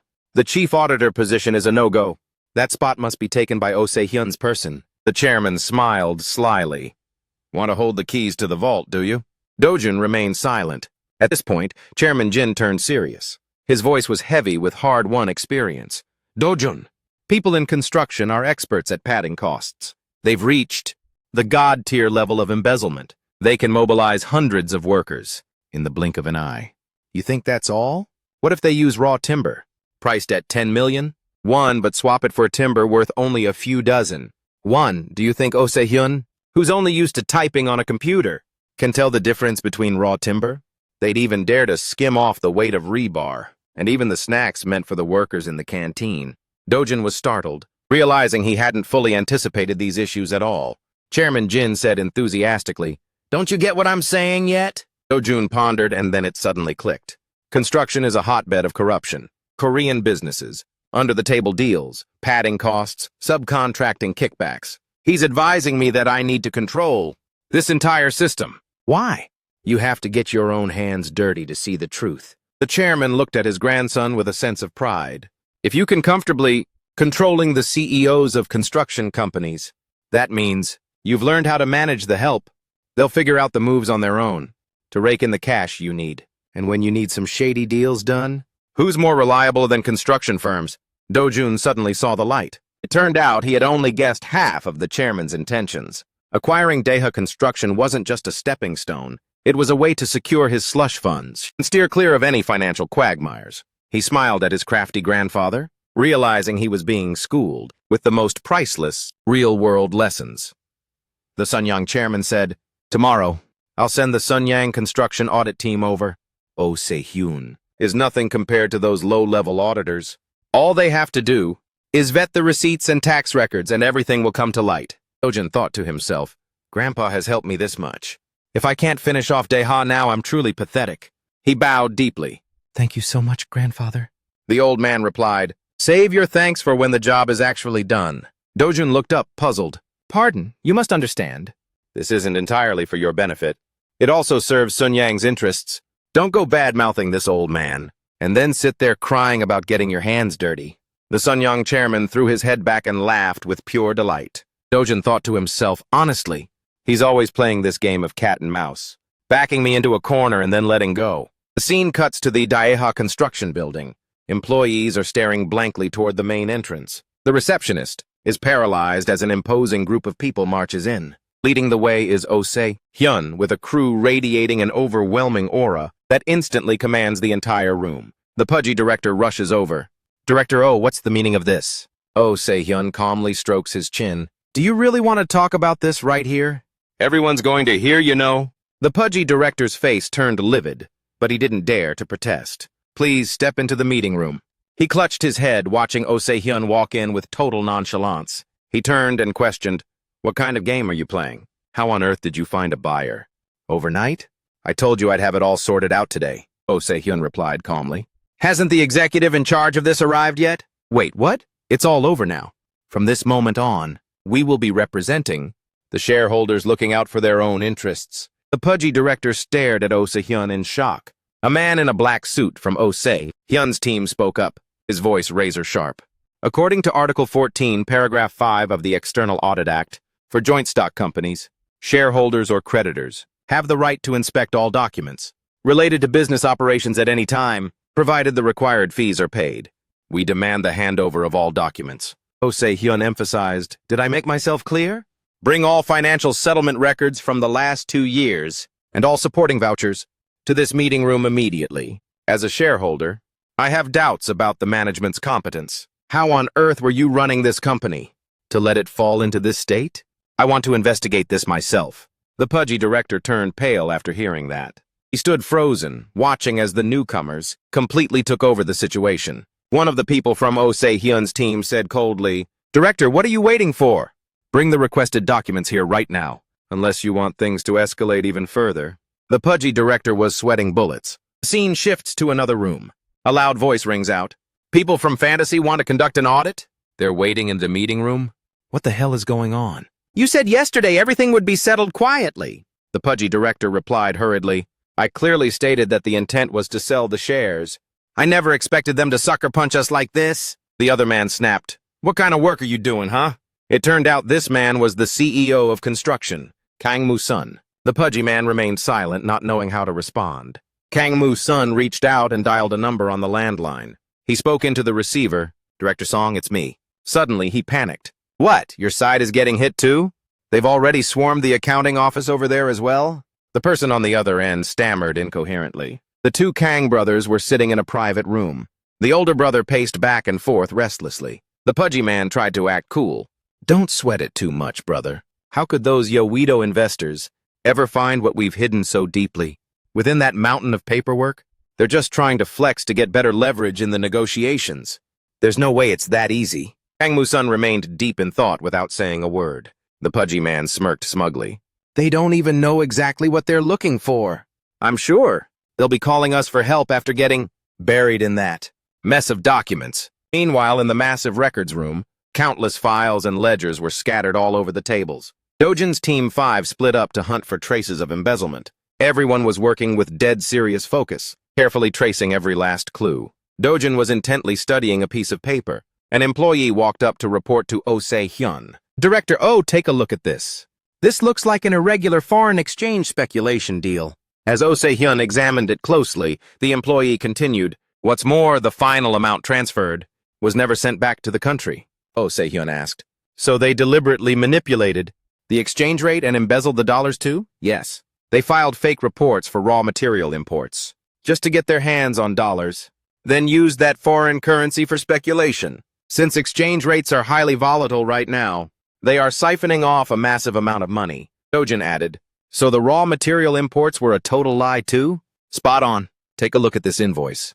You can see they imported high-end interior equipment, like chandeliers. With this quantity, it should have taken about 6 containers, but in reality, they only received 1. These guys were in cahoots with customs, too. Oh Se-hyun stared pensively at the documents for a moment, then looked up and asked, Are you sure? The employee replied firmly, Absolutely. We have handled these products hundreds of times. Even if I don't know what their houses look like, or how many items they have, I know exactly the size and value of every single piece. Oh closed his eyes solemnly. Then he stood up and declared, Then let's head straight to the director's office. Dojin quickly intervened. Wait, you should call to confirm first. Then Dojin took out his phone and made a call. The person on the other end answered. What is it? Dojun said. You sent over the best team. In less than 2 hours, they've uncovered a bombshell secret. At this rate, I'll have the upper hand for sure. The chairman on the other end let out a hearty laugh. See? I told you, they're all pros. Dojun replied with a confident tone. I've seen it with my own eyes, so I understand now. The old man continued. I'll call the prosecutor's office. Before the day is out, they'll be there with a search warrant. Dojun quickly expressed his gratitude. Thank you, grandfather. He then hung up, satisfied. He turned to the other two and said cheerfully, Let's go. Dojun and the others headed to the director's office. The pudgy man stood up, fake welcoming them. Oh my, you guys sure are fast. There's still time for a thorough check. Don't you want to see the documents that everyone has been waiting for so longingly? Kang Mu-sun gave a thin smile. Dojun just smiled at them and said, Looking at you two like this, I finally understand why the company ended up in this mess. Did you two really think that for the past 2 hours, we were just mindlessly flipping things over? The Kang brothers asked in a panic. Who do you think you are talking to us with such attitude? Dojun smiled and replied, I'm the one who just reported the board of directors and the owners of Daeha Construction to the prosecutor's office.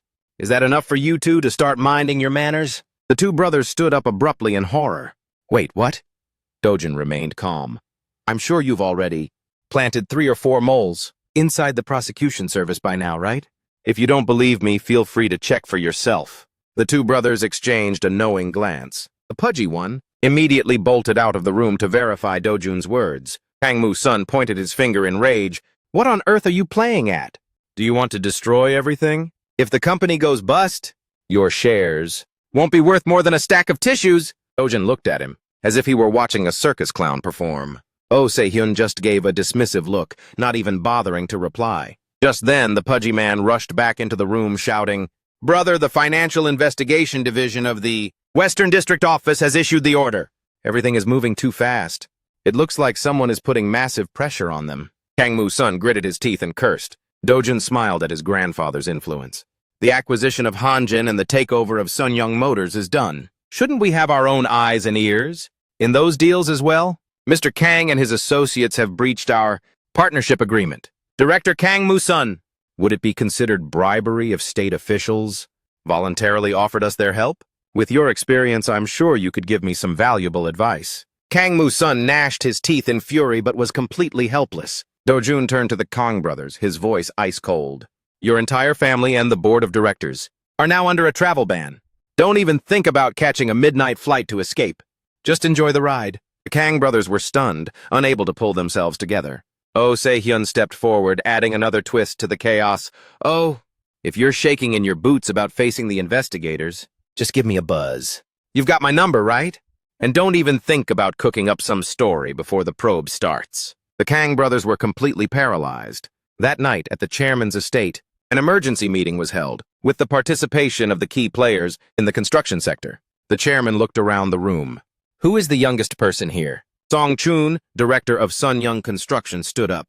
Chairman, it's Director Kim Yun-seok, the CEO of the Construction Support Division. Director Kim Yun-seok immediately bowed.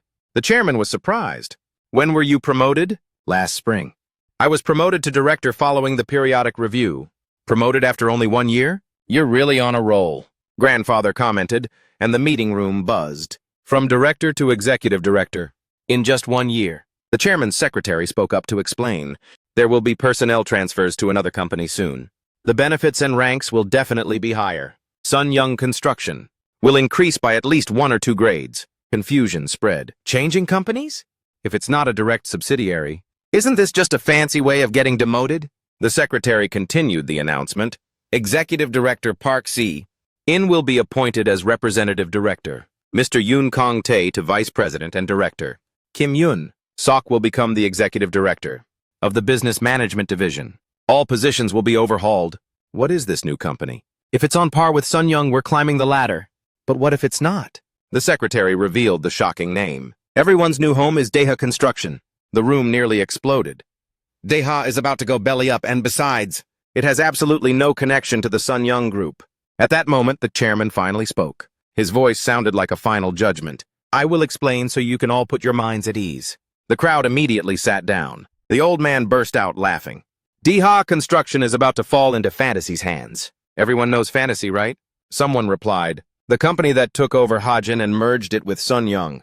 Correct? Yes, exactly that, investor. The partnership process is underway, expected in 2 months. They will become the largest shareholder of Daeha. A pot-bellied, balding director chimed in. I heard Daeha is about to declare bankruptcy. The chairman remained composed. We will take control of it before it collapses and get it back on the right track. Don't interrupt me while I'm speaking. Everyone quickly bowed their heads in apology. In short, your mission is very clear. Ensure Daeha returns to normal as fast as possible. Yes, Chairman. The chairman closed his eyes and smirked with satisfaction. Once Daeha stabilizes, it will remain a Sun Young subsidiary for 2 years, rather than being directly merged into Sun Young Construction. If we merge now, too many positions will be cut. Daeha will exist as an independent construction unit within the group. A veteran member wearing glasses interrupted Chairman Jin. Chairman, please forgive me, but what exactly is the relationship between Fantasy and Sun Young? Could it be... Is Fantasy an investment firm that you have built? In secret? This question froze the entire meeting room. Chairman Jin only gave a slight smirk. I wish Fantasy belonged to me. Word has it that company is sitting on a massive mountain of cash. The veteran was still bewildered. He was about to ask more, but the chairman crossed his arms and sank into deep thought. Secretary Lee Hok-dae held his breath, not daring to make a sound. Would he be able to guess the answer today? Chairman Jin suddenly provided the answer. Fantasy's majority shareholder is someone I trust implicitly. Just like everyone else here. You could say that person used their own capital to build that firm. Lee Hok-dae was stunned. Only one image came to mind, flashed through his mind as he heard those words of praise. Jin Do-jun. He clenched his fists. Jin Do-jun. The secretary watched Chairman Jin, who was wearing a cryptic smile. The final piece of the puzzle has fallen into place. Chairman Jin never backs anyone, unless they are of his own blood, someone he trusts implicitly. The person considered the key player for hunting down domestic assets. For Fantasy can only be Jin Do-jun. The inheritance will likely go to the grandson, rather than the son. The secretary could only remain silent and accept this reality. The prosecution service, a dominant power play at the Korean Public Prosecutor's Office. Amidst the scattered piles of paperwork, Kang Moo-sun sat across from Do-jun, Oh Se-hyun, and another mysterious man. Do-jun spoke up, his tone purely transactional. Chairman Kang, is there any better deal than the one I'm offering? Kang Moo-sun grimaced and said nothing. Do-jun continued to press him. leaving no room for refusal. You'll have the money to secure your lifestyle without the need to live in exile abroad. You can return home whenever you want, or even just stay put comfortably in Korea. However, if you don't accept every cent of the salary the company paid your children under your watch all these years, will be deemed illegal and must be paid back to the company. Kang Moo-sun looked at the man with the bowl cut who was nonchalantly eating, gritting his teeth in fury. He recalled a chaotic confrontation earlier. Inside the record room, the man with the bowl cut pointed at the seal, offering a warning and a reminder. Kang Moo-sun roared, "You son of a bitch! How dare you!" The man with the bowl cut calmly took a drag of his cigarette. "You scumbag! While the country was on the brink of collapse, you bled the economy dry for the sake of a few dollars, draining everything you could. Do you think anyone would even care if you got the death penalty?" Kang Moo-sun could only gnash his teeth in resentment. The director calmly held out a pack of cigarettes. "Do you want to smoke?" How ridiculous. Why is the prosecutor's office doing this to me? The director slowly took a long drag of his cigarette. "In your opinion, who holds absolute power in South Korea right now?" Kang Moo-sun panicked. "Could it be the high-ranking officials?" "No, not currently. The one who holds the dollars is king," the director replied. "Fantasy Investment holds the dollar supply and is negotiating with the government. The CEO of that company claimed they would release the dollars if they could acquire Iha Construction. Unfortunately, Director Kang, you have become their target." Kang Moo-sun felt his whole world collapsing. "Furthermore," the director added, "the evidence of you embezzling company funds is crystal clear. From executive witnesses to employees and full documentation, it's all there. You can't meddle in this anymore. So you're saying I'm going to be prosecuted?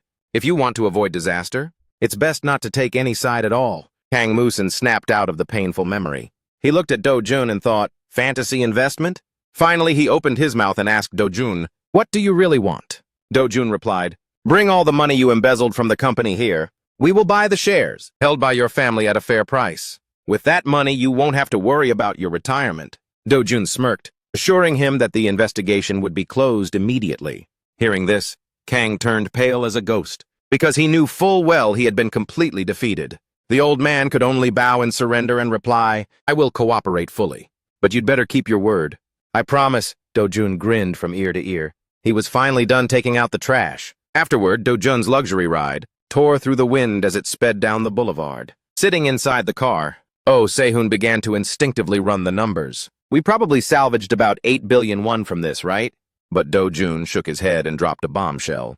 "The figure has to be at least 150 billion won." This made Oh's jaw drop in shock, exclaiming, "A whole 200 billion won?" Oh grit his teeth and replied bitterly, "What a bunch of parasites.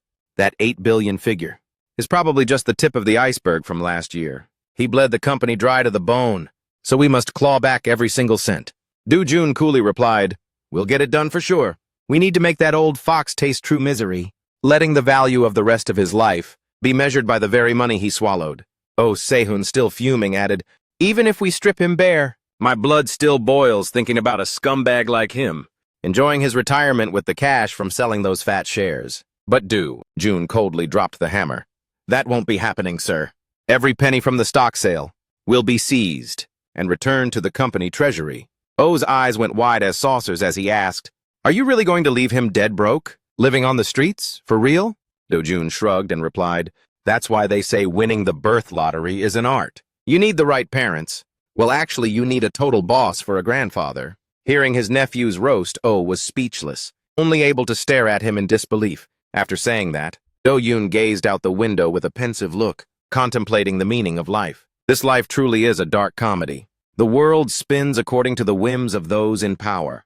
The rich see the world as a theme park, while those with nothing see life as a living hell. He had felt this brutal reality deep in his very bones. The scene shifted to a high-powered office, where the elderly chairman was leisurely sipping a cup of black coffee. He asked, "Did that stubborn director Kang really cough it up that easily?" Do-jun reported that this man had confessed to embezzling 80 billion Tal won. Currently, Sunyang's Special Audit Task Force, alongside some accounting wizards, are digging through all the shady files from the past years, with the full cooperation of the prosecution. So they will definitely blow the lid off a treasure trove of secrets. Even more shocking, the old chairman narrowed his eyes and pried, "Do you plan to pay him cold, hard cash when he transfers the shares? That kind of money doesn't grow on trees, you know." Do-jun smiled and replied, "The cat is out of the bag anyway. Since the embezzlement has been exposed, and to avoid rotting in prison for life. I plan to use the very proceeds from his share sale to compensate the company for its losses immediately." The chairman laughed heartily and said, "In that case, Director Kang is about to join the Beggars Guild and start panhandling any minute now." Do Jun's face hardened, radiating a sharp intensity as he spoke. "I absolutely cannot show any mercy to a man like him." The old chairman asked in surprise, "Unforgivable? Really? What on earth could make my usually calm grandson this absolutely livid?" Do Jun replied indignantly. "Even with delayed wages or hardships, if he had just coughed up a little bit to pay the employees' salaries, then I might have shown some pity and tossed him some chump change just to scrape by. Instead, he only looked out for himself, leaving 2,000 employees in total misery, struggling just to survive day by day. Lately, bank credit lines have been frozen and clogged. So many people had to rely on corporate bonds just to keep their heads above water. Someone like Director Kang Musen needs to taste the bitter reality of their despair." The old chairman sighed upon hearing this and remarked, "Truly, life is full of unpredictable twists. How is it that you understand the gut-wrenching pain of wage earners so deeply?" Do-jun lowered his head in thought, for he himself had once been a mere employee. When he opened his bank book and saw a month's salary cut, his entire family nearly collapsed, shattered and sinking deep into a quagmire of debt. He understood that feeling better than anyone else. Do-jun replied, "I can never forget the look on the faces of the Deha employees when I first set foot there." Upon hearing that, the old chairman closed his eyes, lost in deep thought. "Very well, don't ever forget that feeling. No matter what happens, you must ensure your employees are fed. Nothing is more miserable than having to go hungry." Dojin looked up at the old man in surprise, thinking to himself, does he actually have this side to him? He's a cold, heartless man who only cares about the bottom line and costs. He didn't even bat an eye at the lives of workers lost at the construction sites. But the old chairman continued his lecture. "People will turn their backs and betray you when they're pushed to the edge, especially when their livelihoods are snatched away. Just look at Dea right now. Every employee who handled the invoices and financial documents is united in their effort to hunt down the slush fund Director Kang is hiding, right?" Hearing this, Dojin snapped out of it, realizing that his words about not letting staff go hungry carried a much deeper hidden meaning. The old man went on. "Only two types of people will betray you. One is the desperate soul who can't take it anymore because they're backed into a corner. The other is the bottomless pit, the one too greedy to ever be satisfied. Regarding the first type, that is your shortcoming for failing to provide for them. Regarding the second type, that is your mistake for misjudging their character. Keep this etched in your mind." Dojin put on a straight face and replied, "Yes." But then, he thought to himself, it's not that he's having a moment of compassion, he's just being incredibly cautious and playing it safe. February 25th, 1998.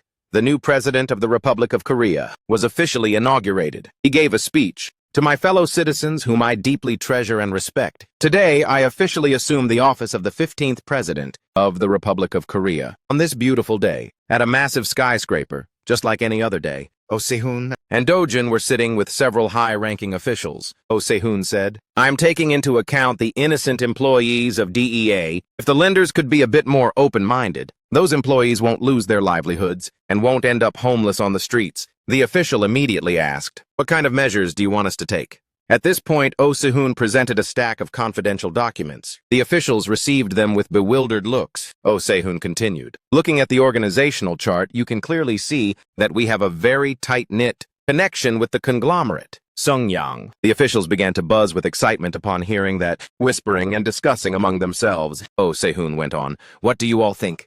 At this stage, I believe no one will doubt that an investment fund focused solely on profit still knows how to run a construction empire. The officials kept looking at each other, and no one said a single word. The man sitting in the middle, likely representing the group, said, "I agree. The board at Fantasy has great vision. So what exactly is the Fantasy Alliance craving from us? Just be straight with us and speak your mind." Oh Se-hoon replied, "We ask that you extend the credit line for at least 1 year." The officials asked, "Is there anything else?" Oh Se-hoon continued, "Second, we need a cut in late payment interest and some debt forgiveness. In addition, transfer the voting rights of the DEA shares currently held by the banks." The officials looked at each other again upon hearing that. The heavy-set man spoke up. "Shares are the final line of defense to monitor and oversee a debtor's business operations. You're telling us to hand over the shares to you? Oh, Sehun said confidently. As for what can restrain a basket case like DEA, we will return the shares once it has regained its footing. After he said that, everyone fell into a dead silence. Meanwhile, at the Sungyang Group skyscraper, the uncle was holding a critical personnel appointment. Order in his hand, thinking to himself, a bunch of construction company directors resigned all at once, without even giving me a heads up.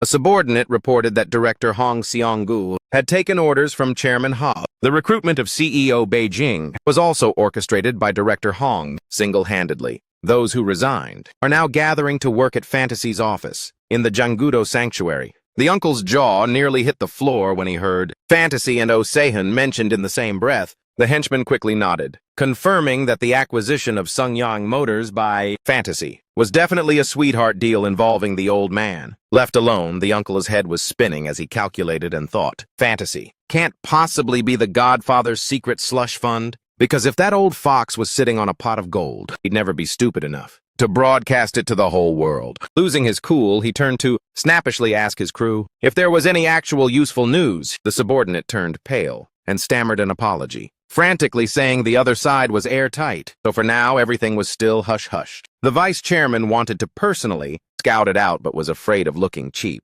so he growled that his father's people were all old foxes and wouldn't spill anything. A subordinate thought fast and suggested the name Kim Jusik. This young guy is thirsty for power and wants to climb the corporate ladder, so if the vice chairman just snaps his fingers, he'll come running immediately. Convinced by the idea, the uncle ordered a low-key dinner date, telling them to keep it friendly and not make a scene or tip anyone off. At a fancy dinner table, the uncle put on a two-faced act, pouring wine to toast the promotion. Even though it was a bit late, Kim Jusik, hearing the big boss's praise, hurriedly stood up and waved it off. The uncle then played dumb, asking with fake surprise, digging into why he quit right after getting promoted. Kim quickly explained that he left in such a rush that he hadn't had the chance for a proper goodbye. The uncle chuckled, acting all magnanimous, saying whether he was in or out of the company, he was still a Sungyang man through and through. After saying that, he went silent for a few seconds to scan the other's face, then made his move, fishing for info on whether working with Director Oh Sehun was too stressful.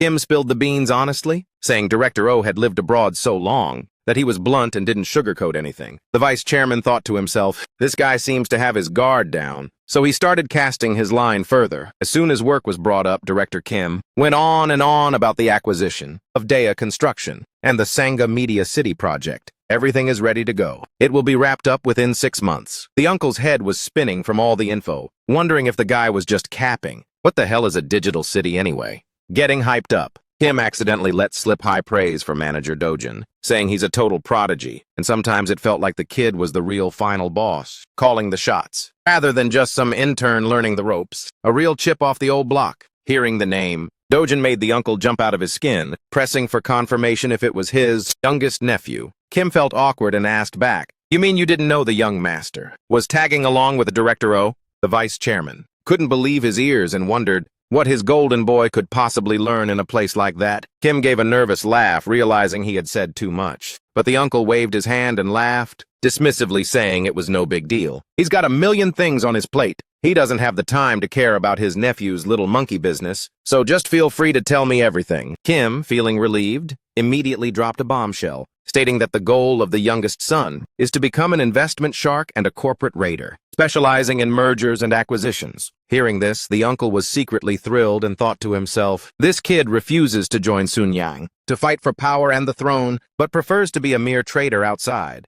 In that case, he'll never have a chance to touch the golden throne. He breathed a sigh of relief, because he thought his nephew would become a prosecutor. Who would have thought he'd be money-hungry just like the rest of the family? He poured another glass for Kim until he was tipsy, then probed to see if that trillion-won project was a cash cow. Kim, riding the high, puffed out his chest, vouching that this project was a guaranteed slam dunk, and that nothing could possibly go wrong. Hearing the trillion-won figure, the vice chairman suddenly thought of his old man, and his face went blank for a moment. After a while, seeing Kim calling him, he snapped out of it and mumbled to brush it off, concluding that even if the project succeeds, Fantasy would swallow it whole anyway. Sunyang stands no chance at all.